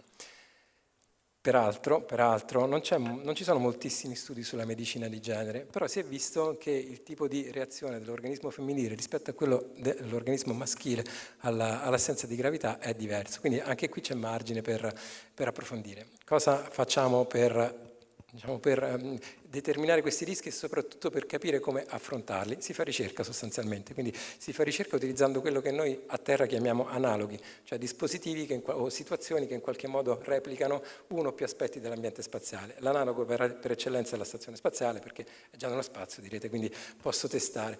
L'unica differenza è che la stazione è facilmente raggiungibile da terra, le comunicazioni sono dirette e c'è sempre un numero di veicoli, di posti sulla stazione, di veicoli attraccati alla stazione, per cui in caso di emergenza un astronauta può entrare nella capsula e tornare a terra. Quindi diciamo che rispetto a una situazione diversa, peraltro la stazione viaggia in un ambiente che è protetta dal campo, mi devo sbrigare?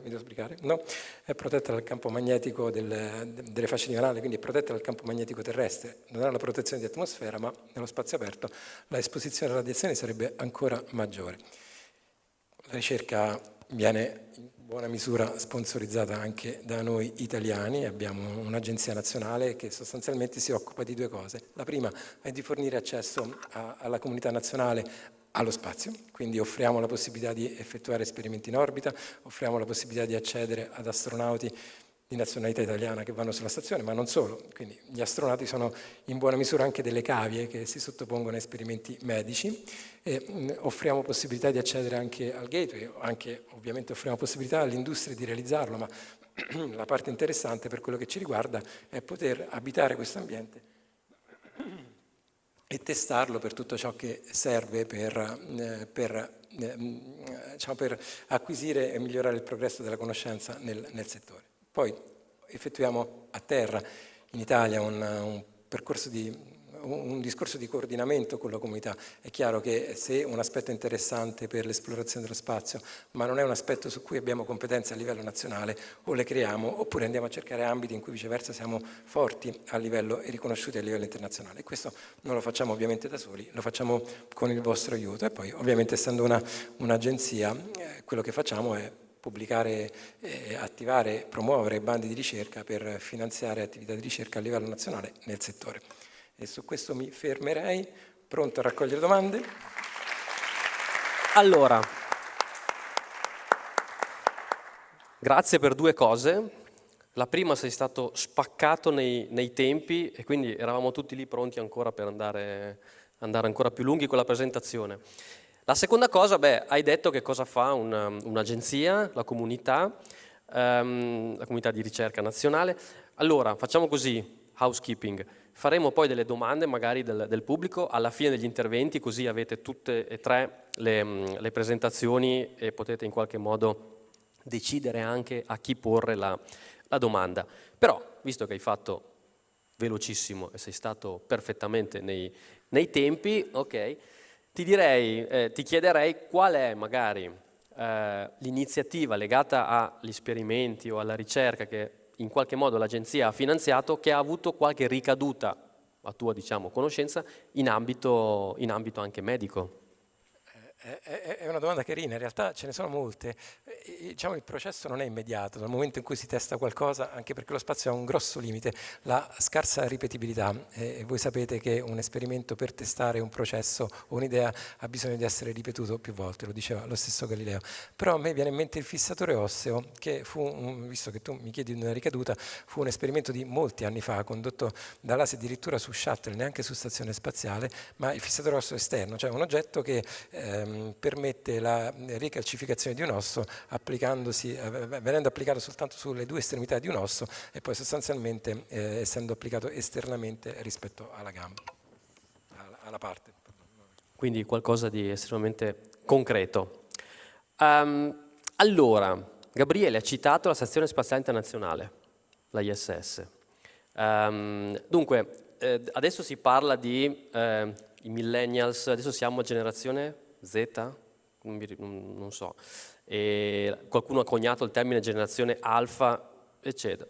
Tu non sei un boomer, sono un boomer. Però nello spazio noi potremmo anche definire una generazione ISS, perché c'è una generazione di giovani che da quando è nata ha un oggetto a 400 km di altezza, che orbita, che gira n volte, non spoilerò perché magari ne parlerete dopo, e che sono abituati, quindi una generazione che è abituata a vedere astronauti, esperimenti, ricerca che viene fatta sulla Stazione Spaziale Internazionale, su questo grande, non direi avamposto, ma direi questo grande manufatto. È frutto di una collaborazione scientifica globale, internazionale. Ed è un grande laboratorio dove si fa ricerca e molte di queste tecnologie che vengono testate appunto in orbita bassa, come si dice, vengono poi riportate a terra. Quindi costruire un modulo, costruire una stazione di questo tipo non è così banale e deve prendere in considerazione tutti questi ambiti, compreso ovviamente la salute, e quindi ritorniamo sempre al tema di oggi. Io chiederei di raccontarci un po' questa bellezza, no? Perché molte volte la citiamo come the beauty of space, è forse la cosa più bella fatta nello spazio. I detrattori dicono sì, è l'unica, però è la cosa più bella fatta nello spazio. Chiederei a Cesare Lo Bascio, e anche con Cesare ci conosciamo da un tot, e tra l'altro siamo conterranei. Sì, nel senso che anche lui arriva dal Piemonte, poi io mi sono fermato da qualche parte, lui però continua a viaggiare. Allora, ora nessuno è perfetto. Cesare è ingegnere nucleare ed è ingegnere ambientale, quindi. Però da 35 anni lavora in Thales Alenia Space, che non dico nulla, tu racconterai chi è, ma soprattutto che cosa fa.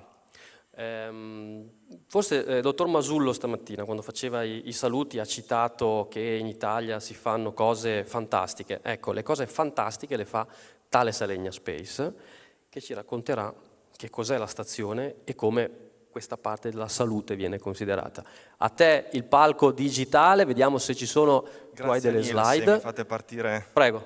Le slide, grazie mille, grazie di tutto. Sì, sono Cesare Lo Bascio e lavoro appunto in Thales Alenia Space, che è una grande azienda multinazionale, joint venture di Leonardo e di Thales, che ha come motto Space for Life, quindi quanto di meglio parlare di salute con un motto di questo tipo. E Space for Life per noi si declina in tutti i settori, quello satellitare in primis, però per me significa soprattutto esplorazione dello spazio, quindi esplorazione è quello che facciamo come attività appunto a Torino.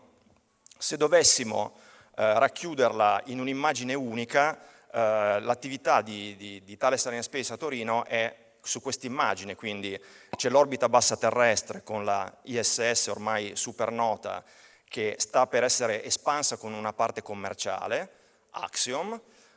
Sulla destra vedete il modulo Cygnus che costruiamo 2 volte l'anno, lo spediamo negli Stati Uniti e serve per rifornire la Stazione Spaziale Internazionale con tutto ciò che serve.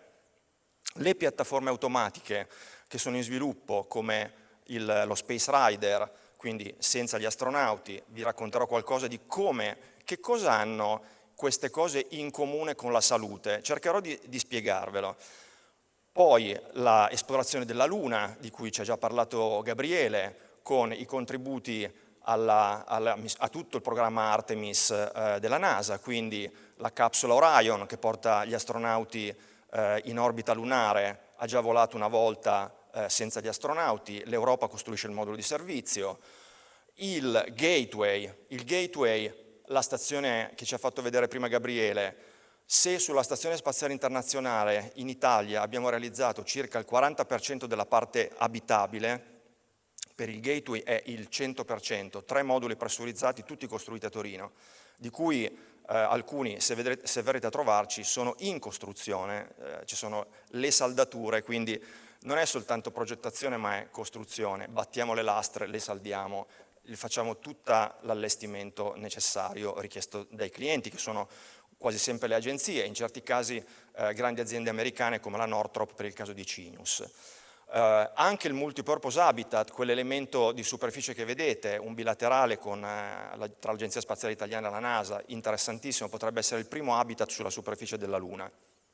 L'orizzonte lontano resta sempre Marte, anche qui chiaramente soprattutto si parla adesso di missioni robotiche come ExoMars, però si incominciano a studiare anche le missioni umane, che saranno molto più avanti nel tempo, quindi almeno fra 20 anni, se non di più, il Mars Transit Habitat.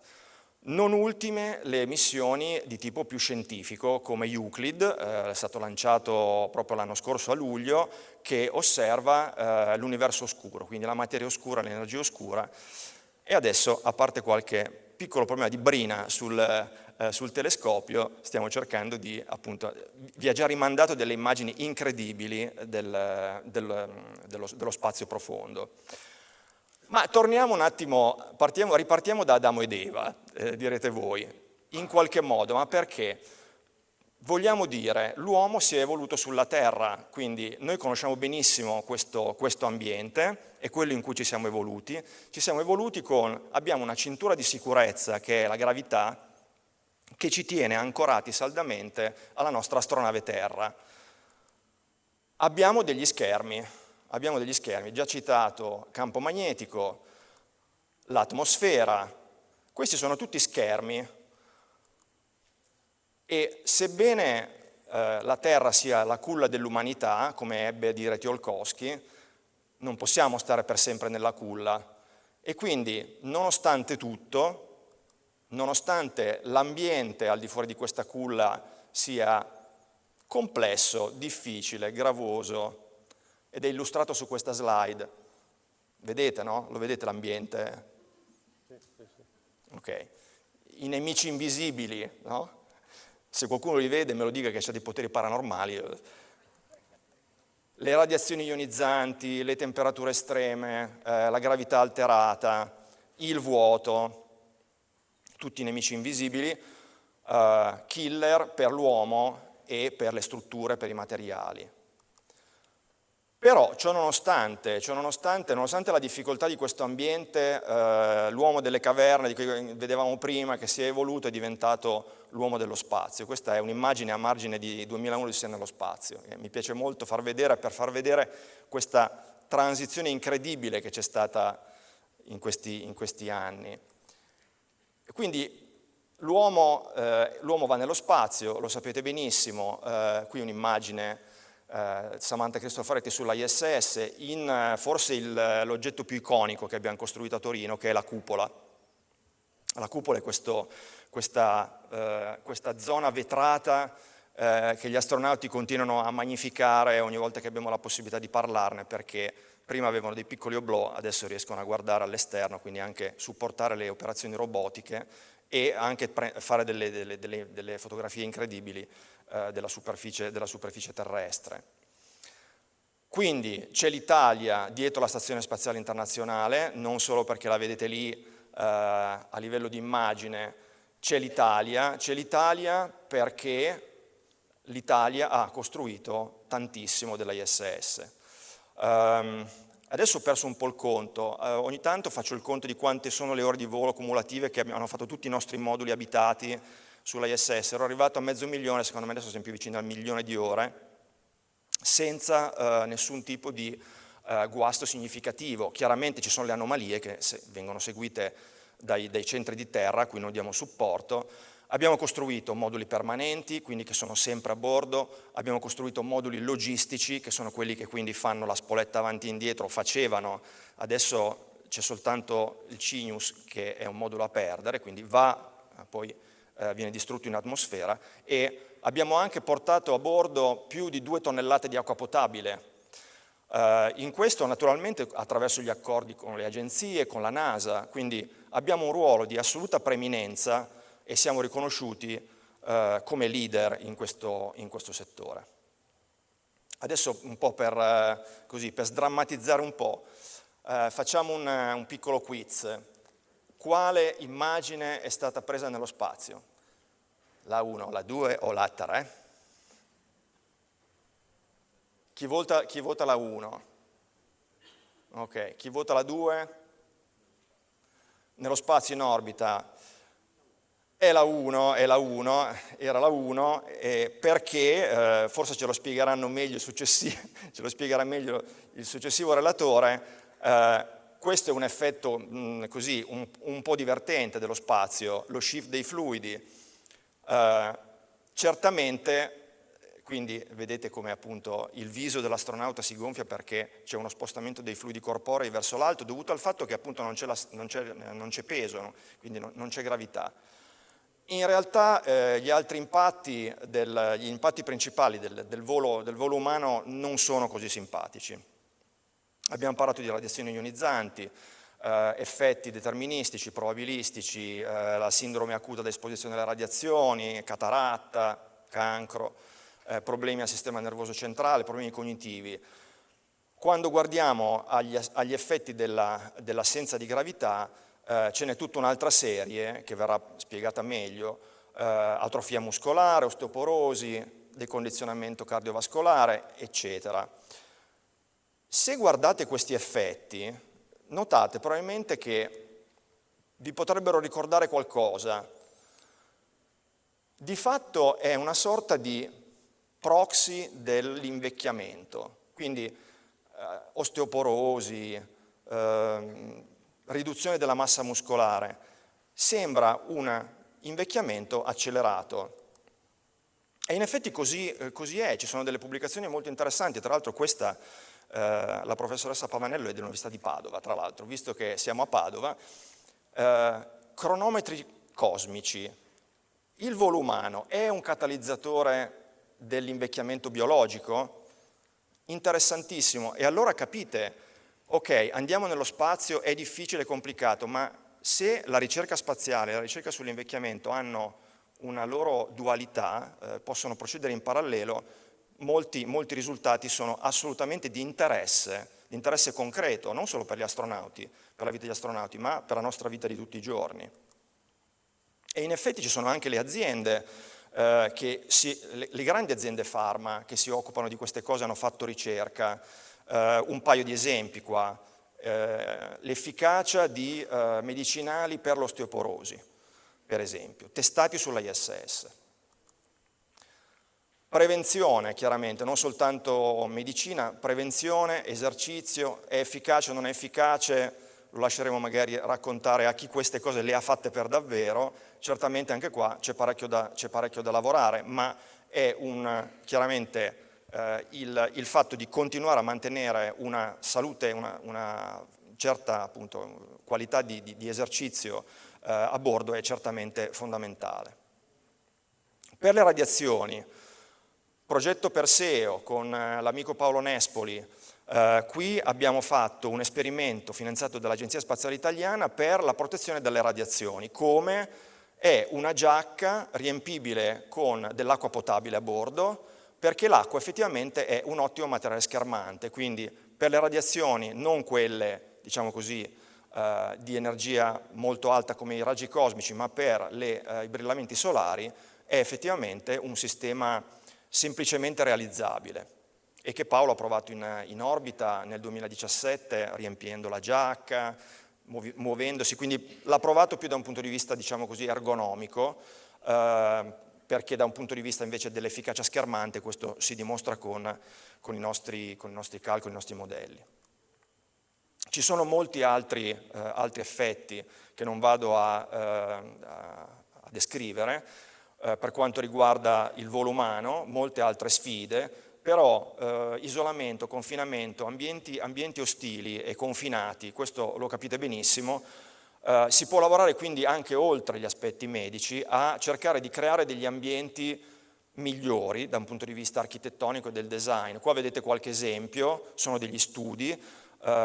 Quello in basso a destra, per esempio, è il modulo commerciale di Axiom disegnato da Philip Stark, mentre qua in basso a sinistra abbiamo un modulo di superficie, quindi vedete un po' la differenza rispetto a quelle che potrebbero essere oggi i moduli della ISS. Si cerca di creare un ambiente anche più confortevole per gli astronauti. Lavoriamo anche sulla parte del cibo, quindi i sistemi rigenerativi per dare autosufficienza, sostenibilità a bordo, produrre cibo fresco, per esempio, anche per la psicologia degli astronauti, non soltanto dal punto di vista nutrizionale. Andiamo a testarli in ambienti come l'Antartide, un ambiente confinato per eccellenza, no? Per vedere anche la distanza, le operazioni, i benefici sull'equipaggio. Concludo ricordando una cosa. Recentemente ho partecipato a questo convegno Health from Space, cioè la salute dallo spazio. Il tema è che lo spazio non è soltanto da vedere come una sorgente di problemi che se risolti ci portano dei benefici, ma è un ambiente unico. Il fatto che ci sia l'assenza di gravità, ci siano certi tipi di radiazioni, può essere sfruttato a vantaggio di certe ricerche e manufacturing, e questo è molto poco noto. Però, vi faccio un esempio,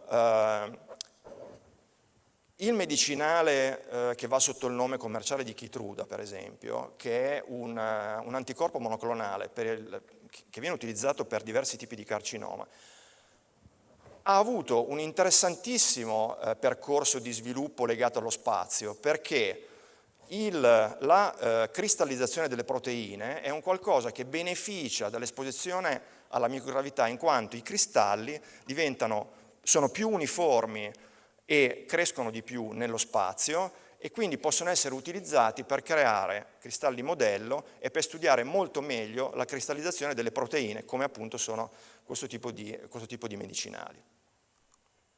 Concludo dicendo che quindi la microgravità, l'assenza di gravità, è anche un'opportunità per la ricerca e il manufacturing, e non soltanto sull'ISS o su sistemi abitati, ma lo sarà presto anche su sistemi automatici come lo Space Rider, che è un altro degli oggetti che abbiamo progettato e stiamo terminando di costruire a Torino, per settori come biotecnologie e pharma, ma anche per chimica, materiali, agri-food, con esempi vari che nel caso della salute vanno non soltanto dalla cristallizzazione, che è il tema più noto da 20-30 anni, alla medicina rigenerativa, le cellule staminali, gli organoidi perfino, la produzione di organoidi in assenza di peso. Siamo già arrivati al punto di poter fare manufacturing nello spazio di questo tipo di cose? No, è presto. Questo dicono le grandi aziende farmaceutiche, però ci stanno incominciando a investire, questo è il momento in cui questo settore incomincia a crescere. Quindi mai come in questo caso possiamo dire, dietro ogni problema c'è un'opportunità, come ebbe a dire Galilei, ma anche per aspera e per medicamenta ad astra. Grazie. Facciamoci sentire. Grazie a te. Ok. Grazie Cesare. Grazie mille. Grazie a te. Allora, velocissimo, perché poi per una volta essere sul palco ma dalla parte del moderatore e non del relatore è bellissimo, perché posso fare qualsiasi tipo di domanda e sbizzarrirmi. Senti, ci hai fatto vedere un sacco di cose fantastiche, eccetera. Una curiosità, poi faremo le domande dal pubblico. Il team che progettano, quindi gli habitat, eccetera, non sono fatti solo di ingegneri. Fortunatamente no. Però ancora troppo. Ci sono gli architetti, abbiamo avuto un'antropologa, però ecco, secondo me c'è ancora un po' da lavorare sulla multidisciplinarità dei team, perché gli ingegneri poi tendono sempre un pochino poi a prendere il sopravvento, quando l'architetto inventa una soluzione un po' quella lì non si può fare, ancora un po' complicato, bisogna migliorare. Sono stato molto onesto. Ok, quindi potrebbe essere utile anche un medico.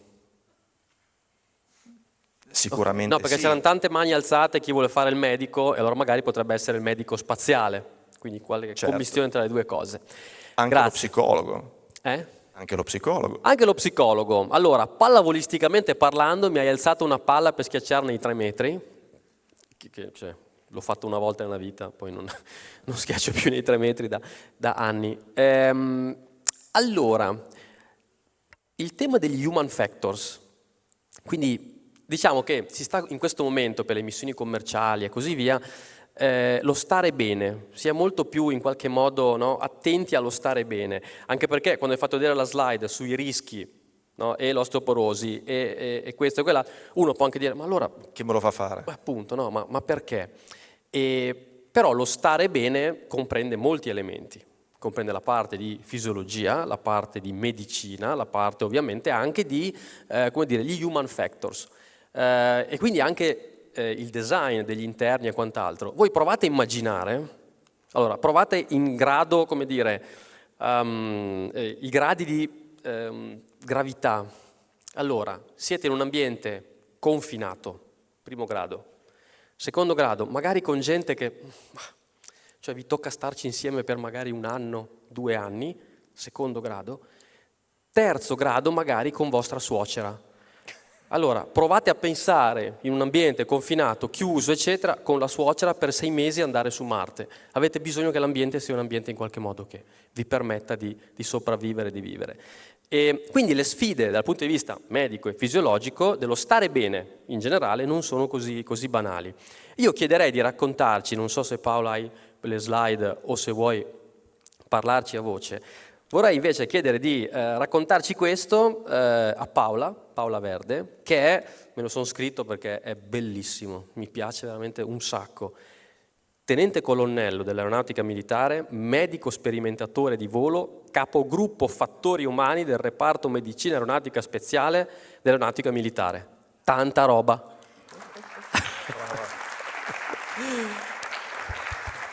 Intanto grazie per essere con noi perché ieri, lo possiamo dire? Sì. Dai, ti sei fatta male? Hai una... Sono leggermente dolorante. Però hai detto vengo perché, come dire, l'applauso più grande lo fanno da questa sala qua, giusto?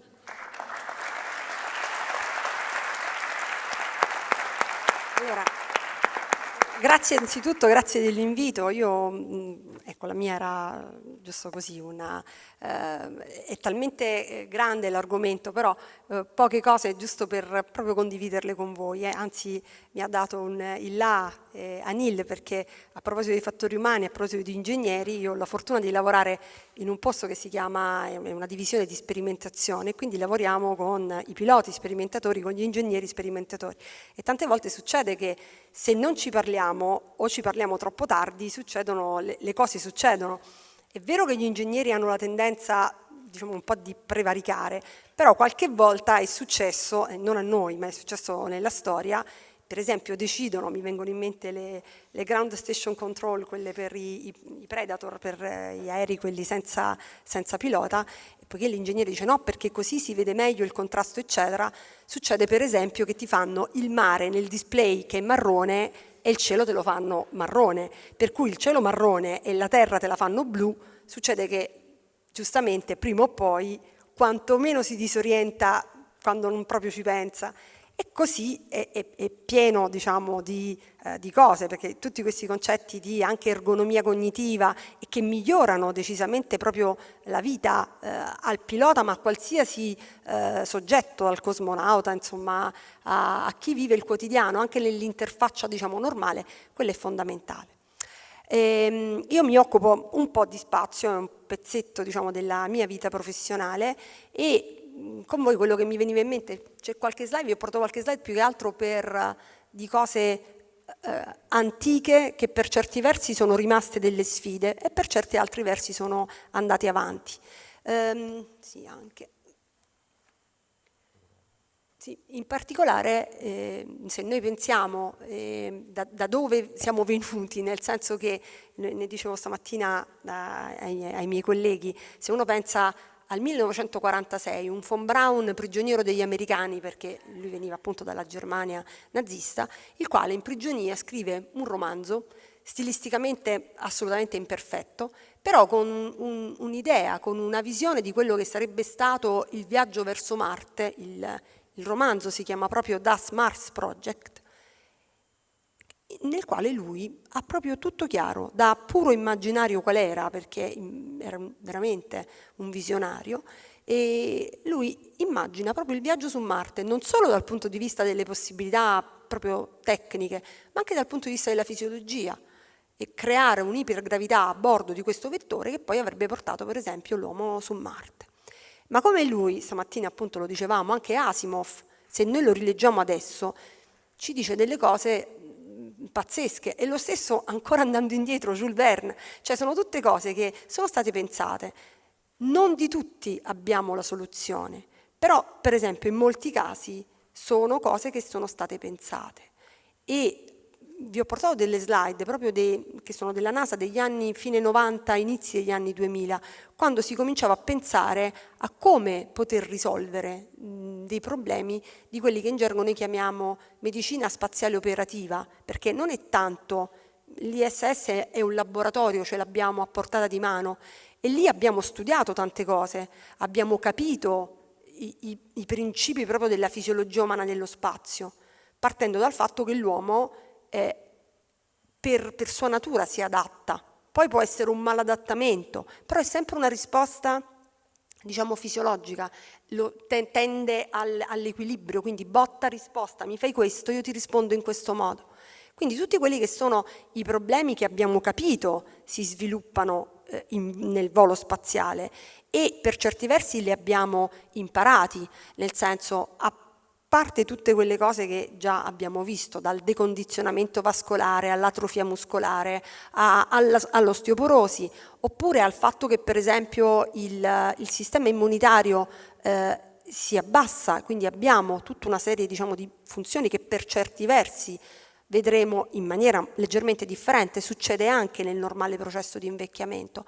Ma il problema non è tanto gestire queste cose, perché comunque si riesce tantissimo con la selezione, con l'addestramento del personale, con le contromisure. So che mi viene l'osteoporosi e ti metto a fare tutti i programmi di esercizio tali per cui a un certo punto l'osteoporosi la contrasto.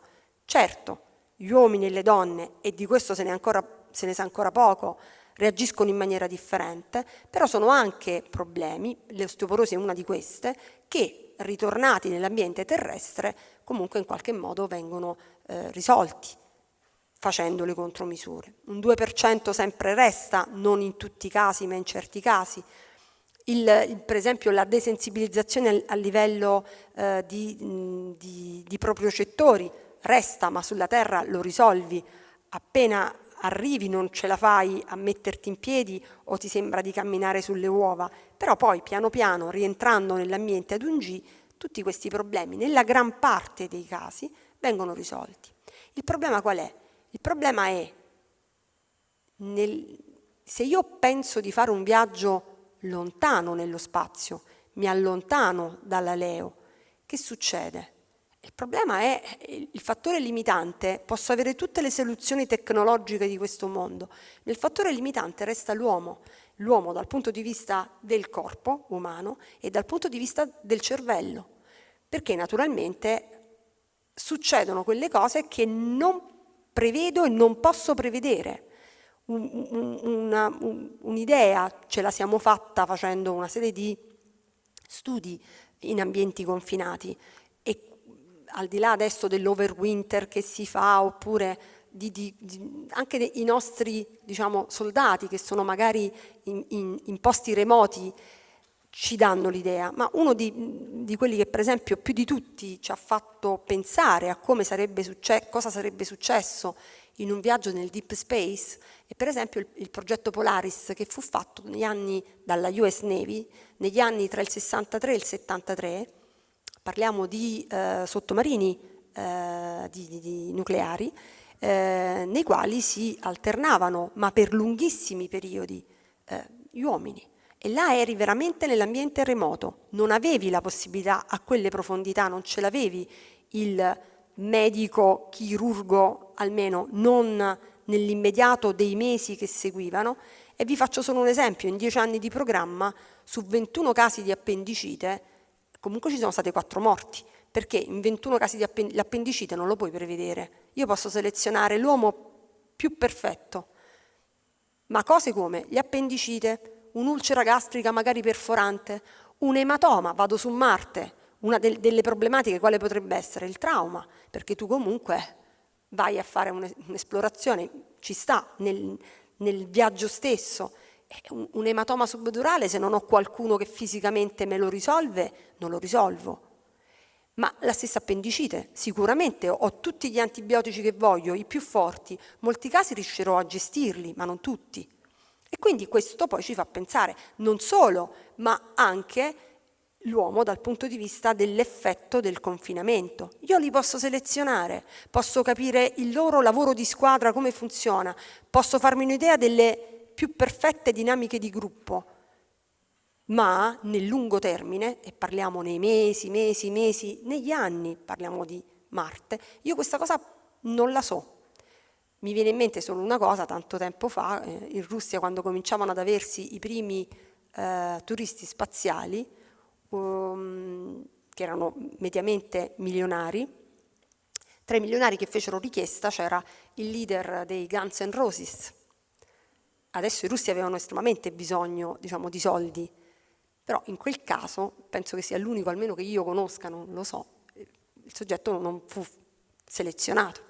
Questo per dirvi che comunque, pur pensando un brevissimo periodo, loro comunque l'avevano scartato. Quindi la selezione fa, ma l'imprevisto c'è sempre. Quello che è sempre stato normale all'improvviso slatentizza. Tu come lo gestisci? Non lo gestisci sulla terra certe volte. Cioè, a parte vabbè, l'Italia che ha dei problemi enormi, se devi fare un TSO serio per uno che è veramente pazzo, cioè parliamone, io lo dico da medico, ho fatto il medico di pronto soccorso, non è mica facile, cioè fa un TSO, chiama i carabinieri, ma parliamo di pazzi furiosi e non lo risolvi. Io non so cosa potrebbe succedere, ma vi garantisco che la cosa diventerebbe estremamente complicata. C'ho qualche slide giusto per farvi vedere anticamente gli americani che pensavano e come le avevano risolte, giusto così per darvi una piccola idea. Beh, a parte la telemedicina, questa era stata pensata proprio la chirurgia robotica, parliamo qua, per la ISS, ma in realtà non era prima ancora, perché il progetto era dal 2000 al 2010, quindi sono diciamo progetti antichi, ma in realtà loro, a parte la ISS, quello che si preoccupavano, dice che succede, quali sono le problematiche su una missione su Marte? A parte che io, essendo ciecata, se non mi avvicino non vedo niente, da vicino vedo benissimo, ma da lontano non vedo. Vabbè, detto che si parlava appunto di 1 anno e mezzo di esplorazione proprio sulla superficie, si parlava delle problematiche relative al decondizionamento vascolare, che quelle sono un problema, nel senso un conto sono i 6 mesi e un conto sono in totale i 3 anni e quelle ancora non sono state risolte. Problemi di radiazioni e quindi di esposizione alle radiazioni e anche là hanno pensato ad una serie di soluzioni, a tutt'oggi. Abbiamo il fatto che comunque nelle proposte, al di là dei farmaci che stanno ancora sperimentando, farmaci che potrebbero sicuramente dare una protezione dalle radiazioni, ma tutt'oggi hanno ancora un sacco di effetti collaterali. Potrebbero tutti quanti avere come effetti l'ipotensione, perché danno vomito, posso anche usare un antiemetico, ma il problema ancora resta. Ma al di là del farmaco hanno pensato per esempio a tutte le problematiche che potrebbe succedere se utilizzo una popolazione giovane. Quindi cosa faccio? L'idea di congelare per esempio gli ovuli per le donne o il liquido spermatico per gli uomini è una realtà. Oppure il fatto di poter congelare delle porzioni di midollo in caso di carcinogenesi successiva al rientro, sono tutte cose reali. Però di fatto... Ancora 2 minuti Paola? Sì, ho finito, vi faccio vedere solo questo. Loro avevano pensato queste cose, concetti che poi sono stati fatti in fuori aria, per esempio per i medici quando erano in ambienti remoti, per esempio nel deserto, concetti come la telechirurgia, e sono reali. All'epoca si parlava di bracci robotici, tanto per farvi capire, sono una realtà. Ci sono i robot, vengono utilizzati anche su terra, nello spazio un po' di meno, però esiste, quindi la soluzione del remoto ce l'abbiamo, solo che ancora non sappiamo effettivamente quanto tutto questo ciclo sia perfetto. Tanto per dirvi la telepresenza del chirurgo, che si fa anche in ambito operativo nelle missioni internazionali, ma a parte gli ecoscheletri, anche un'altra realtà, e questo per lo spazio è stato pensato, controllo del danno. Ci sono tutta una serie di fatti di microchirurgia che sono una cosa reale. Addirittura c'è la possibilità dei microrobot che possono per esempio fermare le emorragie. Io semplicemente lo ingoio e do la possibilità di avere un agente localmente che riesce per esempio a bloccare un'emorragia. Oppure quello che mi consente di fare l'acquisizione dei dati. Non ho bisogno della grande TAC, sono tutti oggetti microscopici, i quali vengono messi in loco e ti dice sì, effettivamente c'è una frattura oppure c'è una lesione del tendine, così. E tutto qua, c'è tutto un discorso. Ma queste sono cose antiche che erano state pensate per la serie, ma siamo capaci di farlo? Funzioneranno? Sì, funzionano, ma resta sempre. E quindi, punto interrogativo, lo gestiamo? Fine. Grazie. Grazie Paola. La prossima volta, perché sono tutti temi super interessanti, la prossima volta ci prendiamo una giornata invece di un'oretta. Allora, siamo in ritardo, ma come dicono tutti i governi in Italia, non è colpa nostra, è di quello che era venuto prima, e quindi anche noi. Allora, andiamo però, visto che era una promessa e debito, il nostro scopo era scaldare un pochettino l'ambiente, perché la guest star, oltre a loro tre, salirà sul palco adesso, dopo di noi. Per ogni promessa e debito, so che magari mi guarderete male dall'organizzazione, però 2 domande super mega veloci dal pubblico, prendiamole. Domande veloci, risposte veloci. C'è qualcuno che vuole rompere il ghiaccio? O era tutto chiaro? Era tutto chiarissimo. Ok, allora se non ci sono domande, perché poi vuol dire che state aspettando il buffet per parlare con i relatori, allora abbiamo iniziato con l'alzata di mano, chiudiamo con l'alzata di mano. Quanti di voi hanno una percezione diversa dello spazio dopo questa chiacchierata di oggi? Vabbè, qualcuno ha cambiato idea, va bene. Ah sì, quanti di voi sorrideranno la prossima volta che vedranno la libreria Billy? Vabbè, ok, c'è qualcuno anche su quello. Lo scopo era convincervi e convincerci che lo spazio è più vicino al medicale di quello che pensiamo, ma forse che lo spazio, per tornare a Star Trek, non è l'ultima frontiera. Vi ringrazio da parte mia, vi ringrazio da parte dei relatori per essere stati con noi e soprattutto, devo dire per tutti quanti, siete stati il miglior pubblico che abbiamo avuto nell'ultima ora. Lascio il palco.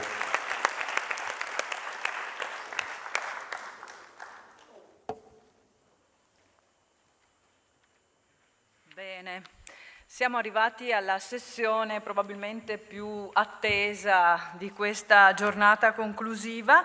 L'intervista dedicata a Paolo Nespoli, astronauta ESA, che invito sul palco, e insieme a Roberto Papetti, direttore del Gazzettino, che lo intervisterà. Nell'attesa dell'arrivo degli ospiti sul palco lanciamo un video che è un po' un omaggio alla città che ci ospita. Prego.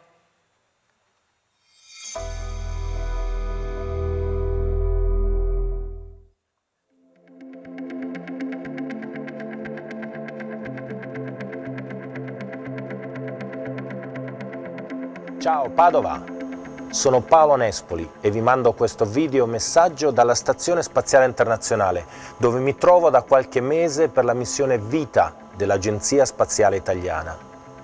Mi piace molto questa iniziativa di Promex dedicata allo spazio, iniziativa che continua nella tradizione di storia, arte e cultura propria della vostra città, tradizione che ha fatto di Padova una città che da sempre ha la capacità di guardare più in là. D'altronde il nome di Padova è legato a stretto filo allo spazio, all'osservazione delle stelle e dell'universo, grazie anche a una delle università più antiche al mondo, che ha dato spazio alle idee di grandi personaggi, tra i quali Galileo Galilei, padre della scienza moderna, e Bepi Colombo, professore dell'Università di Padova, co-sviluppatore del satellite a guinzaglio, a cui è dedicata la missione dell'Agenzia Spaziale Europea su Mercurio. Oggi i suoi studi sono portati avanti dal centro CISAS di Padova. A proposito di satellite al guinzaglio, vorrei cogliere l'occasione per salutare un collega amico che è con voi oggi, Franco Malerba, che come primo astronauta italiano ha avuto l'onore di condurre la prima missione spaziale proprio del satellite a guinzaglio. Ma tornando a Padova, so che quest'anno ci saranno tanti festeggiamenti spaziali, tra i quali i 250 anni dell'osservatorio astronomico La Specola e i 75 anni di attività del telescopio Galileo dell'Università di Padova, con il quale sono stati portati avanti studi internazionali, in particolare nel campo delle stelle variabili, nella ricerca di nove e supernove e nello studio di galassie e comete. Insomma, con la Space Week ancora una volta siete riusciti ad andare oltre il vostro territorio, superando ogni confine, fino ad arrivare qui, sulla Stazione Spaziale Internazionale. Ed è per me un grande onore oggi mandarvi i miei saluti spaziali con l'augurio di cuore affinché possiate preservare la vostra tradizione di storia, arte e cultura e continuare a proiettarvi verso il futuro, guardando sempre più in là. Ciao Padova!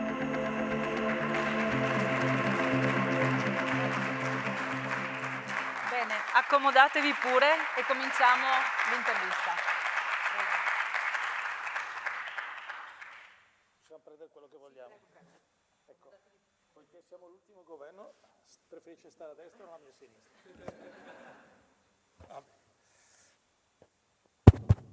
Sì. Bene, prego. Buon pomeriggio. Inevitabilmente. Lo dico a difesa del pubblico presente che oltre a essere il migliore e essere il più attento, prima non ha fatto domande perché in questi casi più che la curiosità potè la fame, quindi cercheremo di essere nei tempi prima. Bene, ho la fortuna di intervistare, di chiacchierare anzi con una persona molto nota, quindi non devo raccontare molto di Paolo Nespoli. Dirò solo poche cose. È sicuramente una persona abituata a confrontarsi e a vivere in ambienti estremi. Questo funziona. Questo funziona? Mi sentite? Perfetto, sì, mi sento anch'io. Dicevo, è abituato a confrontarsi con ambienti estremi perché Paolo Nespoli non nasce come astronauta, nasce come incursore del Colmoschin, cioè una delle squadre speciali delle nostre forze armate, e solo successivamente diventa astronauta. Come astronauta è l'italiano che ha vissuto più tempo nello spazio, 313 giorni, quasi un anno della sua vita partecipando a 3 missioni spaziali. Io parto proprio da questo. Lei ha vissuto quasi un anno della sua vita nello spazio. In un anno possono succedere molte cose. In un anno poi vissuto in assenza di forza di gravità possono succedere incidenti. Prima ci sono stati raccontati alcuni casi. Ecco, come ci si prepara? Certo, ovviamente c'è una lunga selezione, quindi si deduce che chi partecipa a una missione spaziale sia testato, superi tutta una serie di esami e sia fisicamente più che perfetto. Però poi gli inconvenienti, gli imprevisti ci sono. Io so che lei, proprio per questa ragione, oltre che astronauta, è stato, tra virgolette, costretto a diventare medico nello spazio. Ci racconta come mai, come si vive, qual è il rapporto con la propria salute e la salute dei propri compagni di viaggio e come ci si cura eventualmente. Sì, è una cosa interessante. Partirei un pochettino più da lontano. Parto da quando la gente mi incontra e mi dice Nespoli, grande scienziato. E io dico, grande, non lo so, alto sì, grande, scienziato poi, non lo so, sono un ingegnere, quindi... il problema è che sulla Stazione Spaziale Internazionale sei di fatto la forza lavoro della Stazione Spaziale Internazionale, per cui non è che tu ti svegli la mattina e devi capire che cosa fare, ti dicono che cosa fare e nell'ambito delle cose che devi fare spazi a 360 gradi, per cui è interessante come la mattina ti alzi, cominci alle 7:30, parli con i centri di controllo e poi comincia la giornata che è scandita da una attività dietro l'altra e tu devi solo seguire la linea che ti dice quello che devi fare, non devi fare le cose troppo velocemente o troppo lentamente, perché in entrambi i casi metti in crisi un sistema che è stato studiato per lavorare in questo modo e tra l'altro loro, cioè le agenzie hanno la voglia, la capacità di cercare di farti lavorare il più possibile, non ti mettono dentro un'ora di break, un'ora per andare la brioche alla mattina o la cosa che ti mettono. Non faccia il sindacalista degli astronauti. No, vabbè, ma voglio dire,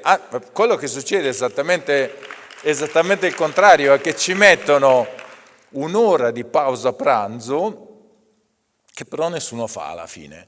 Non si fa perché, primo, perché per gli americani fare la pausa pranzo è spreco di tempo, secondo perché comunque sei sempre di corsa e la pausa pranzo ti serve per riprendere un attimo il fiato, riuscire a finire le cose che magari non hai finito prima e ritornare a pari, come stiamo facendo adesso, non facciamo la pausa pranzo e quindi prendiamo il periodo e cosa. Ecco. Sulla stazione questo è normale, ma tra le cose che ti capita di fare, ecco, per cui quando mi dicono grande scienziato, la mia risposta alto metalmeccanico, e non per fare il sindacalista, ma perché di fatto fai quello che ti dicono di fare, che possono essere tante cose, e tra le varie cose che ti capita di fare c'è, non so, la manutenzione al gabinetto, per cui fai l'idraulico, dopo una mezz'oretta fai l'elettricista, poi fai un esperimento di botanica, poi fai un esperimento di fisica, poi fai un esperimento di metallurgia, poi fai un esperimento, cioè diventi esperto più o meno di tutto, di fatto di tutto o di niente, perché tu riesci a fare queste cose, che ti addestrano a fare queste cose, molte dei risultati che tu ottieni, a te non interessa analizzare i risultati, a te interessa essere in grado di trovare dei risultati che poi qualcuno analizzerà, non sei tu che li devi analizzare, non è il tuo compito l'analisi o la derivazione di quello che succederà. E tra le altre cose che devi imparare è come intervenire in caso di emergenza. Diceva prima la dottoressa Verde che certo, sicuramente si possono selezionare gli astronauti per fare in modo che non abbiano, per esempio, ci selezionano per controllare delle cose che normalmente non vengono controllate, per esempio ti fanno una risonanza magnetica per vedere se hai degli aneurismi al cervello che potrebbero da un momento all'altro farti cadere morto, giù più o meno, e siccome non è una cosa bella, allora te la fanno prima, ma non è una cosa che normalmente si fa sulla Terra. Nessuno di voi, non so quanti hanno fatto una risonanza magnetica per vedere se ha un aneurisma o no, e non è una cosa che si fa normalmente. Così come i problemi interni che potrebbero accadere e creare dei problemi. E quindi, oltre a queste cose, ci sono anche tutti i problemi traumatici che, come ha ricordato la dottoressa Verde, potrebbero succedere sulla stazione. Siccome non c'è il peso ma c'è la massa, tu prendi un modulo che pesa 800 kg, te lo sposti avanti e indietro, però un modulo che pesa 800 kg riesci a spostarlo, ma quando devi fermarlo è una massa che si sta muovendo e quindi devi metterci tanta forza e ogni tanto non riesci a fermarla e ti potrebbe schiacciare da qualche parte, potrebbe romperti un osso, potrebbe schiacciarti una mano da qualche parte. Un'altra cosa che potrebbe succedere, per esempio, è che sulla stazione non c'è corrente alternata, c'è corrente continua. 110 corrente continua vuol dire che se tu tocchi la 110 corrente continua rimane attaccato. Vabbè, lì a quel punto però... Lì a quel punto bisogna fare il massaggio cardiaco, se si ferma il cuore, cioè c'è tutta una serie di problematiche non differenti che causano anche una serie di problemi. Per esempio, defibrillatore, sulla Terra è relativamente facile, prendi il defibrillatore e te lo sbatti addosso, ma la stazione è fatta tutta di ferro e quindi se tu metti un defibrillatore e cominci a sparare cariche elettriche a questo per fargli ripartire il cuore, te le spari anche a te, e quindi hanno dovuto disegnare una barella speciale fatta di un materiale non conduttore, per cui se devi defibrillare un astronauta in orbita lo devi mettere sulla barella, ma qualcuno deve anche defibrillarti, per cui devi essere addestrato per fare questa cosa. Quindi come ti addestrano a fare l'idraulico, l'elettricista, E lei l'hanno addestrata a fare... ti addestrano anche a fare il medico, pseudomedico. Ecco, ci racconta come l'hanno addestrata, sì, perché è abbastanza divertente. E un giorno mi dicono: Nespoli, allora settimana prossima, i prossimi 10 giorni andrai all'ospedale a Houston a fare il corso medico. Ah, io ho detto: che bello, sono ingegnere, il corso medico è interessante, solo che la mattina dopo alle 7:30 ero vestito da chirurgo in sala operatoria con un paziente lì e io ero un po' titubante e mi è piaciuto perché l'anestesista ha chiesto al paziente: c'è qui un astronauta che vorrebbe fare, che deve fare addestramento, lei acconsente? E io avrei detto no, e il paziente ha detto: che bello, un astronauta che mi opera, sì, che bello, posso dire essere stata io, volevo dire no, veramente non è la cosa. E quindi abbiamo fatto questo corso, ma delle cose veramente strane, perché normali per i medici, ma per esempio il giorno dopo all'ospedale ci hanno portato in camera mortuaria, ci hanno dato un cadavere per fare addestramento, che non è una cosa normalissima per un ingegnere, e quindi, però insomma, bene o male siamo riusciti a fare queste cose, perché poi quando sei in orbita, se succede qualcosa, qualcuno deve intervenire. Se c'è un medico a bordo, interverrà il medico, ma se non c'è un medico a bordo, qualcuno deve intervenire. Ecco, ma questi suoi 10 giorni, queste sue competenze che ha acquisito, ha dovuto utilizzarle durante le missioni spaziali? No, però no, perché stavo cercando di dire che finito questo corso, una settimana dopo ero a un ristorante e una bambina gli si è piantato qualcosa in gola e erano tutti lì che cosa facciamo, e quindi facciamo la manovra di Heimlich, e quindi io ho cominciato a fare la manovra di Heimlich e non è... Devo dire che è stato interessante, perché sono andato leggero, perché mi avevano detto in addestramento che se tu lo fai troppo forte cominci a spaccare le costole, queste cose, quindi andavo leggero, però questa no. Allora sì, mo ti faccio vedere io, e quindi ho cominciato a pomparla come si deve finché è sputato fuori questo affare, e quindi è servito questa cosa. Questo ristorante nella Stazione Spaziale Internazionale non è successo niente, e in 20 anni di Stazione Spaziale Internazionale non è successo mai niente fino adesso. Ci sono delle cose teoriche, perché sulla stazione ci sono tutta una serie di medicinali che sono protetti, sono i medicinali che uno va in farmacia e non è che puoi andare lì: scusi, mi dà un po' di morfina. Un po' di morfina, un po' di Valium, un po' questo. Deve avere una ricetta medica, non può esserci lì quello che passa via per strada e ti dà questo, devi essere qualificato. E quindi il problema era che legalmente la distribuzione dei medicinali può essere solo fatta da qualcuno che è certificato come farmacista.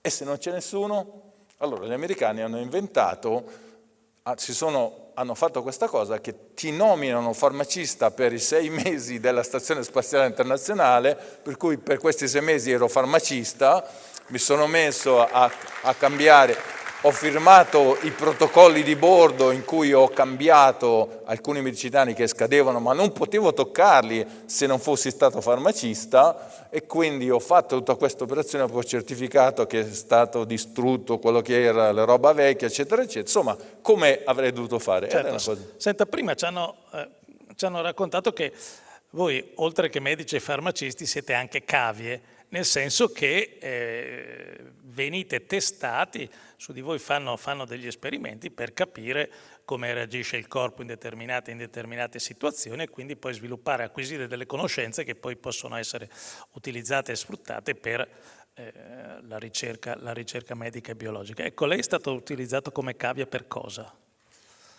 Bene, abbiamo fatti tanti di esperimenti. Ma ce ne racconti qualcuno particolarmente? Qualcuno particolarmente così? No, c'era un esperimento dell'Agenzia Spaziale Europea che cercava di misurare il cambiamento della forza muscolare, ed è una macchina incredibilmente grande, complessa, difficile da utilizzare, un esperimento che dura 4 ore, una cosa veramente tosta, e apposta per verificare come si stavano cambiando la capacità di lavorare dal punto di vista muscolare.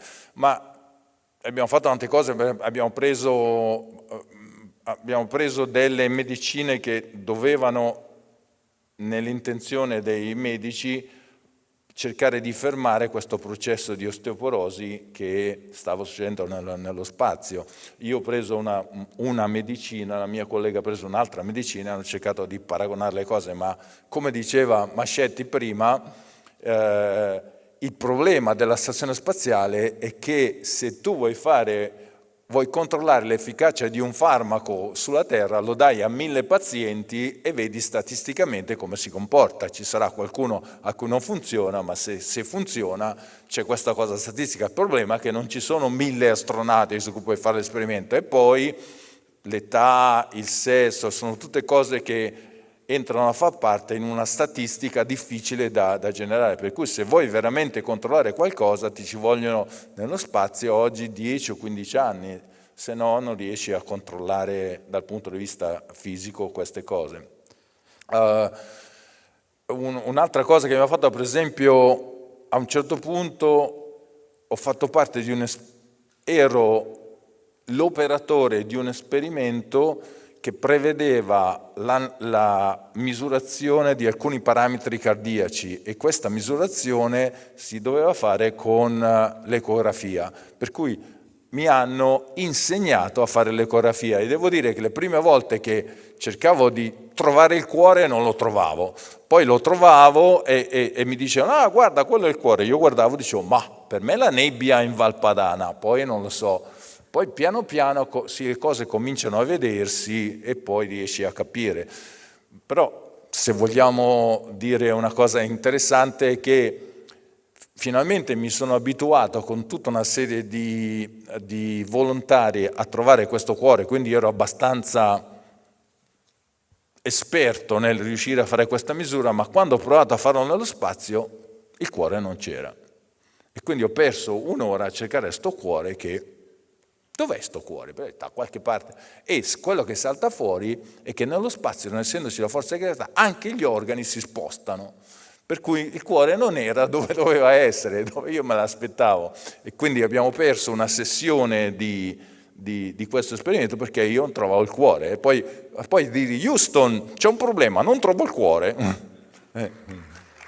Senta, proprio a questo proposito... No, prego. No, anche, per esempio,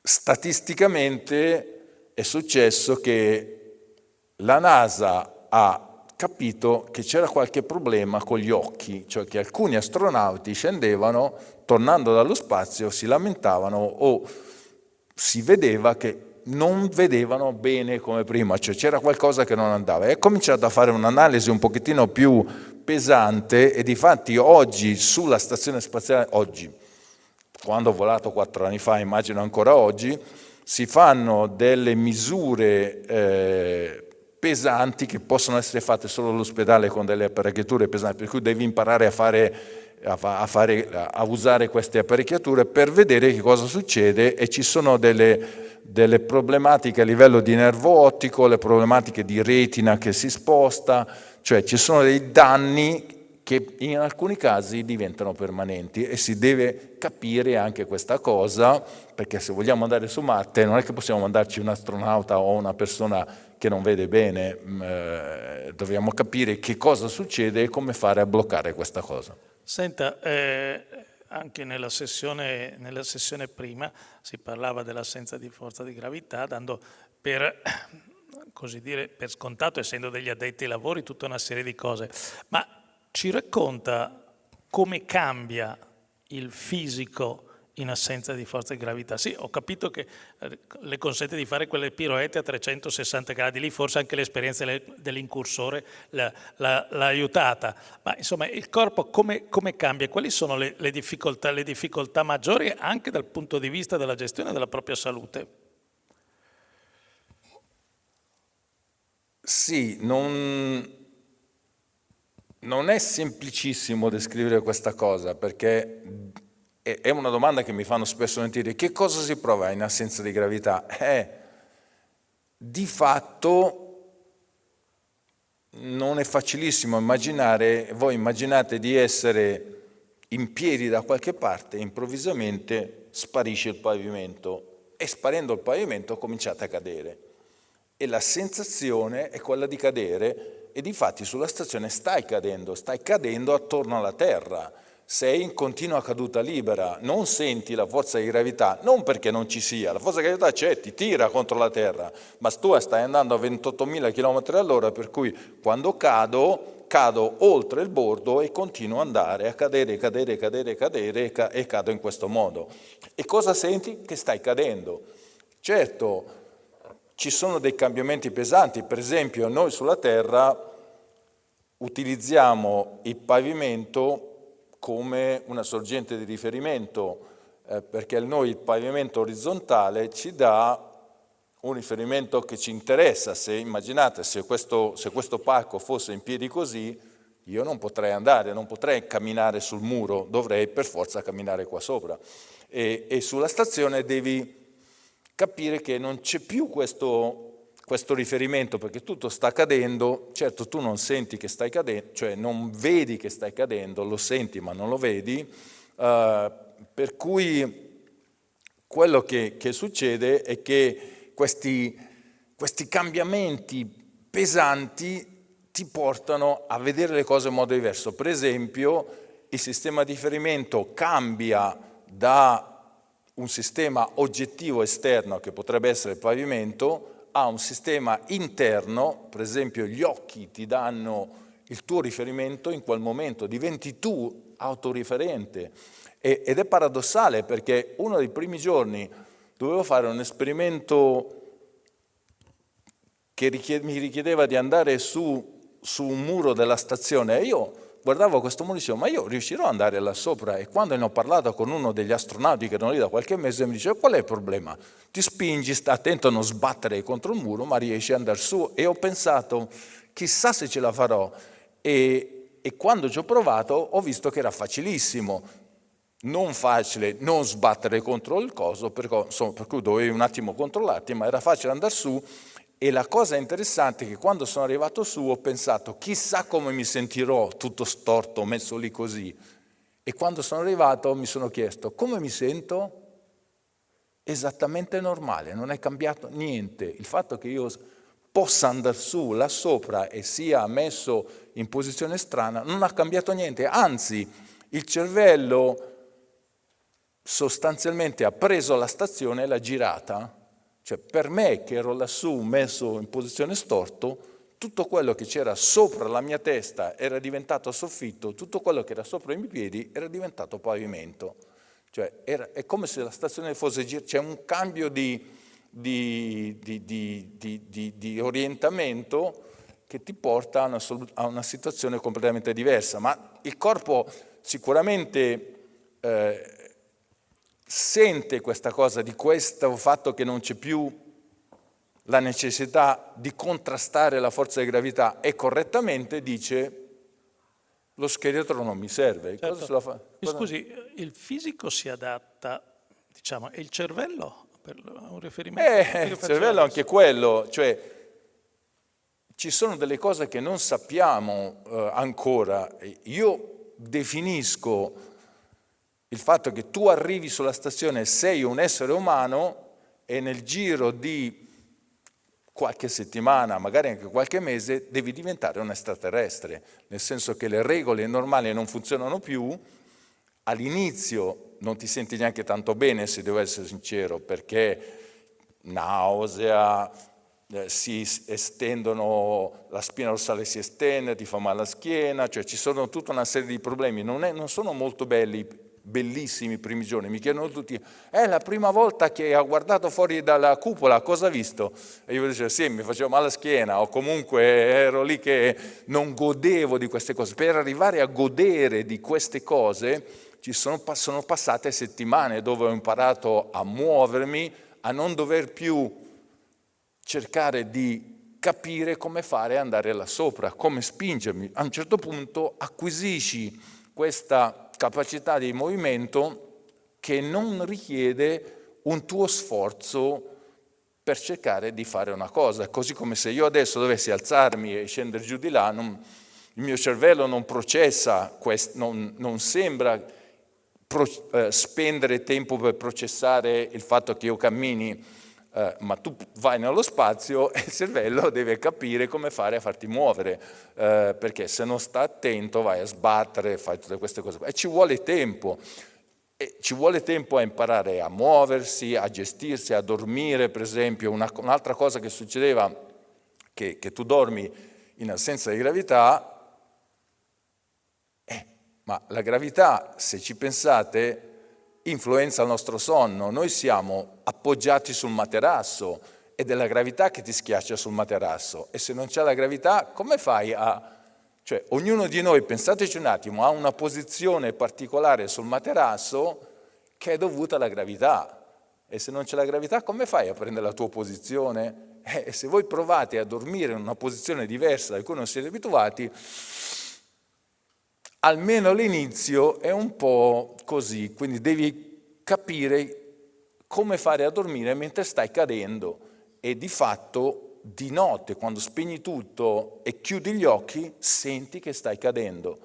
E se riesci ad addormentarti, alla mattina ti svegli, ti sembra che stai cadendo, cioè ti senti proprio che stai cadendo. E non solo, siccome in effetti in microgravità quello che succede è che i fluidi salgono verso l'alto ed è l'equivalente di una persona sdraiata su un piano, però con la testa in giù di circa 8 gradi. Sì, abbiamo capito che vivere in salute nello spazio, come che è il titolo di questa conversazione, non è così semplice. Senta, le faccio... Però finisco velocemente, è che quando tu ti svegli la mattina, il fatto di essere in quella condizione ti fa credere di essere a testa in giù. Dici, cosa è successo? Mi sono mosso e sono finito a testa in giù, perché tutto il buio, tu cerchi di girarti e c'è una posizione veramente strana perché non senti nessun effetto del fatto che ti stai girando, però non trovi più le cose, non trovi più la luce, non trovi più le cose ed è veramente un attimo di adattamento interessante. Poi ti ricordi, sono sulla stazione, magari non ti ricordi neanche di essere sulla stazione, sono nello spazio, non mi ricordavo, pensavo di essere a casa. Cioè io stamattina ho acceso la luce e ho detto, ma dove sono? Ero in una stanza d'albergo, ero in una stanza d'albergo, sì, è sulla stazione più o meno così. Va bene, senta, appunto dicevo, vivere in salute nello spazio è il tema di questa conversazione. Lei ha partecipato a 3 missioni. Sì, 3 missioni, una di corta durata sullo Space Shuttle e 2 di lunga durata sulla stazione. La prima è stata nel 2007? La prima 2007, 2010, 11 e 2017. Ecco, in questi 10 anni, dalla prima, proprio dal punto di vista della salute, cosa è cambiato? Cioè, quali sono state le evoluzioni? Quali sono state le evoluzioni? Quali sono stati i nuovi esperimenti a cui magari siete stati sottoposti e quali come sono migliorate, se sono migliorate le condizioni dal punto di vista dell'aspetto sanitario e della salute. Ma io direi che dal punto di vista degli esperimenti si è continuato a fare esperimenti, si è continuato ad accettare proposte da tutti quelli che sulla Terra vogliono fare attività in microgravità. Questi sono continuati. Si è capito di più l'effetto della microgravità sulle persone, che cosa gli impatti sulle persone e come fare a bloccare questi impatti. Per esempio, uno degli esperimenti che avevano fatto, di cui io sono stato soggetto, è stato l'analisi attenta di quanto calcio ho perso in 6 mesi di missione e non è che, cioè, hanno scoperto che non è che tu perdi la stessa quantità di calcio nel cervello o nel polso o nel calcagno, e quindi hanno preso dei campioni, per esempio hanno preso il calcagno, hanno preso l'anca, hanno preso il polso, hanno preso il coccige, le hanno analizzate nel dettaglio ed hanno visto quanto calcio io ho perso e è stato fuori che nel giro dei 6 mesi ho perso il 5% del mio peso osseo corporeo, che però non ho più ripreso, e questa è un'altra cosa interessante, che perdi questo calcio ma non necessariamente lo riprendi, perché vabbè, l'osso è complesso, c'è una struttura esterna, c'è una struttura interna e si perde in modo diverso la struttura interna dalla struttura esterna e alcune parti si rifanno e alcune no. Ma tutto questo è ancora soggetto di studio e ci vorranno ancora, immagino, parecchi anni prima di riuscire ad avere un quadro statisticamente significativo, perché non abbiamo abbastanza soggetti.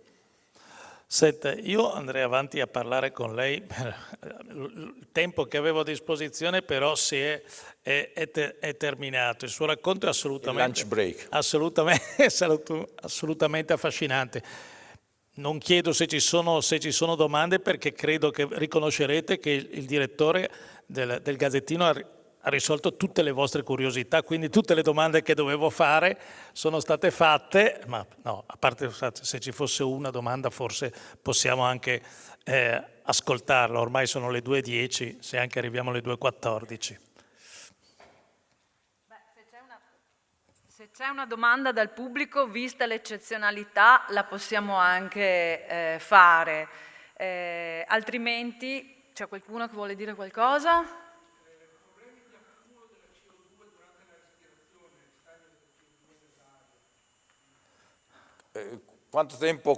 Problemi di accumulo di CO2 nell'area della stazione? Beh sì, sicuramente. Anche questo è legato alla gravità, perché noi qui sulla Terra, quando espiriamo dei gas che sono più caldi normalmente dell'ambiente, vanno verso l'alto, si rimischiano, tornano giù e le rirespiriamo un'altra volta, perché non consumiamo tutto l'ossigeno che emettiamo nei polmoni. Sulla stazione, non essendoci la gravità, io sono seduto qua, espiro l'ossigeno che sta attorno a me e quando l'ho finito muoio. E siccome questo è un problema, morire è normalmente un problema, allora gli ingegneri, non solo nello spazio, ecco là, è un problema, allora gli ingegneri hanno pensato questo è un problema serio e quindi hanno disegnato quello che si chiama ECLES, Environmental Control and Life Support System, che provvede a fare tutta una serie di cose, incluso far circolare l'aria nella Stazione Spaziale Internazionale. Per cui l'aria è continuamente fatta circolare per tutta una serie di ragioni, per fare in modo di distribuire l'ossigeno, ma anche per purificare la CO2, per purificare quello che si chiama l'outgassing, perché le cose perdono dei piccoli molecole che potrebbero essere tossiche. Qui si apre la finestra, ma sulla stazione non è il caso di aprire la finestra. C'è un problema di umidità, perché quando noi espiriamo buttiamo fuori aria, ma buttiamo fuori anche umidità, e sulla stazione da qualche parte l'umidità deve andare, qui va fuori, si fa la nuvoletta e poi più o meno da qualche parte piove, ma sulla stazione non è il caso che ci sia delle nuvole di roba che hai buttato fuori o di sudore, per esempio. E quindi il sistema ECLES si fa in conto di gestire anche questa cosa, oltre a distribuire l'aria, distribuire l'ossigeno, toglie anche il CO2, la pulisce e va avanti così. E non è una cosa semplice. Quelli di Thales Alenia, grazie per aver fatto questa cosa, perché mi sono reso conto di quanto complesso è questo sistema, perché il fatto che tu debba ispirare l'aria dentro un filtro, farla circolare, fare tutte queste cose, ributtarla fuori, è una cosa complessa. E non solo, questo macchinario è sempre lì che funziona, consuma energia, fa rumore, e il getto d'aria che viene fuori non può essere un getto che tu passi via e ti scompiglia. Non devi quasi sentirlo, devi avere una velocità costante sopra un certo numero di metri al secondo, ma non sotto, perché altrimenti non circola, non sopra, perché altrimenti se sei fermo davanti al coso ti secca la pelle, ed è una cosa, sono tutte cose complesse che vanno gestite. Bene, grazie, veramente grazie.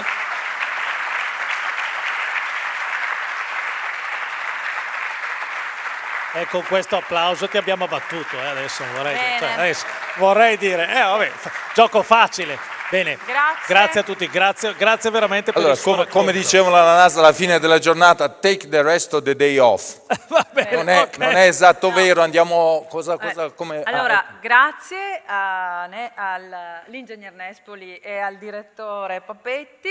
Adesso abbiamo pietà di voi, quindi mezz'ora di pausa. Siamo in ritardo, ma i relatori della sessione successiva hanno consentito fare mezz'ora di pausa. E quindi ci rivediamo qui con... E a differenza degli americani vi ha consentito farla. Ecco, esatto, per parlare di Big Data e intelligenza artificiale.